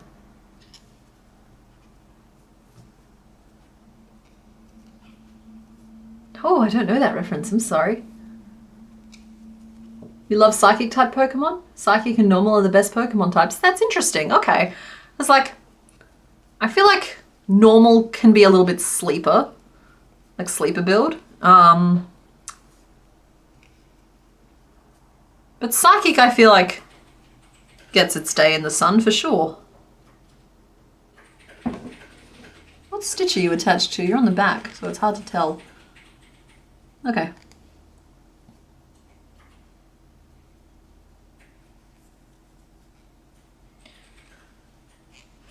Oh, they're a YouTube channel. Okay, cool. So, yeah, awesome. I'll look them up. I like me some Pokemon content. I've talked about it many times before. I like, PM7. I like John Michael Cup that they do. Mikey, what's Mikey's channel's name again? A little bit of Purple Clip is fun. Yeah, lots of good Pokemon content out there. Also, just as a weird side one, if you guys like gaming content, check out Shawnee Doo's channel. He is such a wholesome dude. He 100% games. He used to be like heavy into the Stardew Valley content, but he's been playing like a lot of like other kind of more interesting, not that, sorry, I love Stardew Valley. I don't mean they're more interesting than Stardew Valley. I just mean that it's more varied variety of games recently. So like, if you like that kind of thing, I like it. I like that kind of thing. Abra is the sweetest little bun. Yeah. Oh, sorry, you didn't say bun. I said bun, but Abra is the sweetest little bun. Tummy covered. Okay.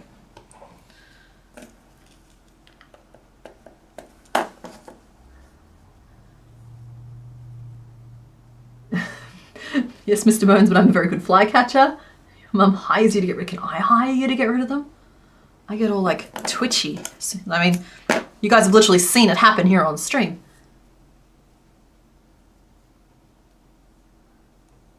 Darcy, yes, Fae Farm has come up. You are welcome to pitch me though.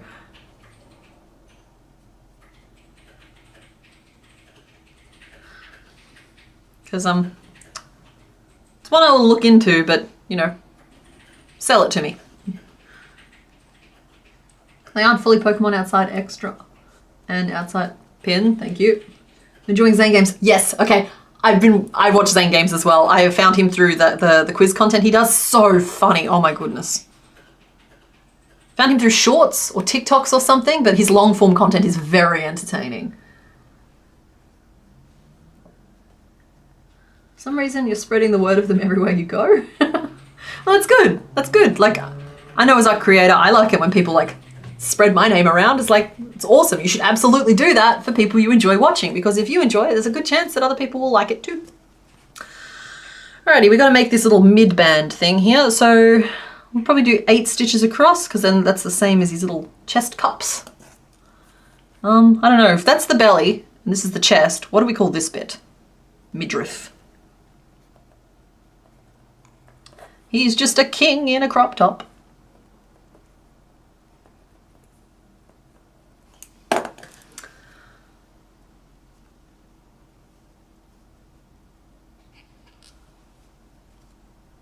You tried Fae Farm and didn't care for it? Interesting. So that's what I mean. That's what I was saying before about how I've like, the reviews seem to be mixed. People either love it or it's just it has nothing for them.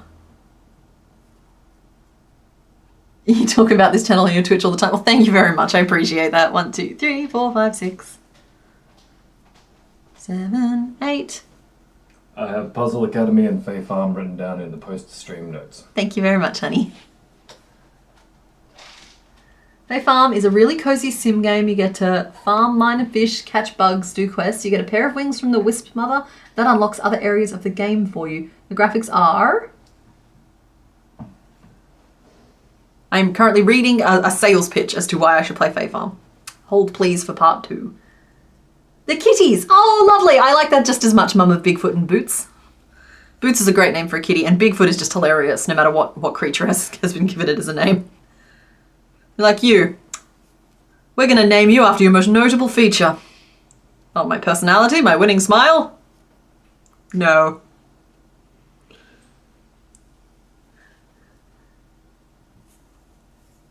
It has such a cute snoot and bikini. 10 out of 10 Knitter King.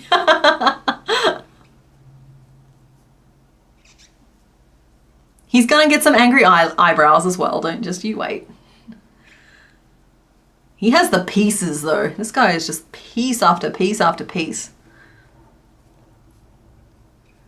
We'll probably do 1 horn, 1 arm, 1 leg. See, even that's just like, that's already a long stream. I thought I was gonna get to do some homework today, guys.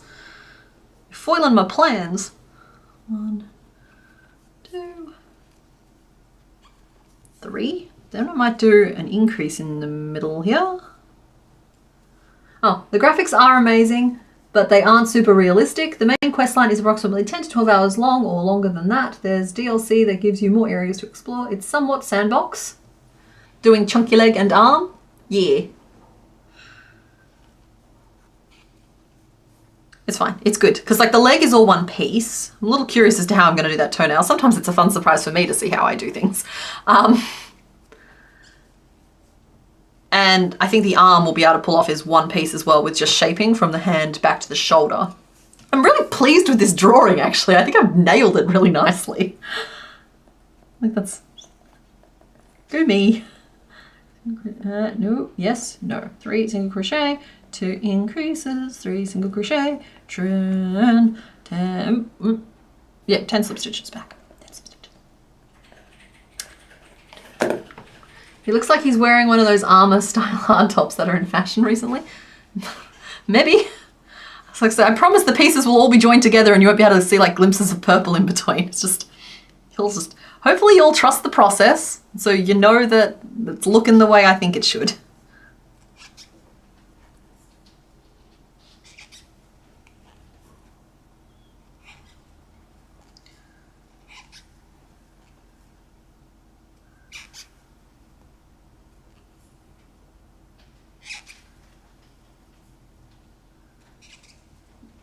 Yeah, 1, 2, 3.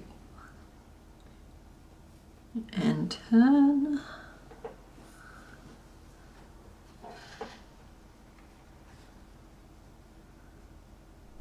Right, this is the last row of this, which is just going to be slip stitch, slip stitch, slip stitch, then 4 single crochet.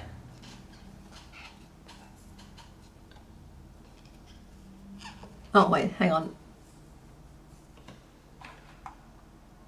But there are also guides on what to do. You befriend the NPCs, it's cross-platform playable and multi-playable. Music is super relaxing. Great tutorial, but it doesn't hold your hand. Sorry, I'm just tracking down the Darcy bits. Overall, you put 40 to 50 hours into Fae Farm and haven't gone past summer of year 1. Wow, find it relaxing and definitely enjoyable. So all the critters are super cute. Okay, well that's a fairly ringing endorsement, honestly. Thank you for, sorry, that was a lot of effort. I appreciate that. I was thinking more of like I thought you were just gonna like send like 2 sentences. I didn't realize you were gonna like do the do. But I appreciate you and I appreciate that. And I don't know, I will look into it. As mentioned earlier, I don't have a lot of time for gaming and currently it's all been sucked up by Core Keeper. But next time I don't have a game to play, that might make it into the rankings.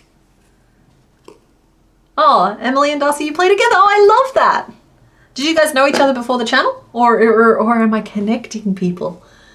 Watching your process is magical. Oh, thank you very much. See, there we go. So the reason I did slip stitches on the ends and then single crochet in the middle is because it gives us the dip and dip, which I'm looking at now is up the wrong way. Apparently that's what the stomach is meant to have and I've done it the other way upside down. Frog it and invert it. It's fine, we'll get it. We'll do 3 single crochet and then 4 slip stitches across the middle and then 3 single crochet instead of what I've done, which is the exact opposite of that. But see, it dips. We dips the wrong way. So we'll go back and we'll dip it the right way. Cool. Meep.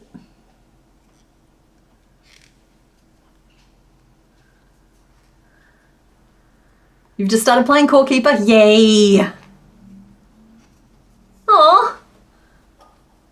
I'm helping y'all make friends and I love that. Community is important, guys. Friends are important. Make time for your friends. Yeah, Core Keeper's great. I obviously played it when it was beta, but the full release was only recently released, and so I started a new character in a new world, and I'm playing through it again because I like unlocked all the secrets the first time, but I know that they've like piled. Oh, I'm really stretching this last little piece of yarn, guys. The yarn chicken is real. Oh, look at this. That's how much yarn I have left, by the way. That's what I'm clinging to for dear life here. Can she finish it? I don't think I can. I don't think there's enough yarn here. Oh, close enough. Right, not as successful, but fine. Yeah, there's a whole bunch of new stuff that they put in. I'm interested in it. Plus their animal, I like the farm animals. I think they're cute. The little baby beetles are really adorable. Okay, so this isn't as successful in shaping as it was the other way around, but it'll still get the job done. And we'll sew it on so it has some dimension. There we go. You need to get out of bed and don't wanna?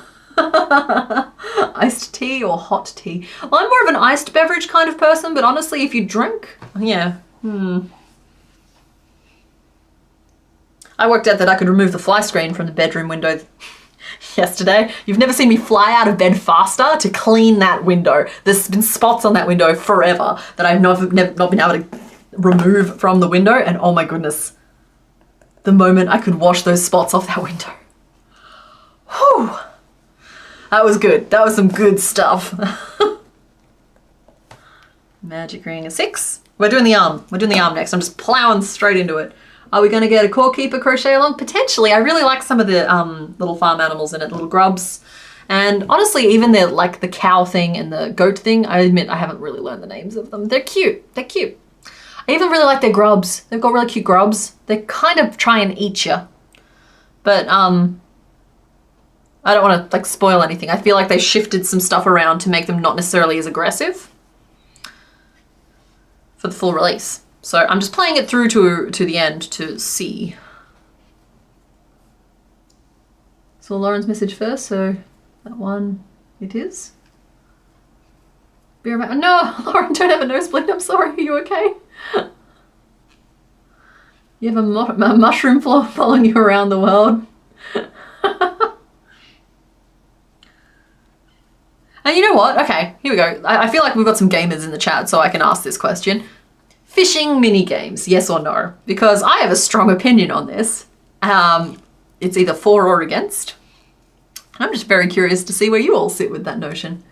So yeah, every game has a fishing mini game. How do you feel about fishing mini games in general?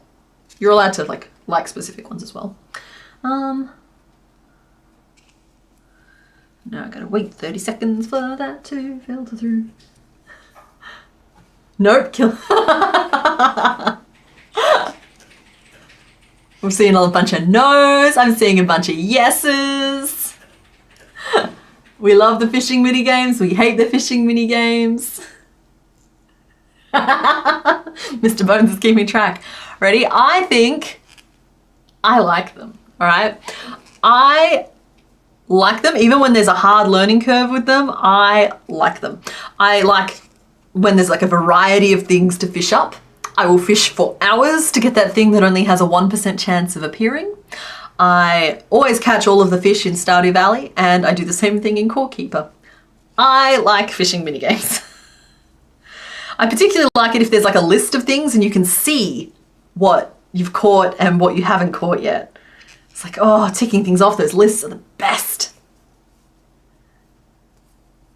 And I've seen it done well, and I've seen it done less well. I would say that the original way Core Keeper had it was on the side of punitive, if that makes sense. I'm looking at these fingernails and I'm trying to decide if they're cream or white.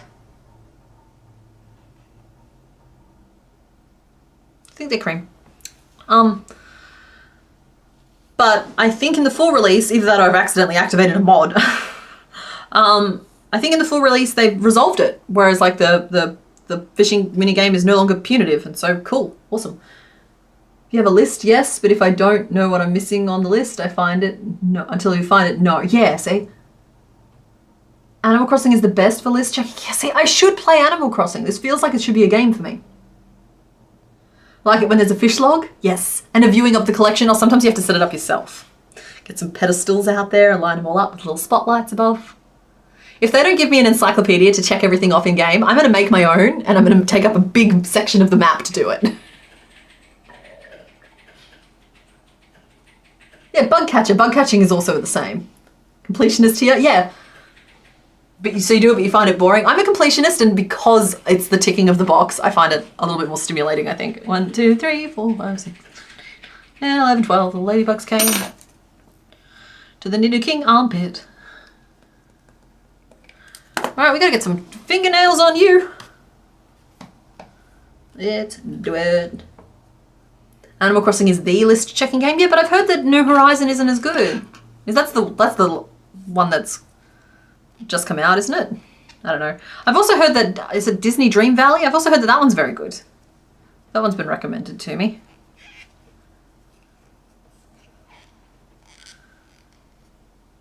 It's kind of nice knowing that should I go looking for a new game and I have the money to spend on one, there's no shortage of excellent options. I would love the Critterpedia in Animal Crossing. Okay, I'm worried if I start playing it, I'm going to see the Critterpedia and I'm going to be like, right, I'm crocheting everything in the Critterpedia on Animal Crossing. And there goes 6 months of my life. The chances of me crocheting everything are not high, but never zero. Dang it, now I want to play Animal Crossing. No, I don't. I'm playing Core Keeper. I'm very happy with Core Keeper right now. Core Keeper, I think I've actually played more hours than I have. Maybe not Don't... Yeah, I think it's pretty close to the hours I put into Don't Starve at this point, which is already a lot. When I'm playing something, I play something. And I like to get the Steam achievements. I had all of them for Core Keeper, but then when the new release came out, they released a bunch more. So I had to go back anyway. Do that with the Fae Farm, you'll love the bugs. This is the thing, I love bugs. Have I played Dredge? I haven't, but I've seen it advertised in conjunction with Dave the Diver. Now, I've seen people do playthroughs of Dave the Diver because I thought it would be a game I really liked, but I actually think that it's a game that doesn't seem to know what it is.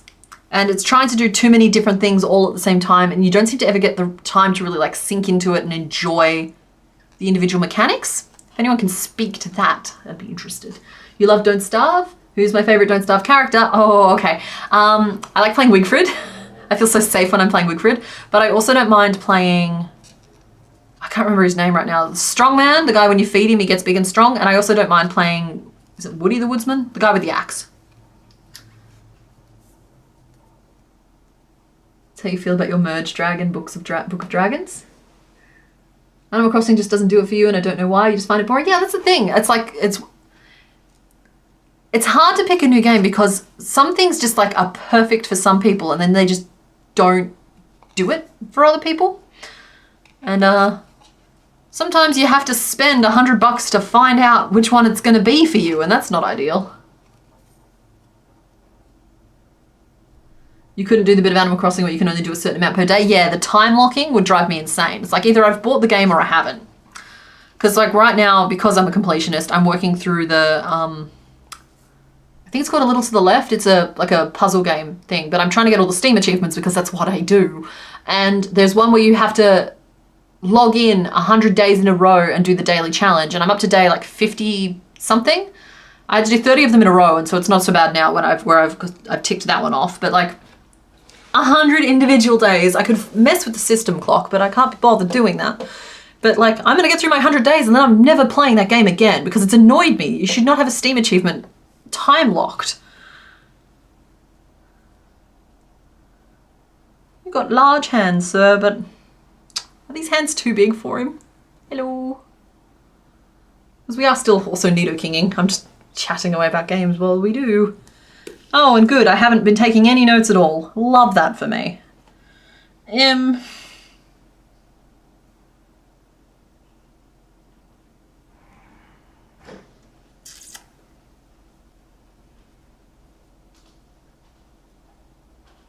Alright, well, I'm gonna best estimate them. Let's say we single crochet and then we white treble. And we did that 3 times. 1, 2, 3, 4, 5, 6. Then we worked 6 single crochet back to the start of our piece. And then we did 12 single crochet around. They're not too big, they're good. Oh, thank you. I just wanted to see them in the real life. Rawr. Hello. Yeah. My name's Ned. It looks like you could pick up a Pikachu, roll him into a ball and peg him with those hands. As in throw him. What? Through him, of course. I didn't say anything. You looked at me funny. I curse these anime eyes. I really like the game Roots of Pacha. It's a bit like Stardew, but in a Stone Age setting. That's cool. In Fae Farm, you've got like 82 to 84 different coloured animals to breed. Chickoos, woolly horns, mamus, and rabbits are the creatures. You've got around 36 different flowers to breed as well. Oh, see, I like that. As long as there's like a predictable puzzle element to it, and not just like a random drop element to it. I also like it, but games get bonus points from me if they do the thing where the longer you look for something, the greater the chances of ones that you're missing appearing. I like that thing. I'll do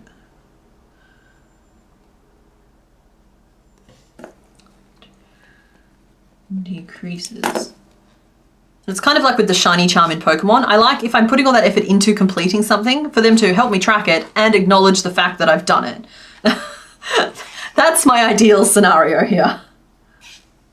But I suppose that's why I like shiny hunting. You get that immediate feedback. 1, 2, 3, 4,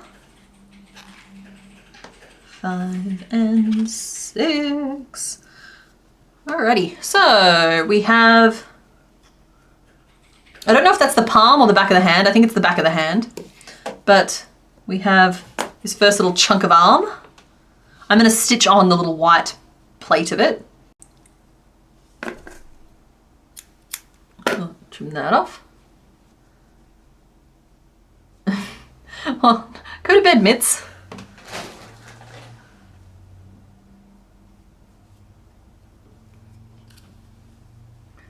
There's at least 3 dungeons or mines you know of to complete, and there's a critter list. So it's a little bit dungeon crawly as well. You are selling me very well on this game, Darcy.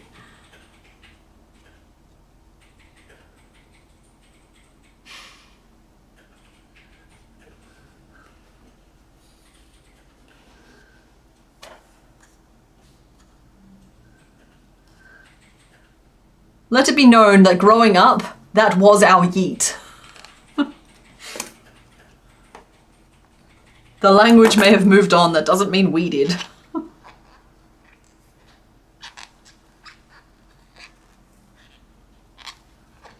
addicted to games where you can explore Minecraft and decorate? Oh, see, I couldn't give a fig about decorating.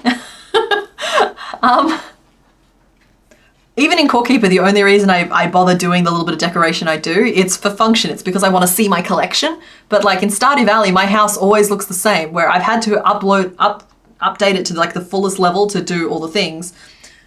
And then my bed is right by the front door to absolutely maximize the amount of time I can spend out of that house doing the list of things that I have to do. It's like I never take time to decorate. You are so cute! I'm getting Toothless vibes from him. Is anyone else getting a Toothless vibe from him?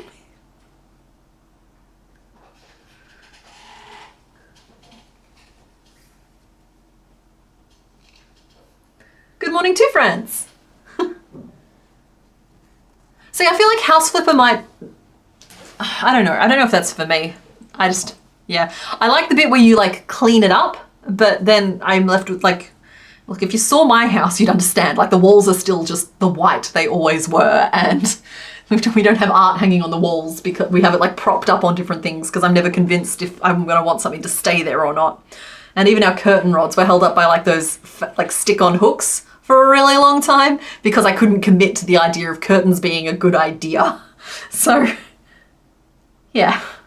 There's no punishment for staying out too late in Fae Farm. I appreciate that. I'll always play with someone who does that stuff for you. Yeah, Ace, I am the same way. It's just like, I have no interest in decorating. I appreciate a pretty aesthetic, but it's just, I can just think of a million other things I'd rather be doing. If it has an organizational component, okay. Like, I can sort stuff into chests. I can do that happily. But the idea of even messing with like automation and stuff, because like I know you can do all kinds of really cool stuff in Minecraft, and like I like Minecraft well enough, but I just want to like take off in a direction and never look back.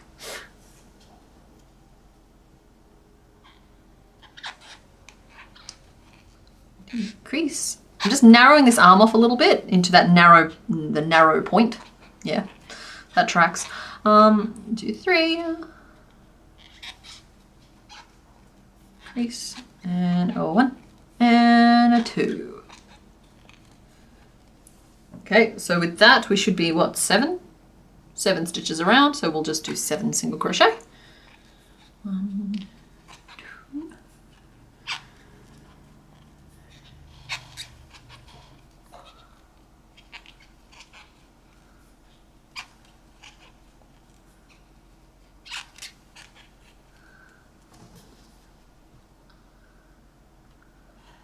Alrighty.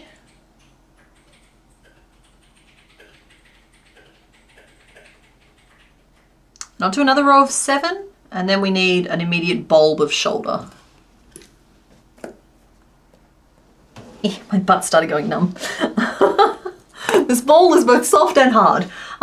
You love house flippers, specifically the jobs you get because they tell you what to do. Yes, see that? Like, give me a to-do list. Tell me that the room needs to look a certain way, and I will enjoy putting it together. Mr. Bones is a bad influence. Looks kind of like Dragonite. Oh, yeah. Yeah, a little bit. Hang on, do I have him here? I do! Hey, come be a friendly potato. Dragonite. Meet Derpanite. Buddies. Or spuddies. Because they're both potatoes. Haven't sewn anything in a long time. Haven't crocheted anything in a long time, but winter is coming, so you have plenty of time. Yeah, okay. That's true. Hobbies are allowed to be like, not even cyclical, which but just like you're allowed to just pass by hobbies, like pretty scenery. I used to like pick things up and swap them out, and just like I would game really intensely for a couple of months, and then like that would slowly like wane, and I would read non-stop. Normally the reading would take the form of about 2 weeks, and I'd get through like 50 books, and not 50, but 15 books, book a day, and then I'd be done with that, and then I'd pick up my hook again and I'd crochet feverishly, and then that wouldn't scratch, or that wouldn't like fill whatever emotional hole I'm trying to fill with a hobby. Brotatoes, exactly. Brotatoes, when you are the best of spuds. So yeah, hobbies are totally allowed to come and go.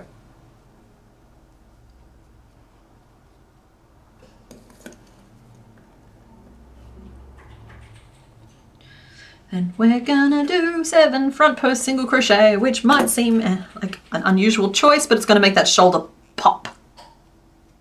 Darling.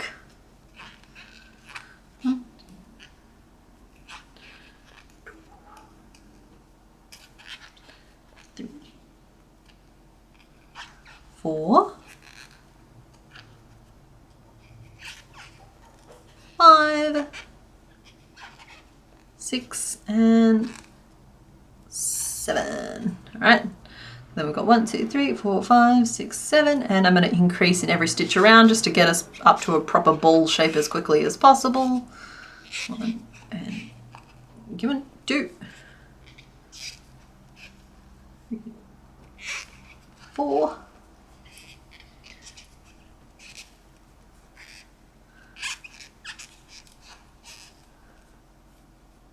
6. And actually, you know what, so people talking about sewing or not. First of all, I think that the reason that people hate the sewing part of crochet so much, I genuinely think that it's because sewing and crochet are different hobbies. And like for some people, the sewing part is a hobby you're being forced to do in order to be able to do your hobby. So it makes sense that you don't like it. Whereas like for other people, they like the sewing part. And so it's just 2 hobbies that kind of work with each other. And so that makes sense as well. Can't remember what the other thing I was going to say is. Oh, right. And then the other thing was, after I'm like moving stuff out of that box and finally sewing those projects together, like 4 years they sat in the box feeling too big to handle. And then I sat down and I sewed them together. It took me 22 minutes. I get that rarity got thrown away, but like, that's no time at all. And so like the next day I woke up and I was just like, I wonder if this is just a thing that you can do. I wonder if you're allowed to just do things. And so like I got I have a couple of items of clothing that had like small seam rips and that sort of thing that just need to be sewn back together. Guys, I've been not doing this for over a year now, and they've been literally sitting in the corner of the bedroom waiting. It took me 2.5 minutes to fix. That's from finding the needle and thread all the way through to completely sewn back together. 2.5 minutes. I let that task haunt me from the corner of the room for a year, just accusingly glaring at me every time I walked in and out of what should be the most peaceful space in the house. And instead, 2 minutes later, I freed myself from that burden forever. I didn't know that you could just do things. And I don't know if I can, but I knew I could in for like one magical moment after posting that video. It's been 4 hours, CK. Oh, sorry, I know I'm normally faster than this. Well, 4.5. Yeah, normally we would have been on to our second one. I'm sorry. I'm just very chatty today. If you're in mind, but you're struggling with your perfection complex and I need to get over yourself so you can try your hand at designing again. Oh, see, I desperately want you to design again. Does that help? I thirst for an Acel Spades pattern design. That's what I'm looking for. Sometimes I realized sometimes it can take me years to getting around to. Yeah, look, normally I'm just as bad. Like, I don't want to come across as somebody it's just like, it felt like such a magic trick. And like already 2 days later, the magic has passed. And I'm back to not being able to get anything done ever. But, or at least like procrastinating around in a circle, like get up to get my stuffing and end up in the bedroom having folded all of the laundry and then back at my computer desk looking down at my mole project specifically, just being like, right, I got up to get the stuffing and then I get up again to get the stuffing. I bake a bunch of sausage rolls, end up back at my computer desk again without my stuffing. Give me a hard drive. Oh yeah, and also it just works. Yeah. We finally installed one of the new, I got a new like, I expanded the memory in my editing computer because video files are huge and proxy media is even bigger. So I needed some more memory space in there. And like, we bought the extra hard drive to go in there over a year ago and it's just been sitting there on top of the computer, not doing what we needed to do for over a year. Like Mr. Bones sat down and did it. It took us like 10 minutes. For you, it's partly that, but also because you crochet these lovely, beautiful pieces, but then sewing it together, it never looks as perfect and sewing takes you forever. Yeah, I've said that before as well, where it's just like, make sure that you're 110% happy with something when you pin it together, because by the time you finish sewing it, you'll be 90% happy with it. It's just the way that works. I think that's everyone. Okay, I've given you a very buff shoulder, sir. Is that going to be okay, or is it going to be oh God, you're such a chunky fellow. This shoulder is too big for you, my sir. Take it back. Take it back and shrink it down. Bring it back to me when it's a more normal size. There we go. All right. So if I just put an increase in 5 of this, five of the stitches. I want cheese.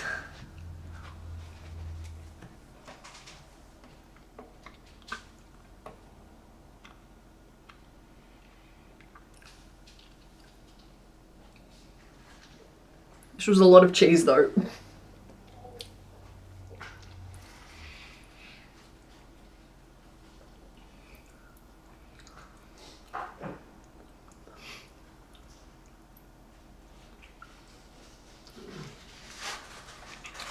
Take the cheese.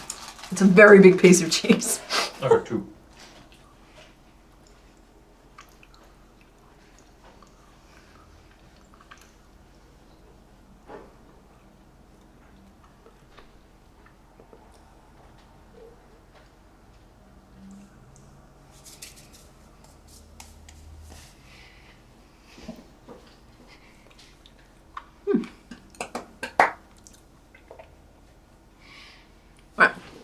Sorry, I'm back.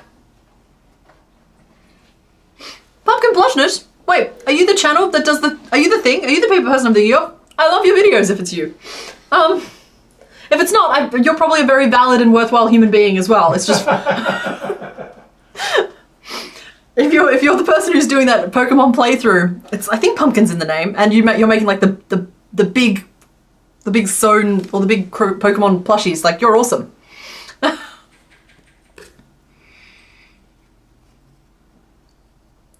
1, 2, 3, 4, 5, 6, 7, 8, 9, 10, 11, 12. Yeah, cool. So I'm going to go back and change that row to 5 increases and then 2 single crochet. which will bring that row down to 12 instead of 14, which might not sound like a big difference, but it is. Hey, it is you! And I need to go looking. I don't think YouTube's serving me your content the way it should be. I'm gonna go check into that after this.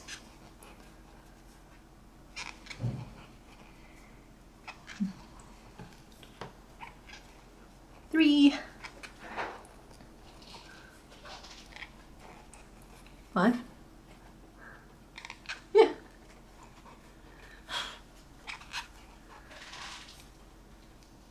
You can draw, but your brain and hands default to hyperrealism and it just gets exhausting. Yeah, I can feel that. I default to a very cartoony style, which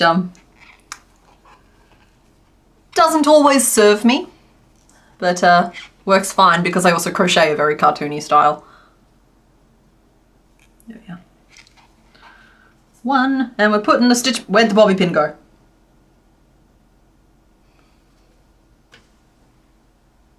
Who was in charge of looking after the other? I found it. I need to make another episode. It's been months. I had a lot of moving to do and just set up your craft stuff. Well, yeah, don't let anyone pressure you into anything. Go at your own pace so that you enjoy the whole, like, you enjoy the process, because people can tell when you're enjoying the process. Sorry. That is very condescending of me to seek to give you advice. You don't need that. But anyway, yeah, I'm looking forward to the next episode anyway.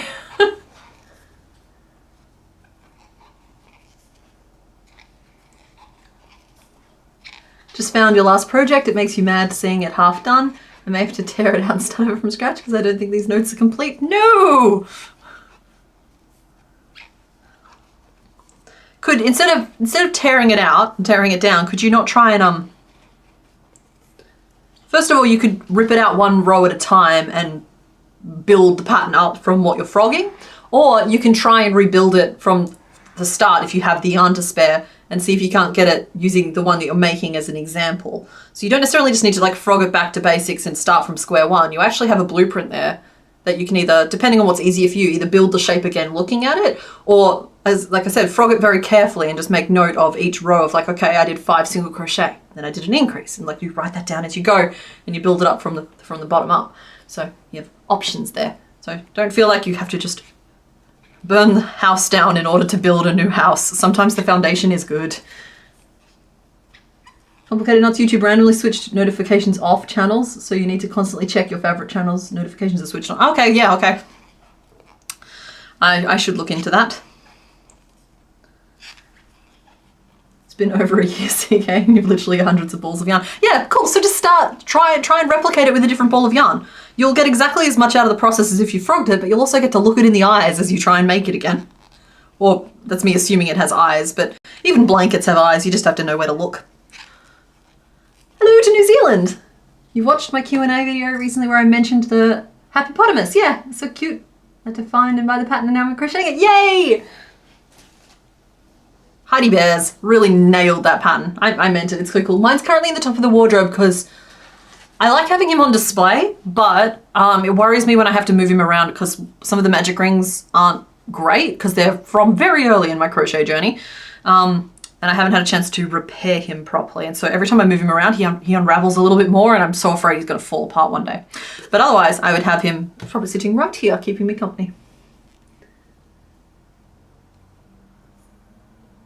I can't wait to see all of the Cantomons together. I've never thought of them that way, but Cantomons is totally a good name for them. We've slowed down a little bit because for a second I thought I was going to get them all done in time to do like a compilation video this year. As soon as I realized that was unrealistic and unnecessarily punitive, we decided to enjoy the journey a little bit more. So November next year is probably when they'll all finally be done.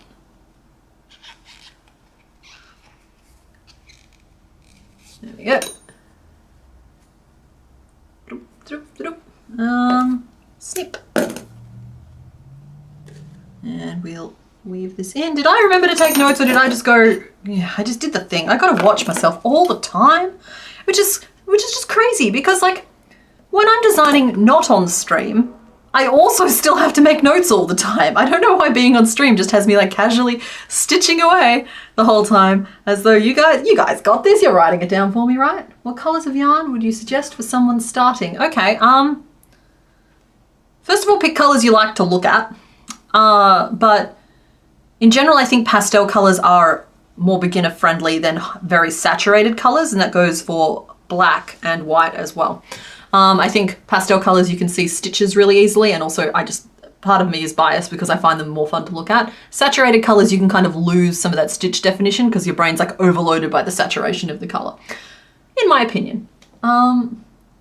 It's going to be wonderful no matter how long. Oh, thank you very much. I made a bumblebee for your grandpa. He's a beekeeper. I love that.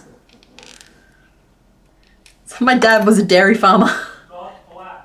Yeah. My dad was a dairy farmer. And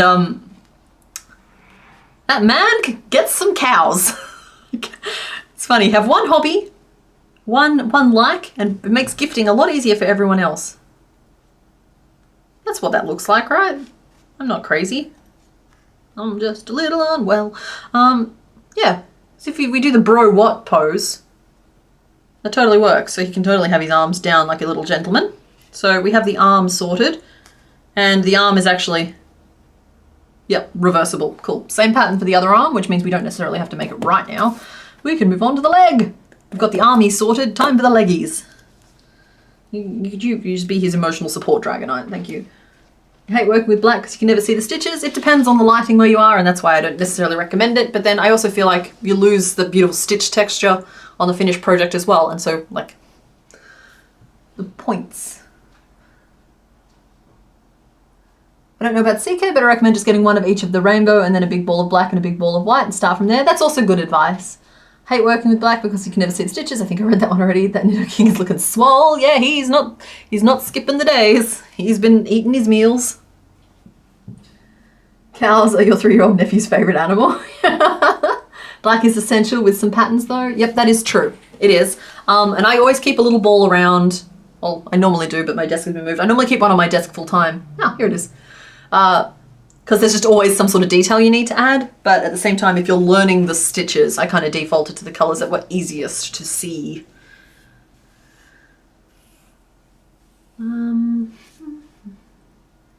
How do I get the fray and fuzz off the finished product? I don't know if I've had that problem. Sorry, Shadow Kissed. Favorite animal is a cat. Maybe that's why you draw them so much. You know what? The internet's a good place for you then, because everybody loves cats. Even look, I'm not even a cat person. I have nothing against cats. I'm just not a cat person. Even I've made more cats than any other animal, I think, on this channel, which is funny because you would think it was frogs. So I've done at least 3 frog patterns that have been released on YouTube and at least 1 additional one that is not on YouTube. And no, wait. Wait, we've got the rainbow dart frog. We've got the big giant frog. We have, and then the Christmas mini, right? That's all of them. Am I missing a frog? And the smiling frog was not on YouTube. Yeah. Whereas like with cats, I feel like I've done a lot more than that. Start with try cotton acrylic blends. They're a lot easier to see the stitches with. That's good advice too.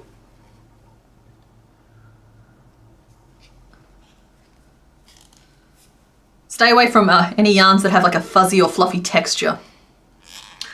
As a rule of thumb there, just because you'll think it's fine, but you're working completely blind a lot of the time, and so if you don't know what don't even know what to look for, not knowing what to feel for, makes it hard too. Lint shaver could be a good idea. Black and white, Halloween is just around the corner.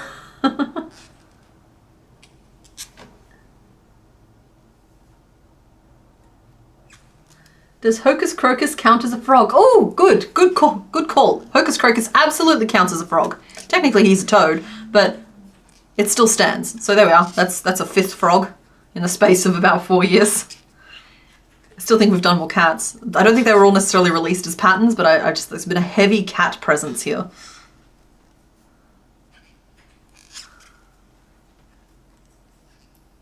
Also no tinsel yarn. Yes. Think you're going to make one of the Jack Skellingtons? Do it! Don't go with 100% cotton as it doesn't stretch and can cause wrist issues for some people. I didn't know that, Flushed Phoenix. That's very interesting. 7, 8, 9, 10, 11, 12. Also be prepared that depending on the yarn you pick, you may end up with calluses. I think that got like hand in hand with any craft is that like if you do it enough, you're going to end up with marks on your body. The hobby will sign its name on you in some way, shape or form. And for me personally, I have a couple calluses on my fingers and palms from handling as much yarn as I do. That's not a bad thing, it's just a thing.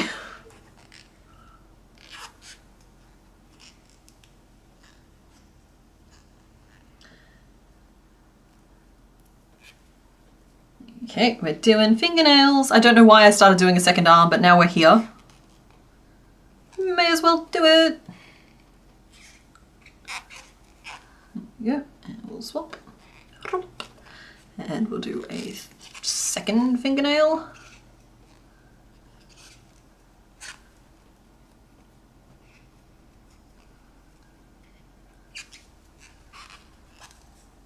Yeah, just got to do the third fingernail. Well, it's looking less and less likely like we're going to have time to do anything else after this Pokemon this stream, so what I might actually do is stimulate the conversation a little bit so that we can at least talk out some of the concepts. I'm planning on crocheting Skein Spider's butterfly cardigan. Oh, that's going to be so pretty. Love that. Sorry, yeah, the butterfly one is pretty. I'm enjoying crochet a lot more now that you're doing it with 2-ply cotton. Yeah, that's the thing, you kind of have to find your string. You have to find your hook, because there's a million different ones out there. And I think that a big part of my original problem was, hang on. I think this might be my original hook. Now, there's nothing wrong with this hook, but it just was not my hook. And then near the start of this channel, I found this one, and then I recently replaced that one because this one here is wearing out. I've stripped it from all of its like metallic coating. Yeah, you gotta find your hook, you gotta find the magic string that works for you. But anyway, what I was saying was, I was talking about how I've done concept boards, storyboards for, not concept boards, storyboards.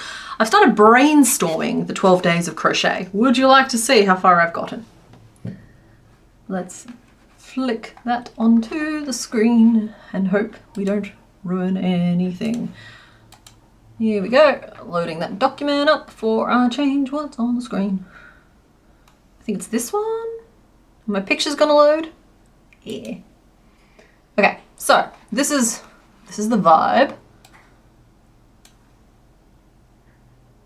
What did I just move? Not what I intended to move, that's for sure. Okay, here we go. So you can't see it all on the screen at the moment. You could if I put it over my face, but I feel like you want to see my face. Let's move me up. I'm still here. So yeah, this is, it's just terrorizing the beetles. This is part of the plan. So I thought if we did 12 days of Bugsmas, we've got like,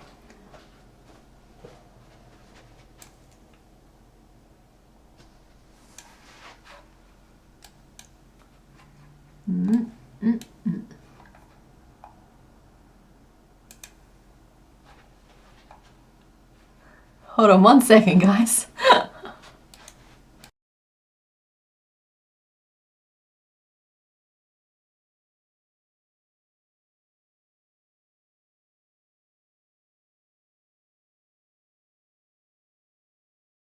All right, we're back. Let me just bear with me a second, okay, guys? Sorry. All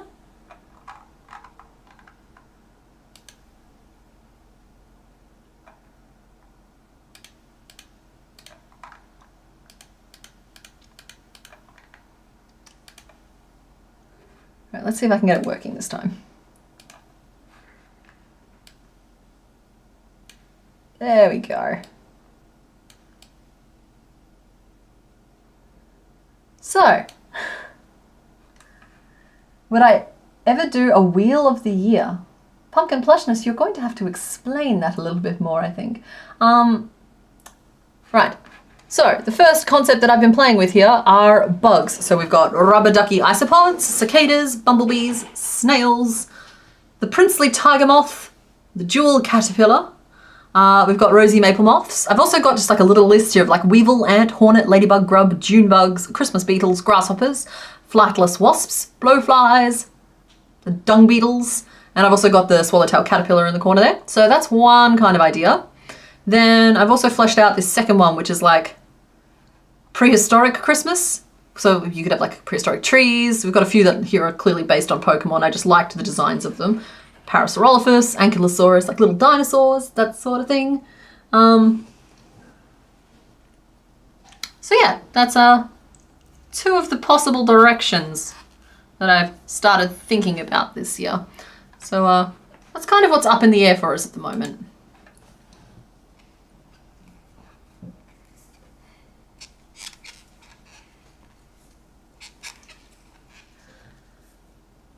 So I was going to be doing some sketching, but I think that all of our extra time is going into Nidoking. That's honestly, that is an acceptable solution here.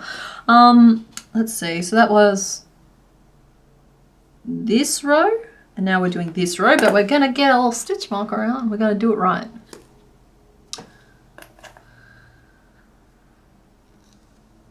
Yeah, praying mantis absolutely should be on that list. It's a massive oversight on my part. And then as soon as somebody said it here in chat today, I was like, yeah, of course. Of course there's going to be a praying mantis. What was I even thinking? I like bugs over prehistoric. So we like bugs over dinosaur. I just like bugs.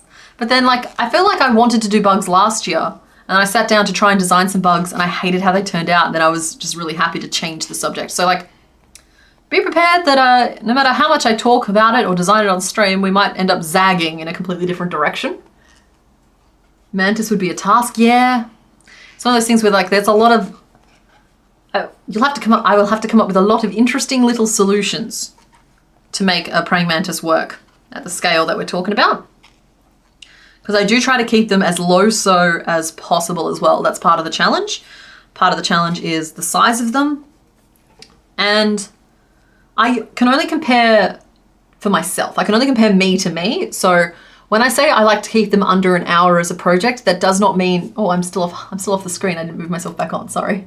That doesn't mean that I think everybody will take an hour with them. It just means that I keep it in reference to myself, how long it takes me to do a project. And they should take less than an hour in general for me to do as a project. And by that I mean when I'm filming it, I don't want it to take more than about an hour and a half to film each one, which is usually the third or fourth time I've made a pattern, which also you get faster the more you do them. Probably an unpopular opinion, but moths are prettier than butterflies. Oh, 100% agree. Yeah, I don't think you'll find many people in the... Which is funny, actually. Sorry, I just cut myself off at 3 sentences. I think it's really funny that you'll find a lot of craft people agree with that and like are more in love with moths than butterflies. And that's funny because moths eat fibers and butterflies eat dead bodies. And so you'd think that we'd be more into butterflies because we work with fibers. But I think a big part of it is that it's the beauty and the mundane thing. I think a lot more of us like relate to being the moth because we do not experience being the butterfly maybe. Orchid mantis is crazy. Those things are so pretty. Wait, is it wheaters? Wetters? Are they the giant locusty things? You could always do a cricket. Cricket could be fun. Someone find me the phonetic the spelling of like wheaters. Is it wheaters or wetters?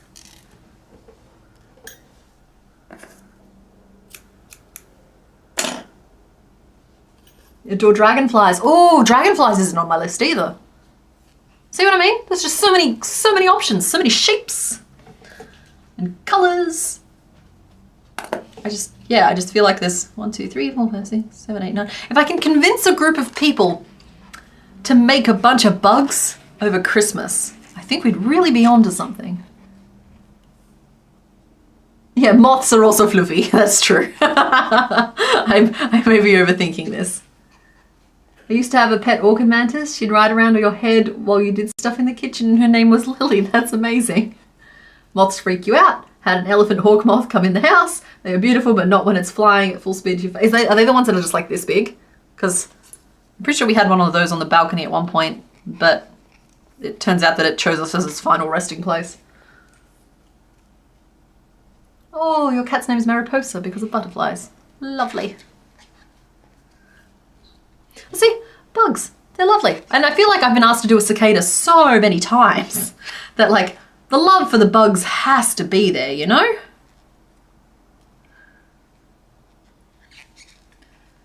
there's no way I'd be getting as many requests for a cicada as I get if people didn't actively want bugs.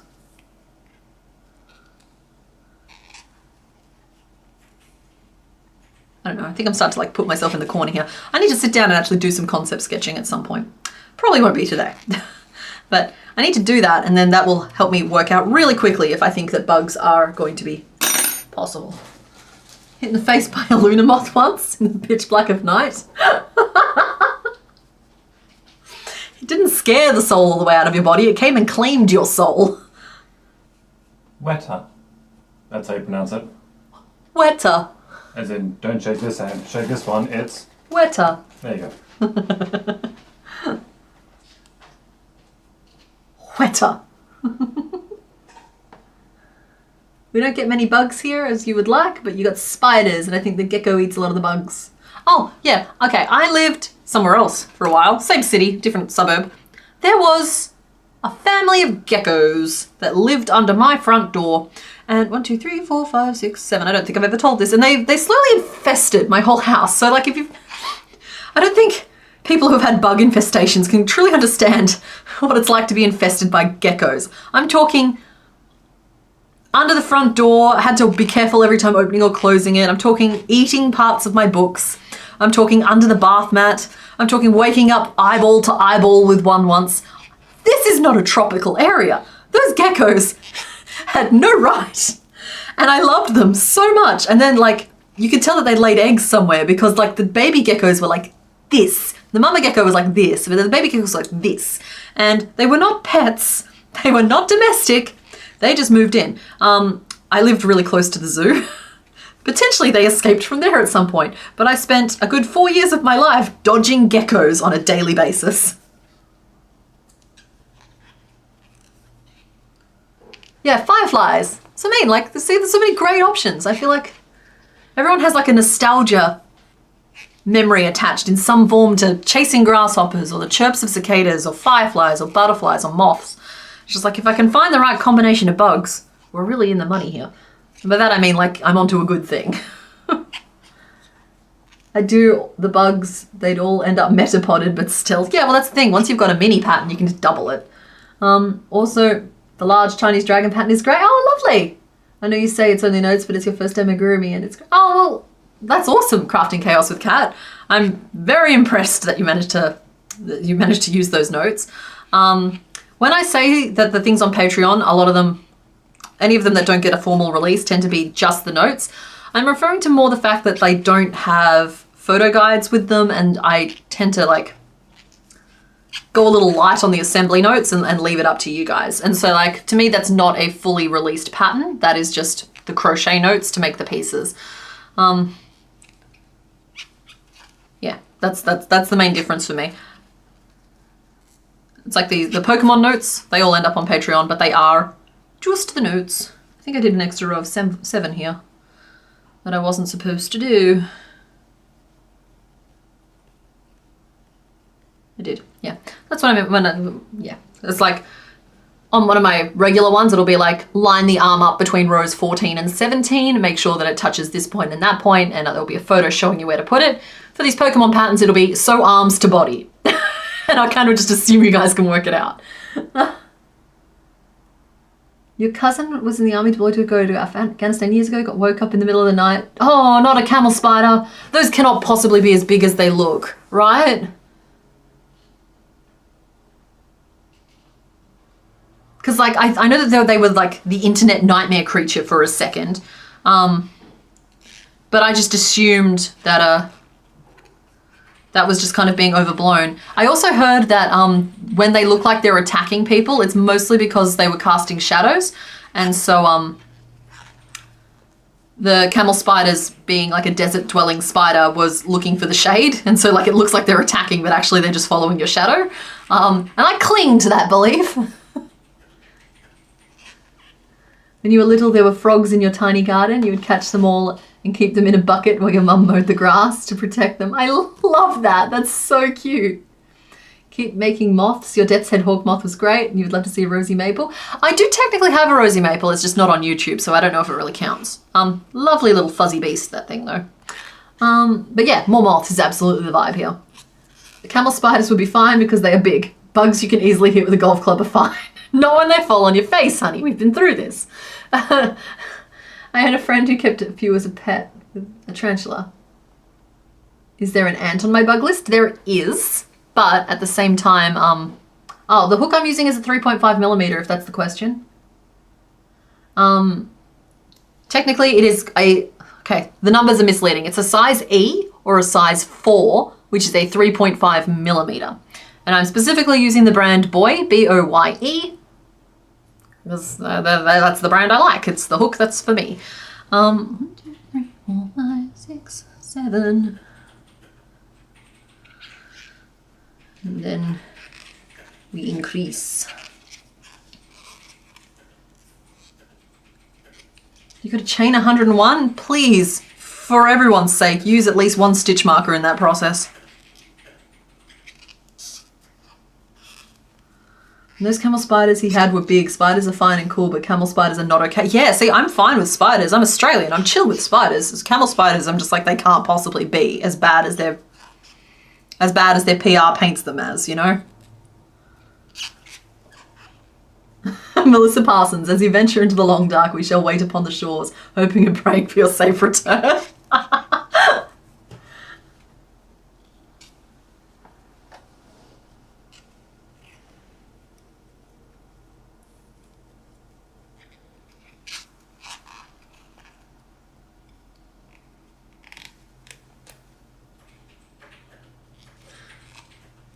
Camel spiders were made by Satan around the time he made grasshoppers. Grasshoppers are fine. Really curious, but yeah, don't Google camel spider, guys. Don't do it. They're a real insect. This isn't one of those like internet tricks, but at the same time, they're a real insect or arachnid or whatever that you can live your whole life without having to look at. So take that option.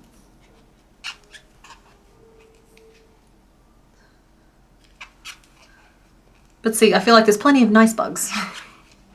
Nice bugs we could do.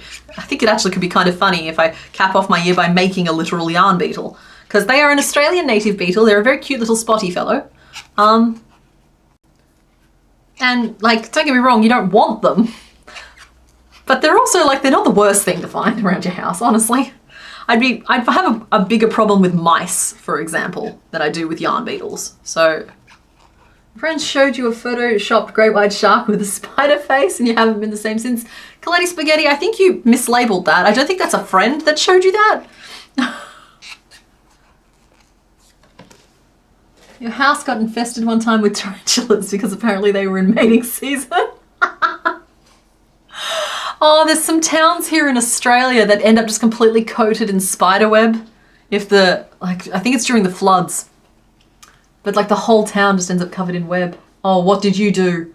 You've come in just full of mischief. I remember the great white shark with a patoo face. I do. Love it.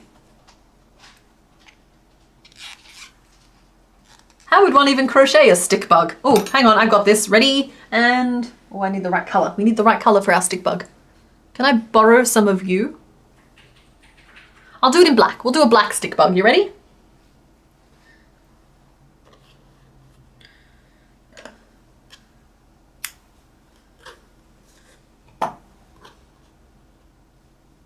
Perfect. Presenting to you the Complicated Knots stick bug. Use them as a stocking stuffer this year. Sharks are cute. It's the spider thing that I had the problem with.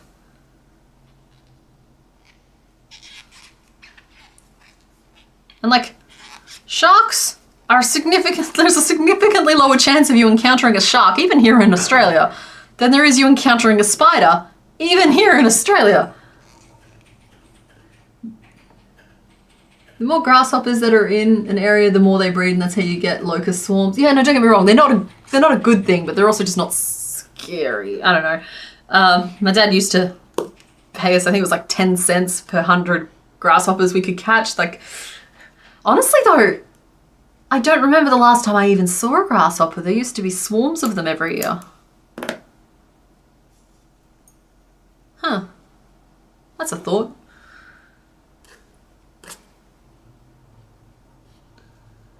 Okay, that's a question. If we do the 12 days of Bugsmas, because that is how we are all leaning at the moment, what is the ultimate bug? The final day bug. So like the first 12 days of crochet, we did the rainbow snake last. The second one, we did the tarantula because it was the most difficult of the patterns. What would be the ultimate bug? I'm back. I don't... Kick names take us. We have gotten the arms done. I don't know when you left. You buy praying mantis egg sacs every year to put in your garden to keep grasshoppers away. I love that. I didn't know you could do that. I know you can do ladybugs to keep aphids away. You can just literally go and buy a sack of like 10,000 ladybugs, by the way, guys. Careful though, ladybugs do bite. I think people forget that. Ladybugs will bite you. Whoa. Wow. It's fun to stay at the... Anyway, not singing copyrighted songs on stream. We just need some leggies now. Big chunk of legs. All right, hang on. Christmas bug, monarch butterfly, praying mantis, Christmas beetle.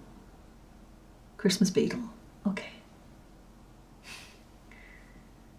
Orchid mantis. I'm just not sure how realistic orchid mantis is. I've seen those things. I think they are too complicated for the scale we're working at. They're cool for an idea for an actual pattern, but these minis are kind of a... You kind of have to take a different stance on some of them.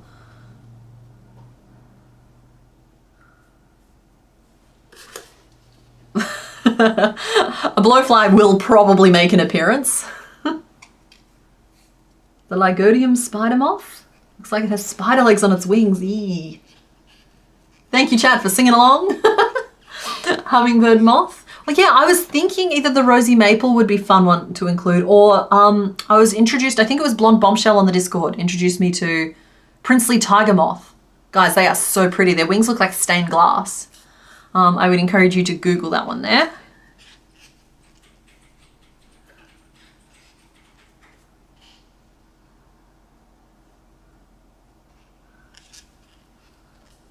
All right, and we're making him some legs. So it's a magic ring of 6.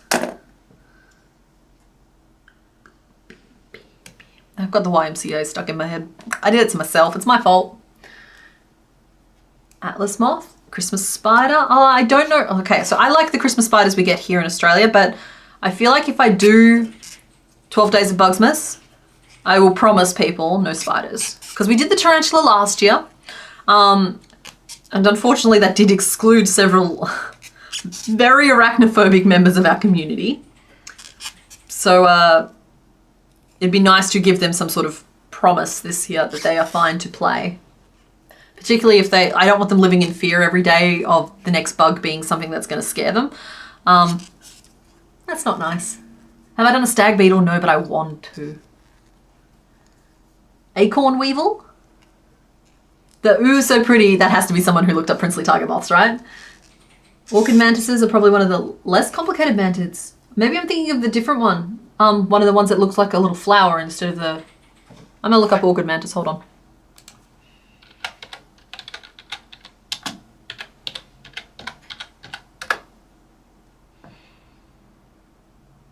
No, they were the ones I was thinking of. They're quite floral, quite ornamental. Like over here, the only ones I've ever really seen are the green ones. Yeah, there's some really, really pretty, just crazy looking mantises out there. 1, 2, 3, 4, 5, 6, 7, 8, 9, 10, 11, 12. It's just like crazy respect to the evolution mechanism that got them where it got them, because like it was doing its job. Lily moth, devil's flower mantis. I might just look up pretty mantises. Manti?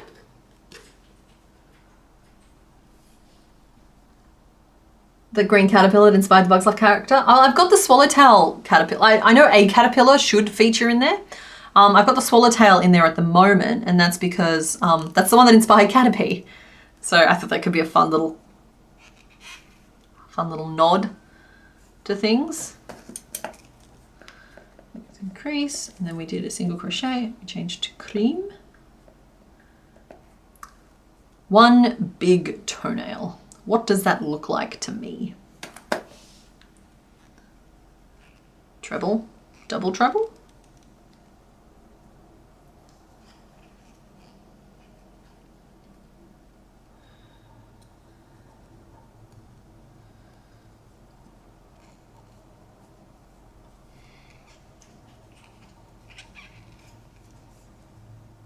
Yeah, double trouble.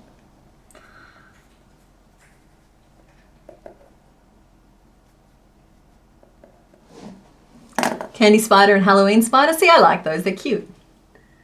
Elephant hawk moth caterpillars look like snakes. Oh yeah, I think I've seen those. I'm a big fan of bagworms, but I think I've talked about them a lot on the channel. And I got the chance to kind of put one together when I did the 100-piece challenge with Lee, skein spider. African hissing beetle? What if I did something like that but made his backside a Christmas bauble? That's so cute. Yeah. Well, I've just recently learned a new technique to give us nice crispy color edges. So, maybe? I will not say no. That is our one toenail. It's rude. Feels like it's flipping me off, but it's fine.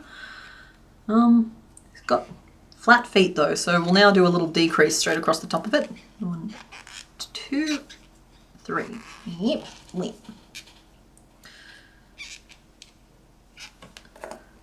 Single crochet 3 together.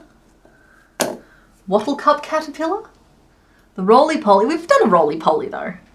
And I also have included the rubber ducky isopod, which is a roly-poly, but one that looks like a rubber duck. So like they are represented in my go-to list already. I remember to take notes. Andy, I'm doing my best. I do have all of the notes down. Thank you for checking. Every so often I panic and I have to stop and catch up by 2 or 3 rows, but that's fine. The cache is holding enough right now. Honey ant? Oh yeah, they've got the little bulbs on their butts. You want to learn this technique? Color changes are a real pain. Oh, it doesn't make them easier. If anything, it makes them harder and you have to think about them more in advance. I don't know how I would possibly include how to do them in the notation of a pattern, but I believe it'll work. I have not tried it personally. I've seen it on, I think the channel's Crochetla. I think that's how you say it. There's a link in the Discord Stittionary if anyone's looking for that. But yeah, it's definitely something I want to try because crispy color edges are a goal. I think you should do an homage to the bug that killed Puma. Yeah, Andy, that would be the Australian, it's known as a yarn beetle or carpet beetle. Cute little bug. I'm tempted to do that as like our final boss for the 12 days of crochet, just as a cute little yarn beetle. Because like, there's just a niceness to crocheting, making a yarn beetle out of yarn, you know? I don't know if it's a day 12 thing, but it could easily be a day 1 thing. We kick things off with a yarn beetle. Has a sense of humor to it. Single crochet 3 together. Then we did a bunch of stitches that I can't quite keep track of. There was 12 stitches, and then we did 3 for that. So then we did 9 single crochet. Sorry, the tune sometimes helps me. It must be annoying. Okay, foot is 10 around. It's a nice solid foot. I'm wondering if we should put some weights in your feet, sir. I don't think you need it. I think you're going to be a very solid fellow.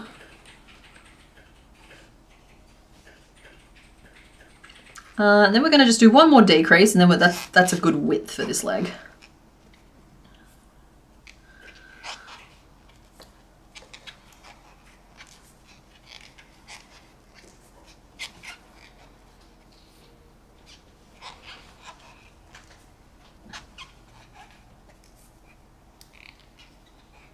Yeah, 7. 8. Cool. So decrease. Single crochet. If I make a yarn beetle, can we call him Frog? Wow, I didn't expect Knitted King to turn out. It's like, oh, thank you very much, Snot Puppy. We're doing our best. I've given him accidentally some very toothless vibes. I think that if I stitch on some little fangs for him, it'll help. Nice big chunky feet, and he still needs his horns as well, because like he's a horned fellow. He's also the 69th Pokemon we've made. My Crochetdex counter is no longer on again. Don't know why I keep turning that off. There we are. So yeah, we've made 68 so far. Knitted King is our 69th. Which is just a nice little... You guys were here when it happened. I feel like 69 is the last number that feels kind of small. I feel like once we hit 70, That feels like so many Pokemon. Oh my goodness. Morning, Sam. 1, 2, 3, 4.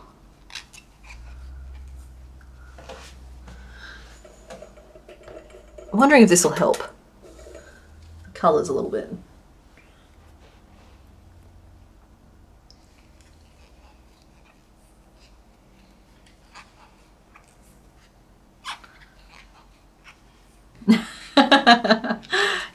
Yep, you're all here. Hopefully he'll look less cute and more dangerous once I do the eyelids. Oh, okay, the eyelids are going to give him some anger, and he's going to have some horns as well, which are going to make him look a little more dangerous. But honestly, in yarn, things often look just like impotent rage. I'll do what I can to beastify him a little bit.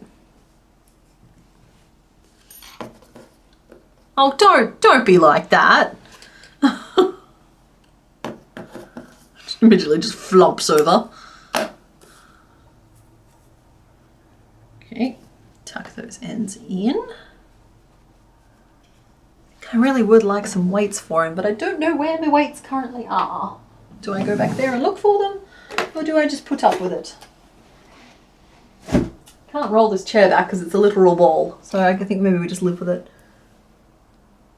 Is the roly-poly a pattern? If so, where can you find it? Oh, right. Roly-poly is absolutely a pattern on here. You can find it for free here on YouTube, or if you prefer a written version, you can get it on Etsy. You found your needle. Oh no, Sam, you didn't find a yarn beetle in your needle felting stuff yesterday, did you? I'm so sorry. Since I started talking about them on this channel, I've had several people in my life contact me and be like, oh, by the way, we found this little beetle. Is this what you were talking about? And I was like, yes. So it turns out they're just everywhere and just no one's talking about them.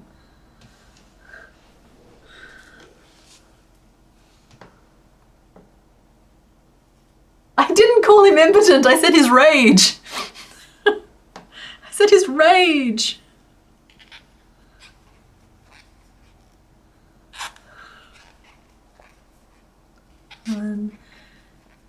Alright, I'm increasing at the front to give the leg some power, ultimate power. And I'm going to stop right down what I'm doing.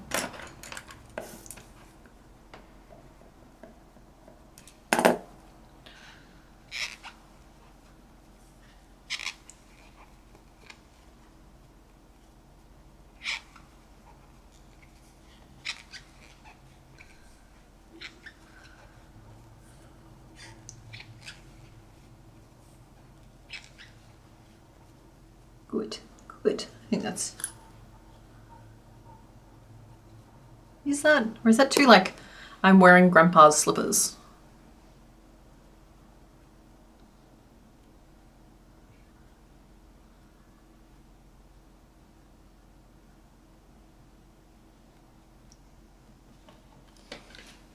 I'm not convinced I'm doing a good job. And that's fine. 1, 2, 3. Do 3 single crochet. I don't want to grow any more at the front. 1, 2, 3, 4, 5, 6, 7, 8, 9. We'll do 9 single crochet and ink 3 at the back, and 2 single crochet, which will 9, 10, 11, 12, 13, 14, which will get us back to 14, which is fine. It's a fine number. Never so much as had a mouse nest in your yarn. What's happened? What did you find? Yes, lots of them. No, Sam, no. I'm so sorry. A whole lot went in the bin. Yeah, that was my approach too. I had a lot of people telling me to just put stuff in the freezer, which is probably fine if it's worth recovering, but we don't have a very big freezer. We don't really have room to do that with. And for just one beetle, it's hard to work out where the source of the problem is. But at least your supplies would have been fine, just not the actual fluffy stuff. So like your tools would have been okay, hopefully. Oh, I'm sorry. I've spread a curse. A curse upon your craft rooms. Everyone, let this be a sign to you. Check those craft supplies that you haven't been looking at, or that you haven't like messed around with in a while, and just make sure that you don't have a small problem about to become a big problem. Did Googling, when you say yarn beetle, do I mean a carpet beetle? I get those sometimes and they eat your yarn too. Yeah, I think they're known by both names. So hold on. I'm just gonna confirm this.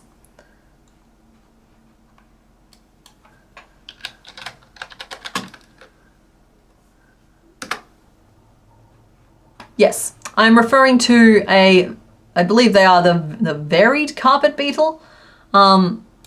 They are also known as yarn beetles. I think that might just be a colloquial thing though, because I'm not seeing them pop up when I type in yarn beetle, but I've always known them as yarn beetles. Yeah. It's like they're cute little spotty beetles. They're tiny little things. They crunch when you poke them. Yeah. Where do they come from? Do they just spawn when there is yarn? They come in from outside. Yeah. They're an Australian thing and they just come in from outside. They might hitch a ride on. I know that one of my family members ended up with a minor infestation of them because they rode in a bag of toilet paper that they got from Coles. So like anywhere there's a food source, you may have carpet beetles. Just a reminder, Nido King and Nido Queen cannot produce an egg in the daycare with each other. See, there's something not quite right about that. I don't think they really thought that one through. Because, like, that's true, while also the whole Skitty Waylord thing is also true, and that just doesn't sit right with me. Oh, yes, a lovely crunch too. Yeah, it gives it a little crunch. It's a crunch.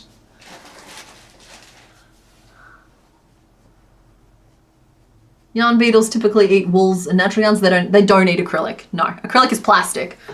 So there's still plenty of hiding spaces in the acrylic, and what they will eat potentially is, well, other bugs, not necessarily carpet beetles, but if you're like the oils and skins and like human stuff that gets on yarn when you play with it a lot, that can be a food source for all kinds of nasty little bugs. So just check your craft supplies, folks. Check your craft supplies for all kinds of nasty little things.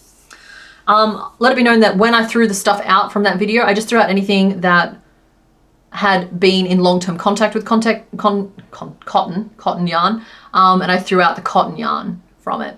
So it was anything that might have been a hiding place for them or anything that was a food source for them is what went. And the Cheshire Cat is still bagged up and he's not going anywhere. There was no signs of them on him, but they could be in him. So he's just in a separate bag.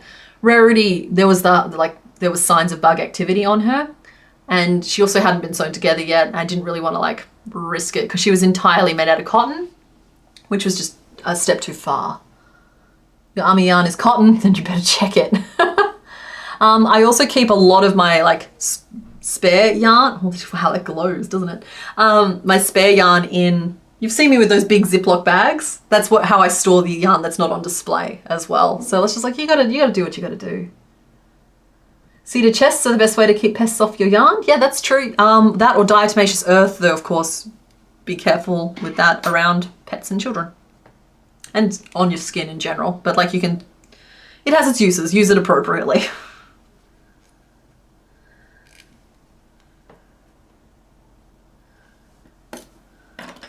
That's a 14 single crochet. I think I've lost Mr. Bones somewhere along the way, but that's okay. Your wearable yarn is cotton too. Yeah, I was more worried about it getting into things like the clothes I wear. But yeah, no, just in general, it's not nice to have an infestation of beetles.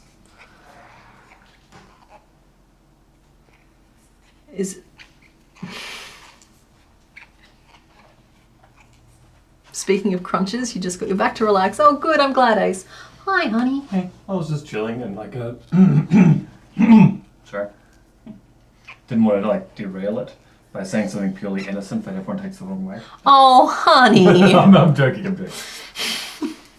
Y'all, I think you've hurt Mr. Bones' feelings. They make a pet safe diatomaceous earth? Yeah. That's what I mean. It's just, I didn't want to just give like a broad recommendation just for people to like potentially misunderstand and injure themselves or others with. So like, yeah, do your research, but diatomaceous earth is a potential solution to this problem.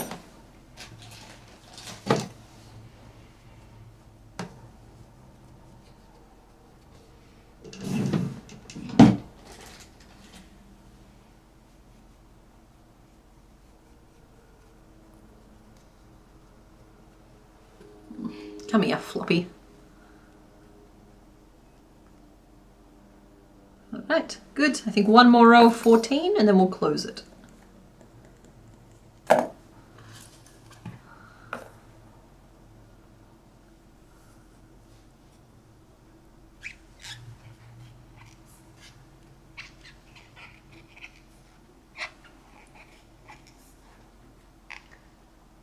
Yeah.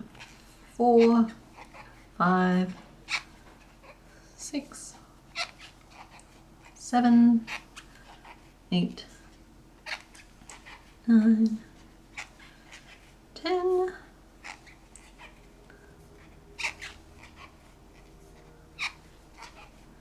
and 14. All right, and now we close off, and I'll do that with a single crochet 3 together at the front and a single crochet 3 together at the back. 1, 2, 3, 4. 1, 2, 3, 4. Okay, cool.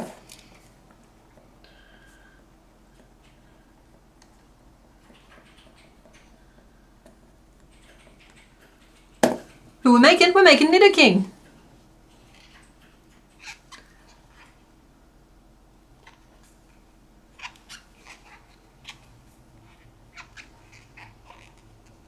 All right, Night Ace, thanks for hanging out.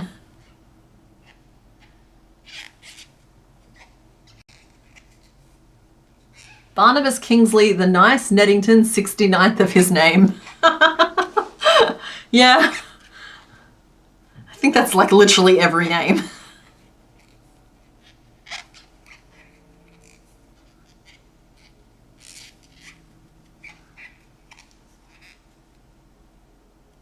And then like Knitto Queen can still just be Betty.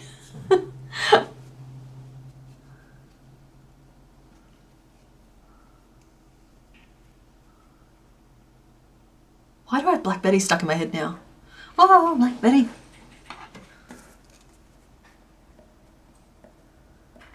Don't know what is up with me and the copyrighted songs today, but they are firmly playing on replay in me head right now. They are stuck in there. Lady Betty, like she could be Lady Bettina.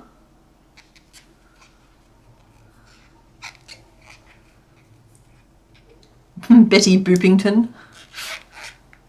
Oh, apparently the tortoise just turned his back on me with that one. It wasn't on camera though, so I guess it doesn't count. So would you please stop eyeballing the camera? Thank you. How many of the Knit Around line have you done so far? That's okay, Sydney, you can ask. We have done Knit Around Female, and we've done Knitto King now. That's it. They're the only two that have come up so far. We had the option of Knitto Queen in today's vote, but she was not picked. And we're 5.5 hours in, so we're not doing another one today. Also, we've already done our reveal.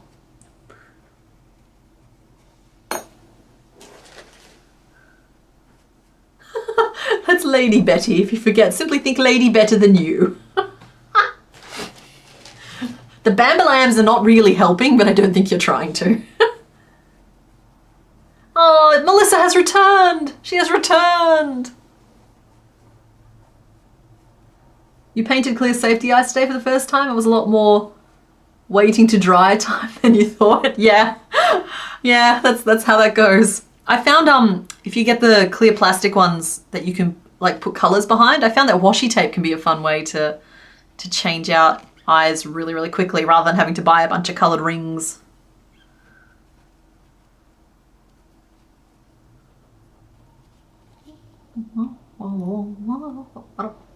I got the Bamalam, I do. Knitto King could be Knit Around Female's dad. Yeah, except canonically, as was mentioned earlier, Knitto Queen and Knitto King actually can't make eggs in the daycare.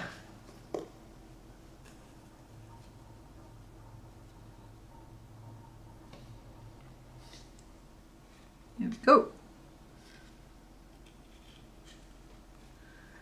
So he got a leg, and he needs a kneecap still, I think.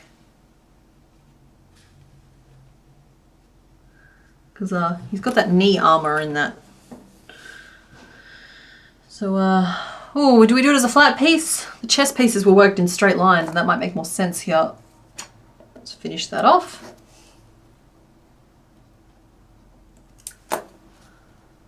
yeah, washi tape. Oh, adopted dad, absolutely. He's not a biological dad, he's the dad that stepped up.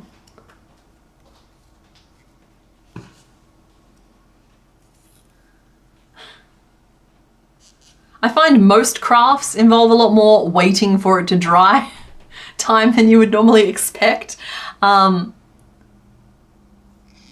Which is potentially why I like crochet so much. It's like it's finished the second you finish and it finishes at the same time.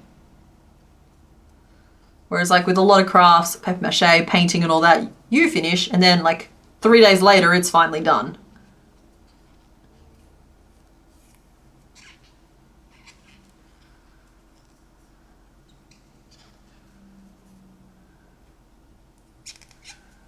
Yeah, making a kneecap.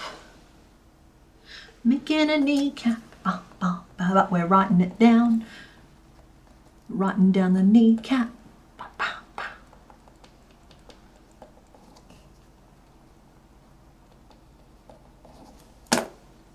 Yeah, you got knee pads. That's what I mean. How am I doing the spikes? Oh, I forgot about the spikes. We're going to do them as tubes.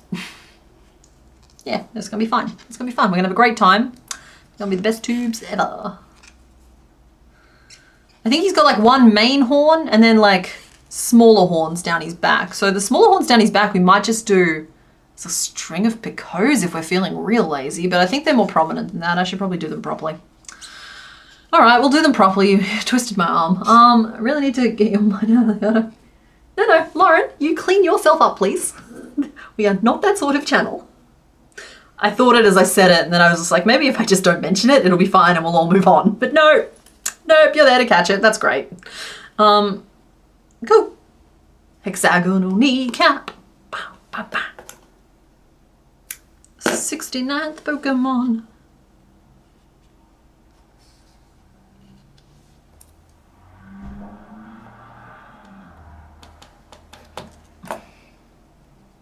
Excellent. Horns?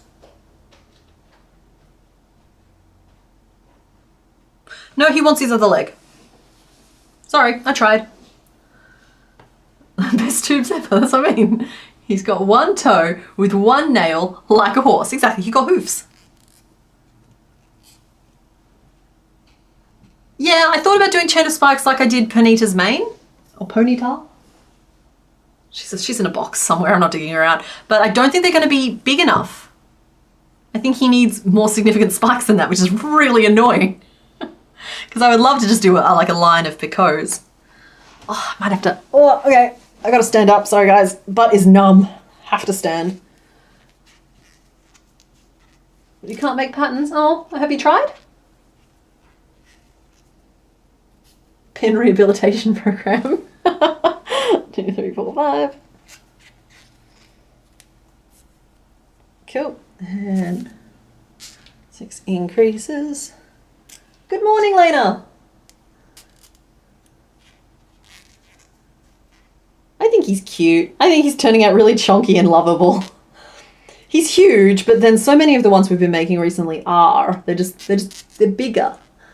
Like with Scyther, who is back here.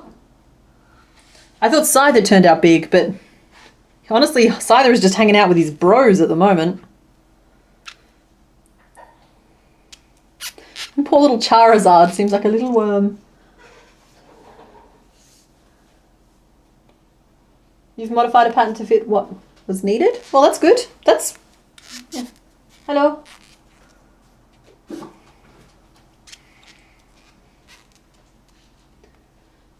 Pattern modification is how you start, because pattern modification is... like, it's... means that you have an understanding of what stitches do what, and how to change them to make them do what you need them to do. That's a yarn beetle. I can't possibly reach it right now. I have to break eye contact with it. It's up there on top of my soundproof foam. Look at it. Honey, there's absolutely no way to get it without... Oh my goodness, you're so tall. It's still there, I can see it. Is it?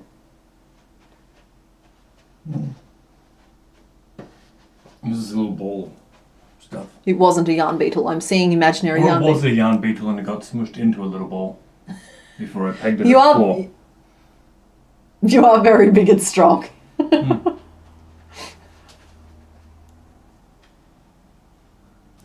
they're everywhere, guys. They're everywhere. It's fine. We think it was just a ball of lint.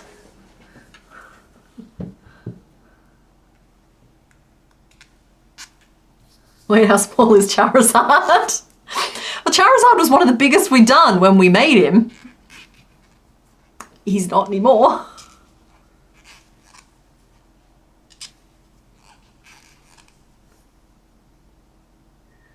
They're even kind of small compared to the ones that should be like Metapod. Yeah.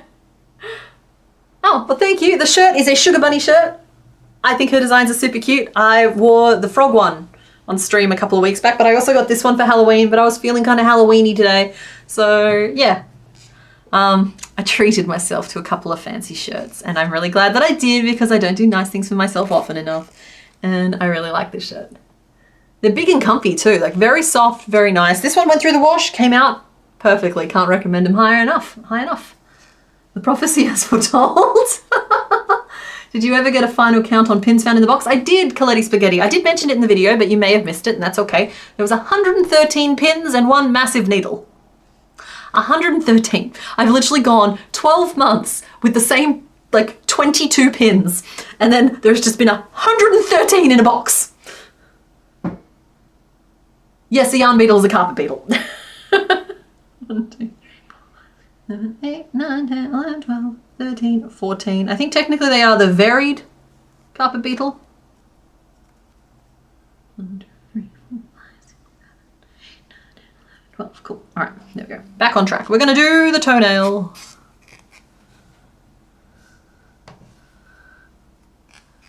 Get the pics ready for wiki feet. Not mine, his. Oh, nope, we want double treble, which means 3 yarn overs. 1, 2, 3, and back to the purple.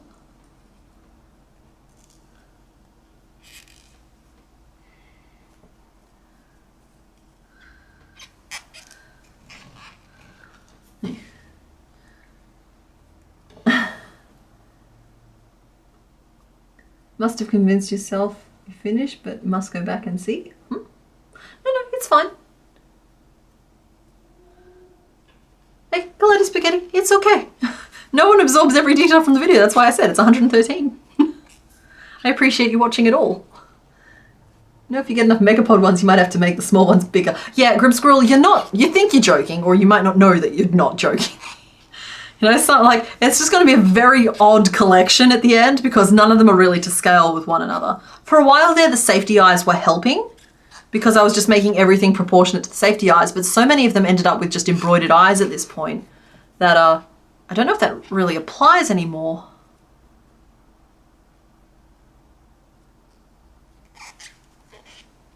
One, 2, 3. All right, I'm going to single crochet 3 together, and we're going to do 9 single crochet around. We're making the best foot ever.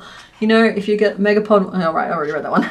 Watch your videos before work and sometimes don't get to finish. Yeah, Galetta Spaghetti, like I said, I get it. There's no guilt tripping here. It was just a throwaway notion. I'm pretty sure I put the count in the video, but it was 113 plus 1 massive needle.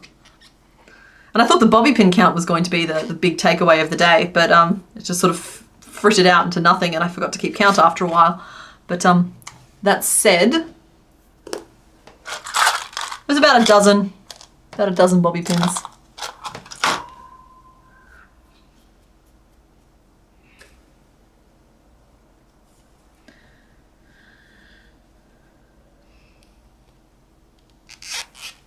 All right, we'll need grease.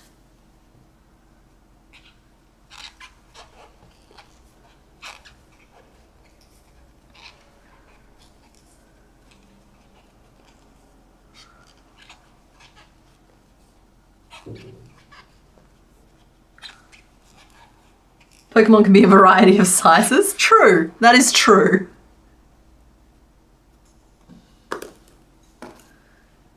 Consider how small some of them would have had to start and how big Gyarados would have needed to be in comparison to a small thing like a Weedle.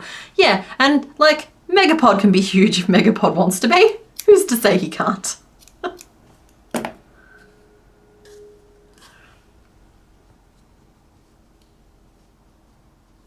Basically what I've just been doing is letting the complexity of the design dictate the scale. And I think that that is why I've been able to maintain my sanity as well as I have. It's because if something is a more complex thing, we go a size larger. If it's relatively simple, most of the time we go smaller, and then you've got something like Megapod, which just exists outside of space and time. Right? It's just Megapods happen sometimes. It's a known anomaly. We appreciate them when they choose to bless us with their presence. Their existence cannot be forced. Your video made you panic. You're now worried about the carpets that your landlord put in your house before you moved into it. I'm sure it's fine. You'd notice if you had beetles, because they're beetles. I've just got a little post-traumatic beetle stress. It's like, I don't want to be the channel that lurches from one emergency to another, but I tell you what, this house has put me through it this last 12 months. There's just always something going on.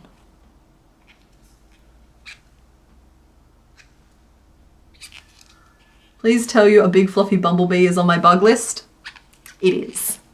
Though it will potentially be swapped out for, I'm trying to remember the exact name of it. There's a blue bee here in Australia. Let me just see if I can Google it real quick.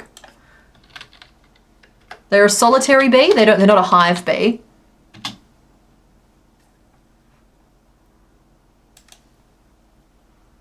And they're a bright, bright blue. They're blue banded bees, I think.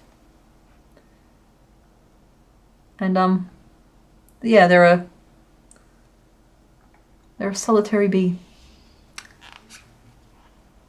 And I met one a couple of Christmases ago, and I love them. They're very bright blue. You wouldn't think they are. Is Charizard smaller than most people think anyway? Yeah, he's only 5'7". There's an outside extra video where Luke is disappointed how tall or short he actually is. Yeah, randomly inserting because size reminded you. I caught a Punkaboo in Pokemon Go that weighed almost 13 kilos, which is like twice the size of the regular one. Yeah, I think I caught a giant, I think it was a Starly last night. It was just like, wow, that's huge. I'm just like, excellent.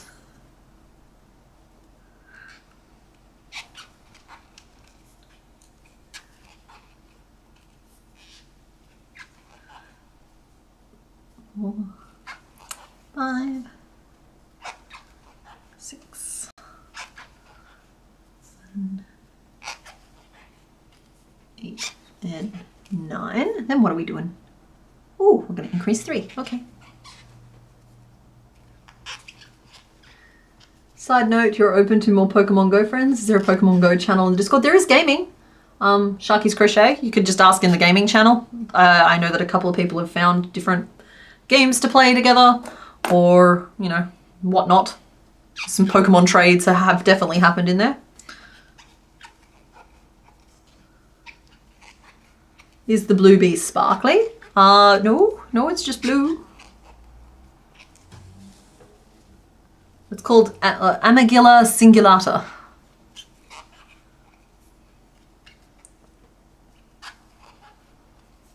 They're very cute. They're very sweet.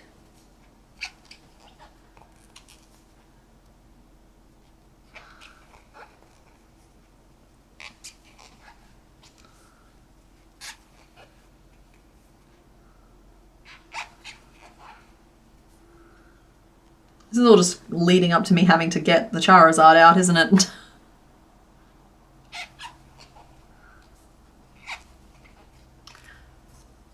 Coletti Spaghetti, it depends on how long you shower for.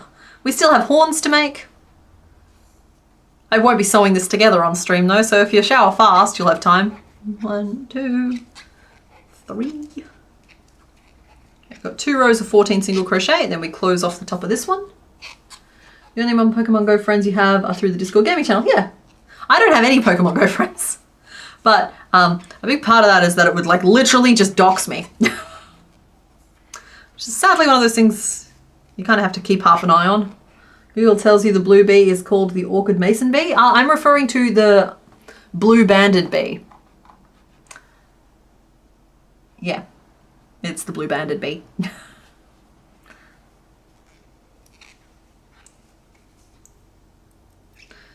That said, I'm probably getting localized results because I've literally encountered blue bees here, which means that Google is doing the location thing where it's like, I know where you are. If you're looking for blue bees, you'd be looking for the blue bees near where you are. So you might be also getting localized results, which isn't super helpful in all scenarios, but I can kind of see why they think that's more applicable. There we go. Someone found the blue banded bees. They're real cute. They just look like regular bees, like honeybees, but they're blue.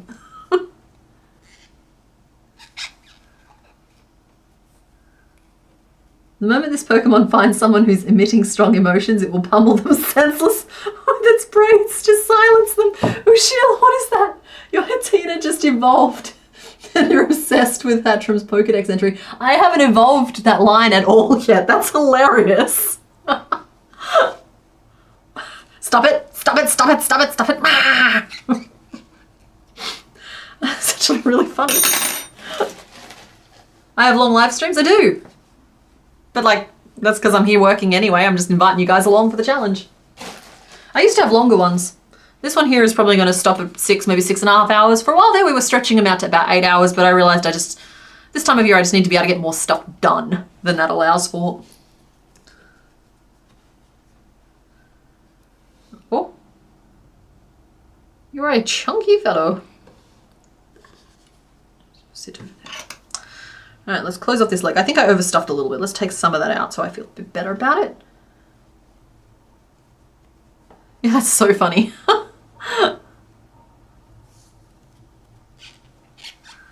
1, 2, and 3.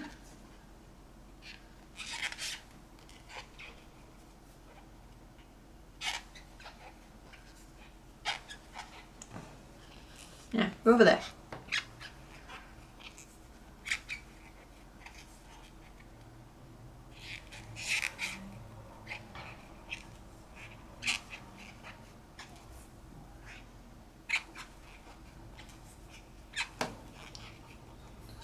Right, closing this off.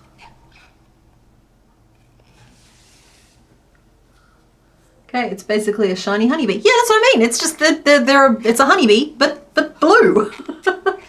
You got the blue banded bee. I had one pollinate your tomatoes and basil last summer.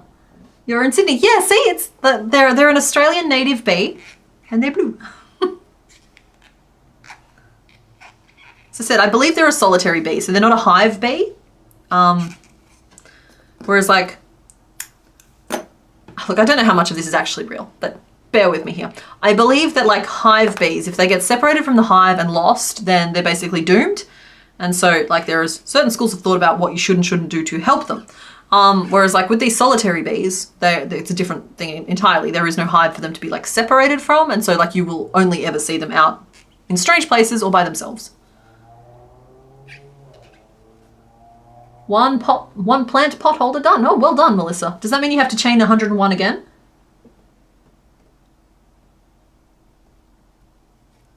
All right, okay. Anybody in chat who's looking for Pokemon Go friends, go to the Discord gaming channel and go connect with each other over there now. Assuming it's safe for you to do so. Safety first, everybody.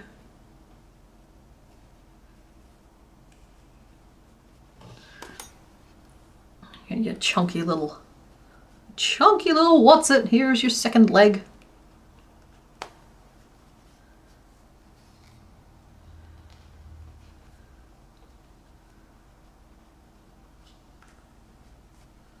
Move this one up a bit. I feel like you should have wings or something, but I think that's just the dragon enthusiast in me. Trying to turn everything into a dragon. Nope, all 6 lots of 100 chains are done. Okay, good. I bet your hands are flopped. If you're anything like me, you have to pull each chain tightly individually, like you can't just stitch them. I've always had this weird problem with tensioning chains.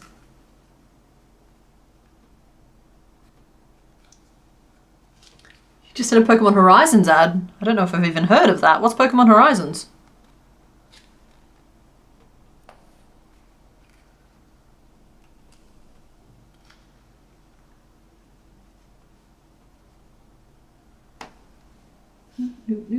He's chunky with a very big body, missing wings when he gets... Yeah, yeah. He just needs these spikes. I think he's good. I think he's a friendly little fella. Hello. Oh, sorry. Pointing at you guys. Hi. He's a very firm nugget. Alright. Horns. Many horns. All the horns. And they're not big horns either, which is both a good thing and obnoxious. Because it means they're tricky to make and we have to make a lot of them. Let's just start with the magic ring of 4 and see how we feel about it.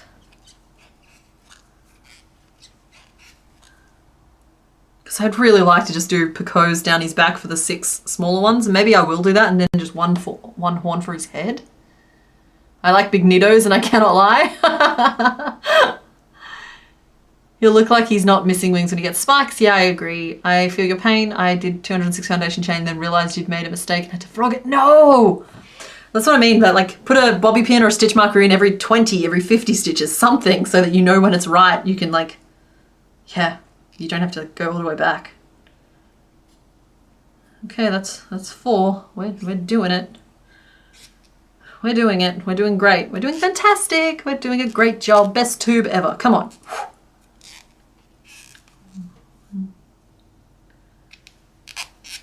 I hate working with a magic ring of 4. 2, 3, and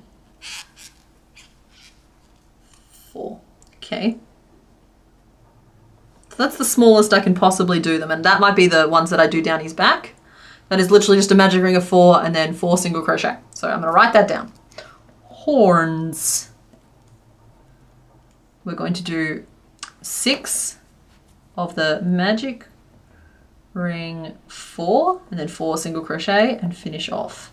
So they're the body ones. Now I'm going to continue this for one more row and see if that works for the one on top of the head, make it a little bit longer. So 1 times magic ring 4, 4 single crochet, 4 single crochet. They're solitary, but they live close to each other and have little villages. Aww. That's the best little fact ever. A little bumblebee village. Ooh.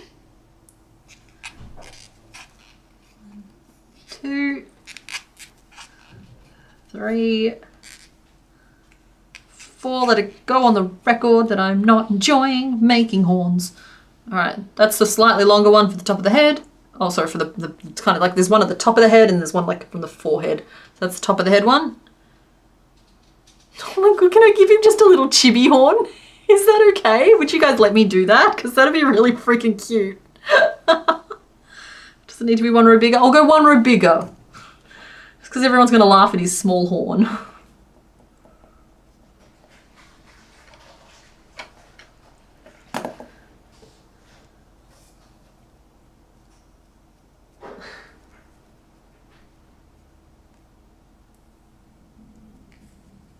Okay, 1 more row. 1,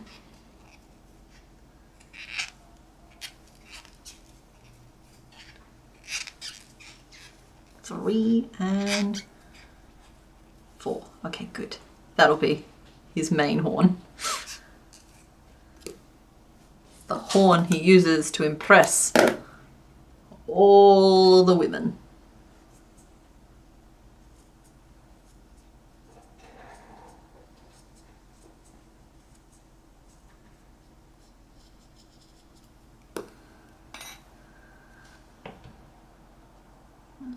Okay, that one's sort of between the eyes.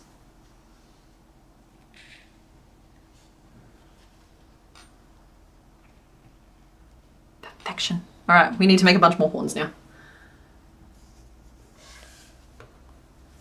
Hello, Nat.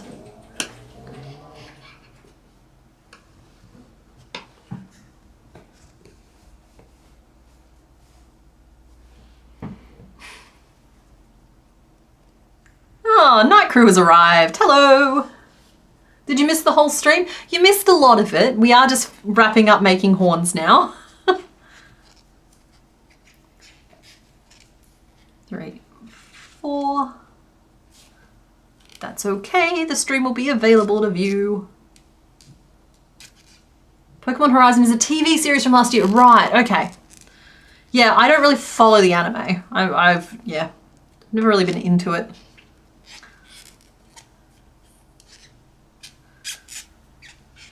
And then it kind of got so complicated I didn't know where to start. 1, 2, 3, 4. Yeah, this is one of the littlest of the spikes.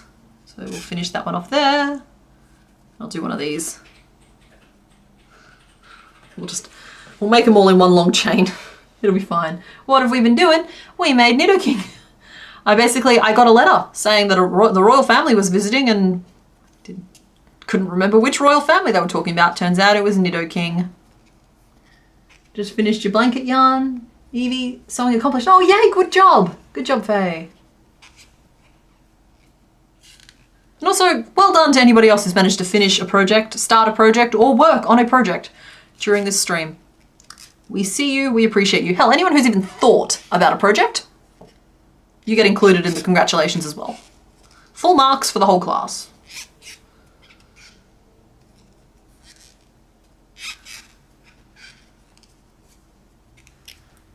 And the reason your tomatoes are so good were because they're pollinated better when they're pollinated with the buzz pollination technique.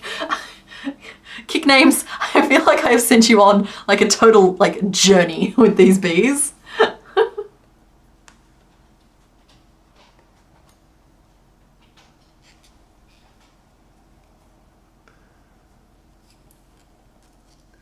Which is good. It's a good thing. Awareness for the bees.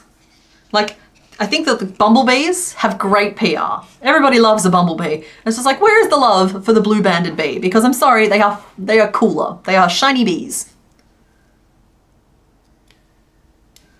They are strong, independent insects who don't need no hive.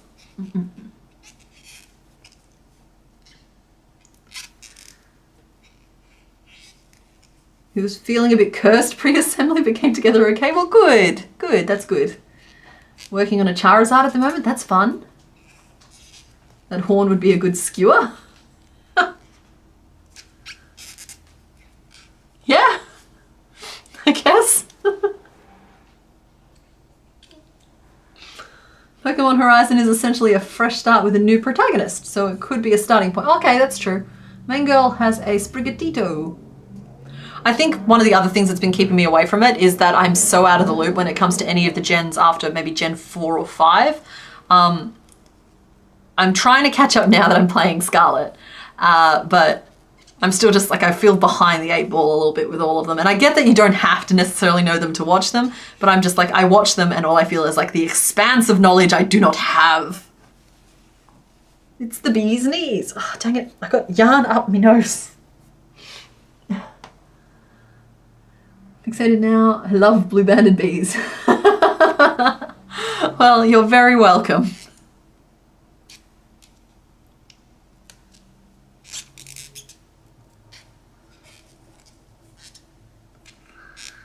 All right, this is our 4th little back nub.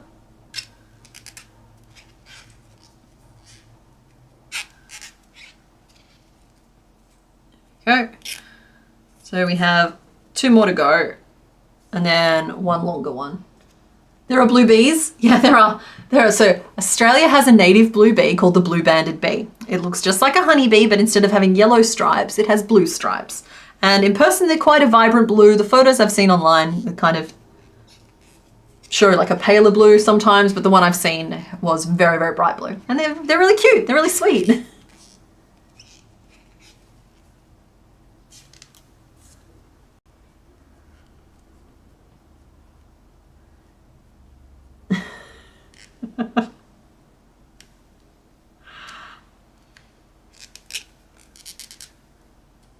So yeah, long story short, guys, 12 days of Bugsmas. I think that there are a lot of lovable bugs out there that need a little bit more love. I think that we can be part of that solution.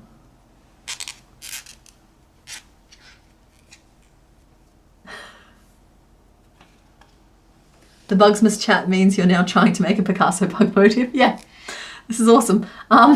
Good. Everyone get in the mood to make some bugs. Christmas this year, it's on.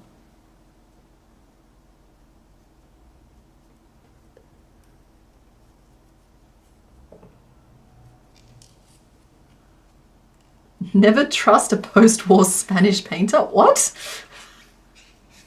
Does CK know Cutie Fly? I do. They're real. Have you seen them? They're based on like a real creature. You won at Shower Chicken? Yay, Coletti Spaghetti, welcome back. Let it be known, however, that I had 1.5 horns left, so you were cutting it really fine.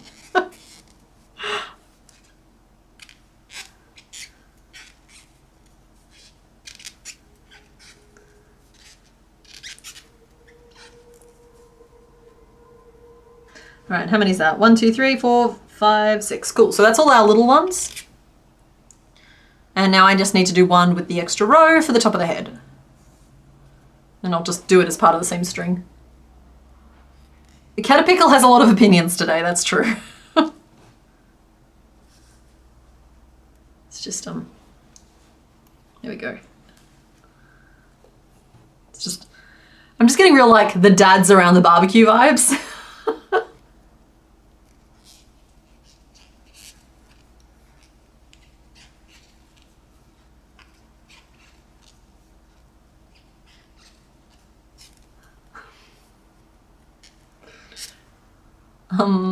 Yeah, so here we go. It's the final neato horn. 2, 3, 4, and one more row. 5, 6,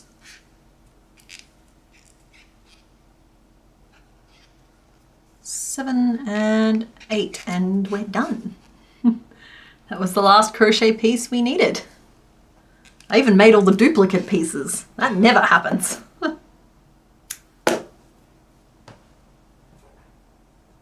Okay, just join the Discord. Oh, yeah.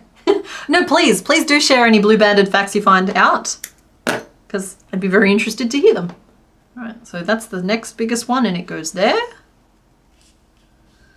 And then we've got these little ones. So snip, snip, snip, snip, and snip. So many ends to weave in after this, or to tuck away anyway. We've got to fit them all down his back. All right.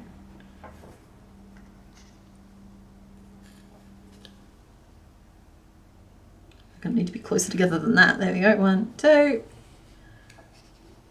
3.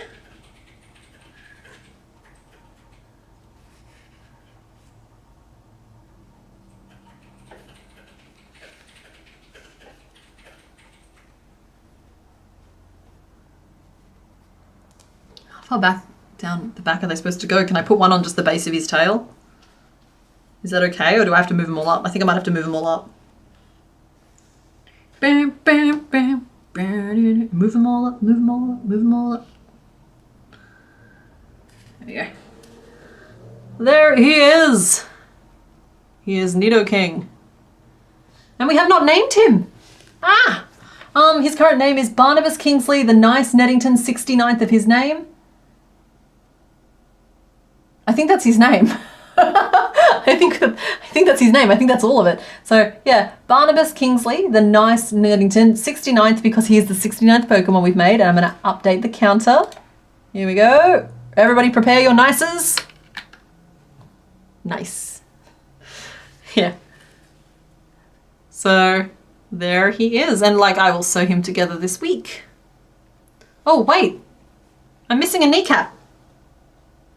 Hold on. We need another kneecap. It'd be really cool if I've made all of the pieces on the stream.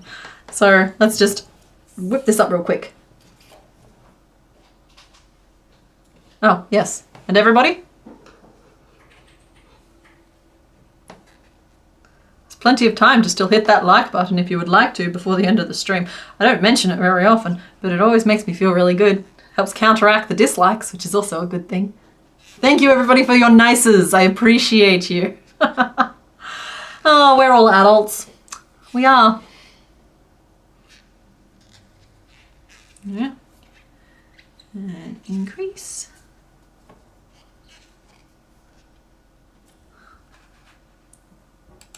you go, you can see my hands.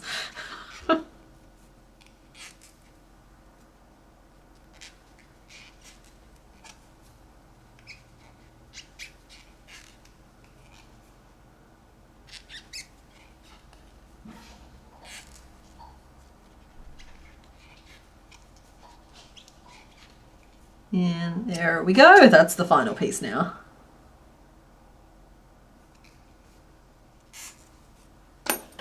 Ringo, it's the internet, everyone gets dislikes. Yes, I do. These streams have a good ratio though. We get about 98% likes here, and I appreciate you all for that.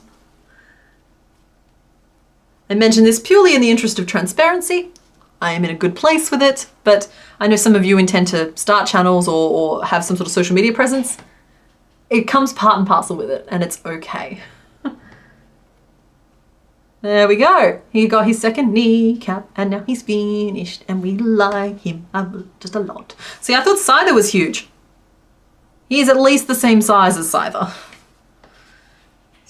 He's big enough to, like, cradle Caterpie like a damsel in distress.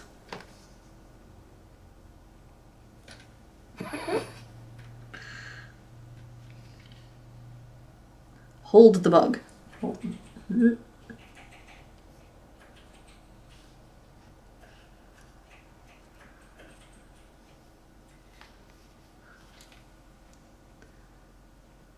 All right, where do you want to go?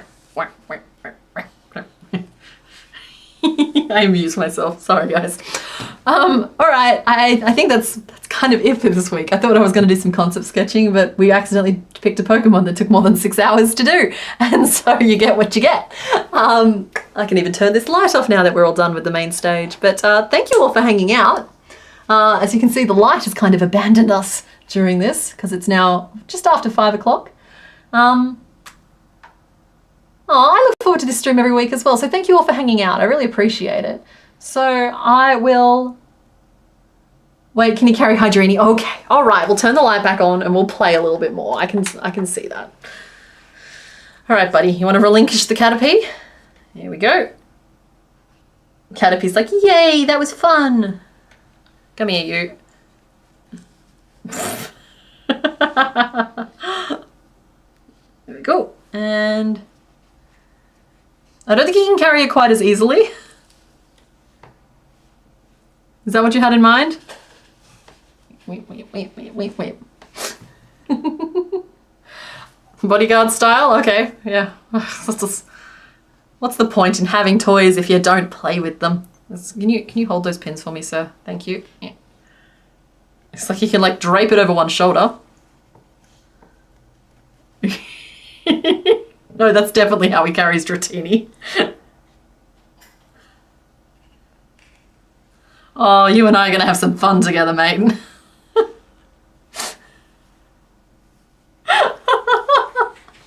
We did go through the other options. I will show them again, however. Hold on.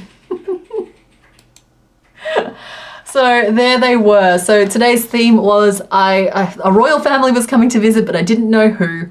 And the answers were Sea King, Nidoqueen, Nidoking, Kingler, and Kangaskhan. It was almost Pinsir, and it was almost Primeape, but Kangaskhan we decided was the best answer. You can have a nice time zone, everybody. We're going to let you go. I'm going to play some music to let everybody say their bye-byes. But yeah, I'll see you guys next week. And then I look for the button for an awkward amount of time.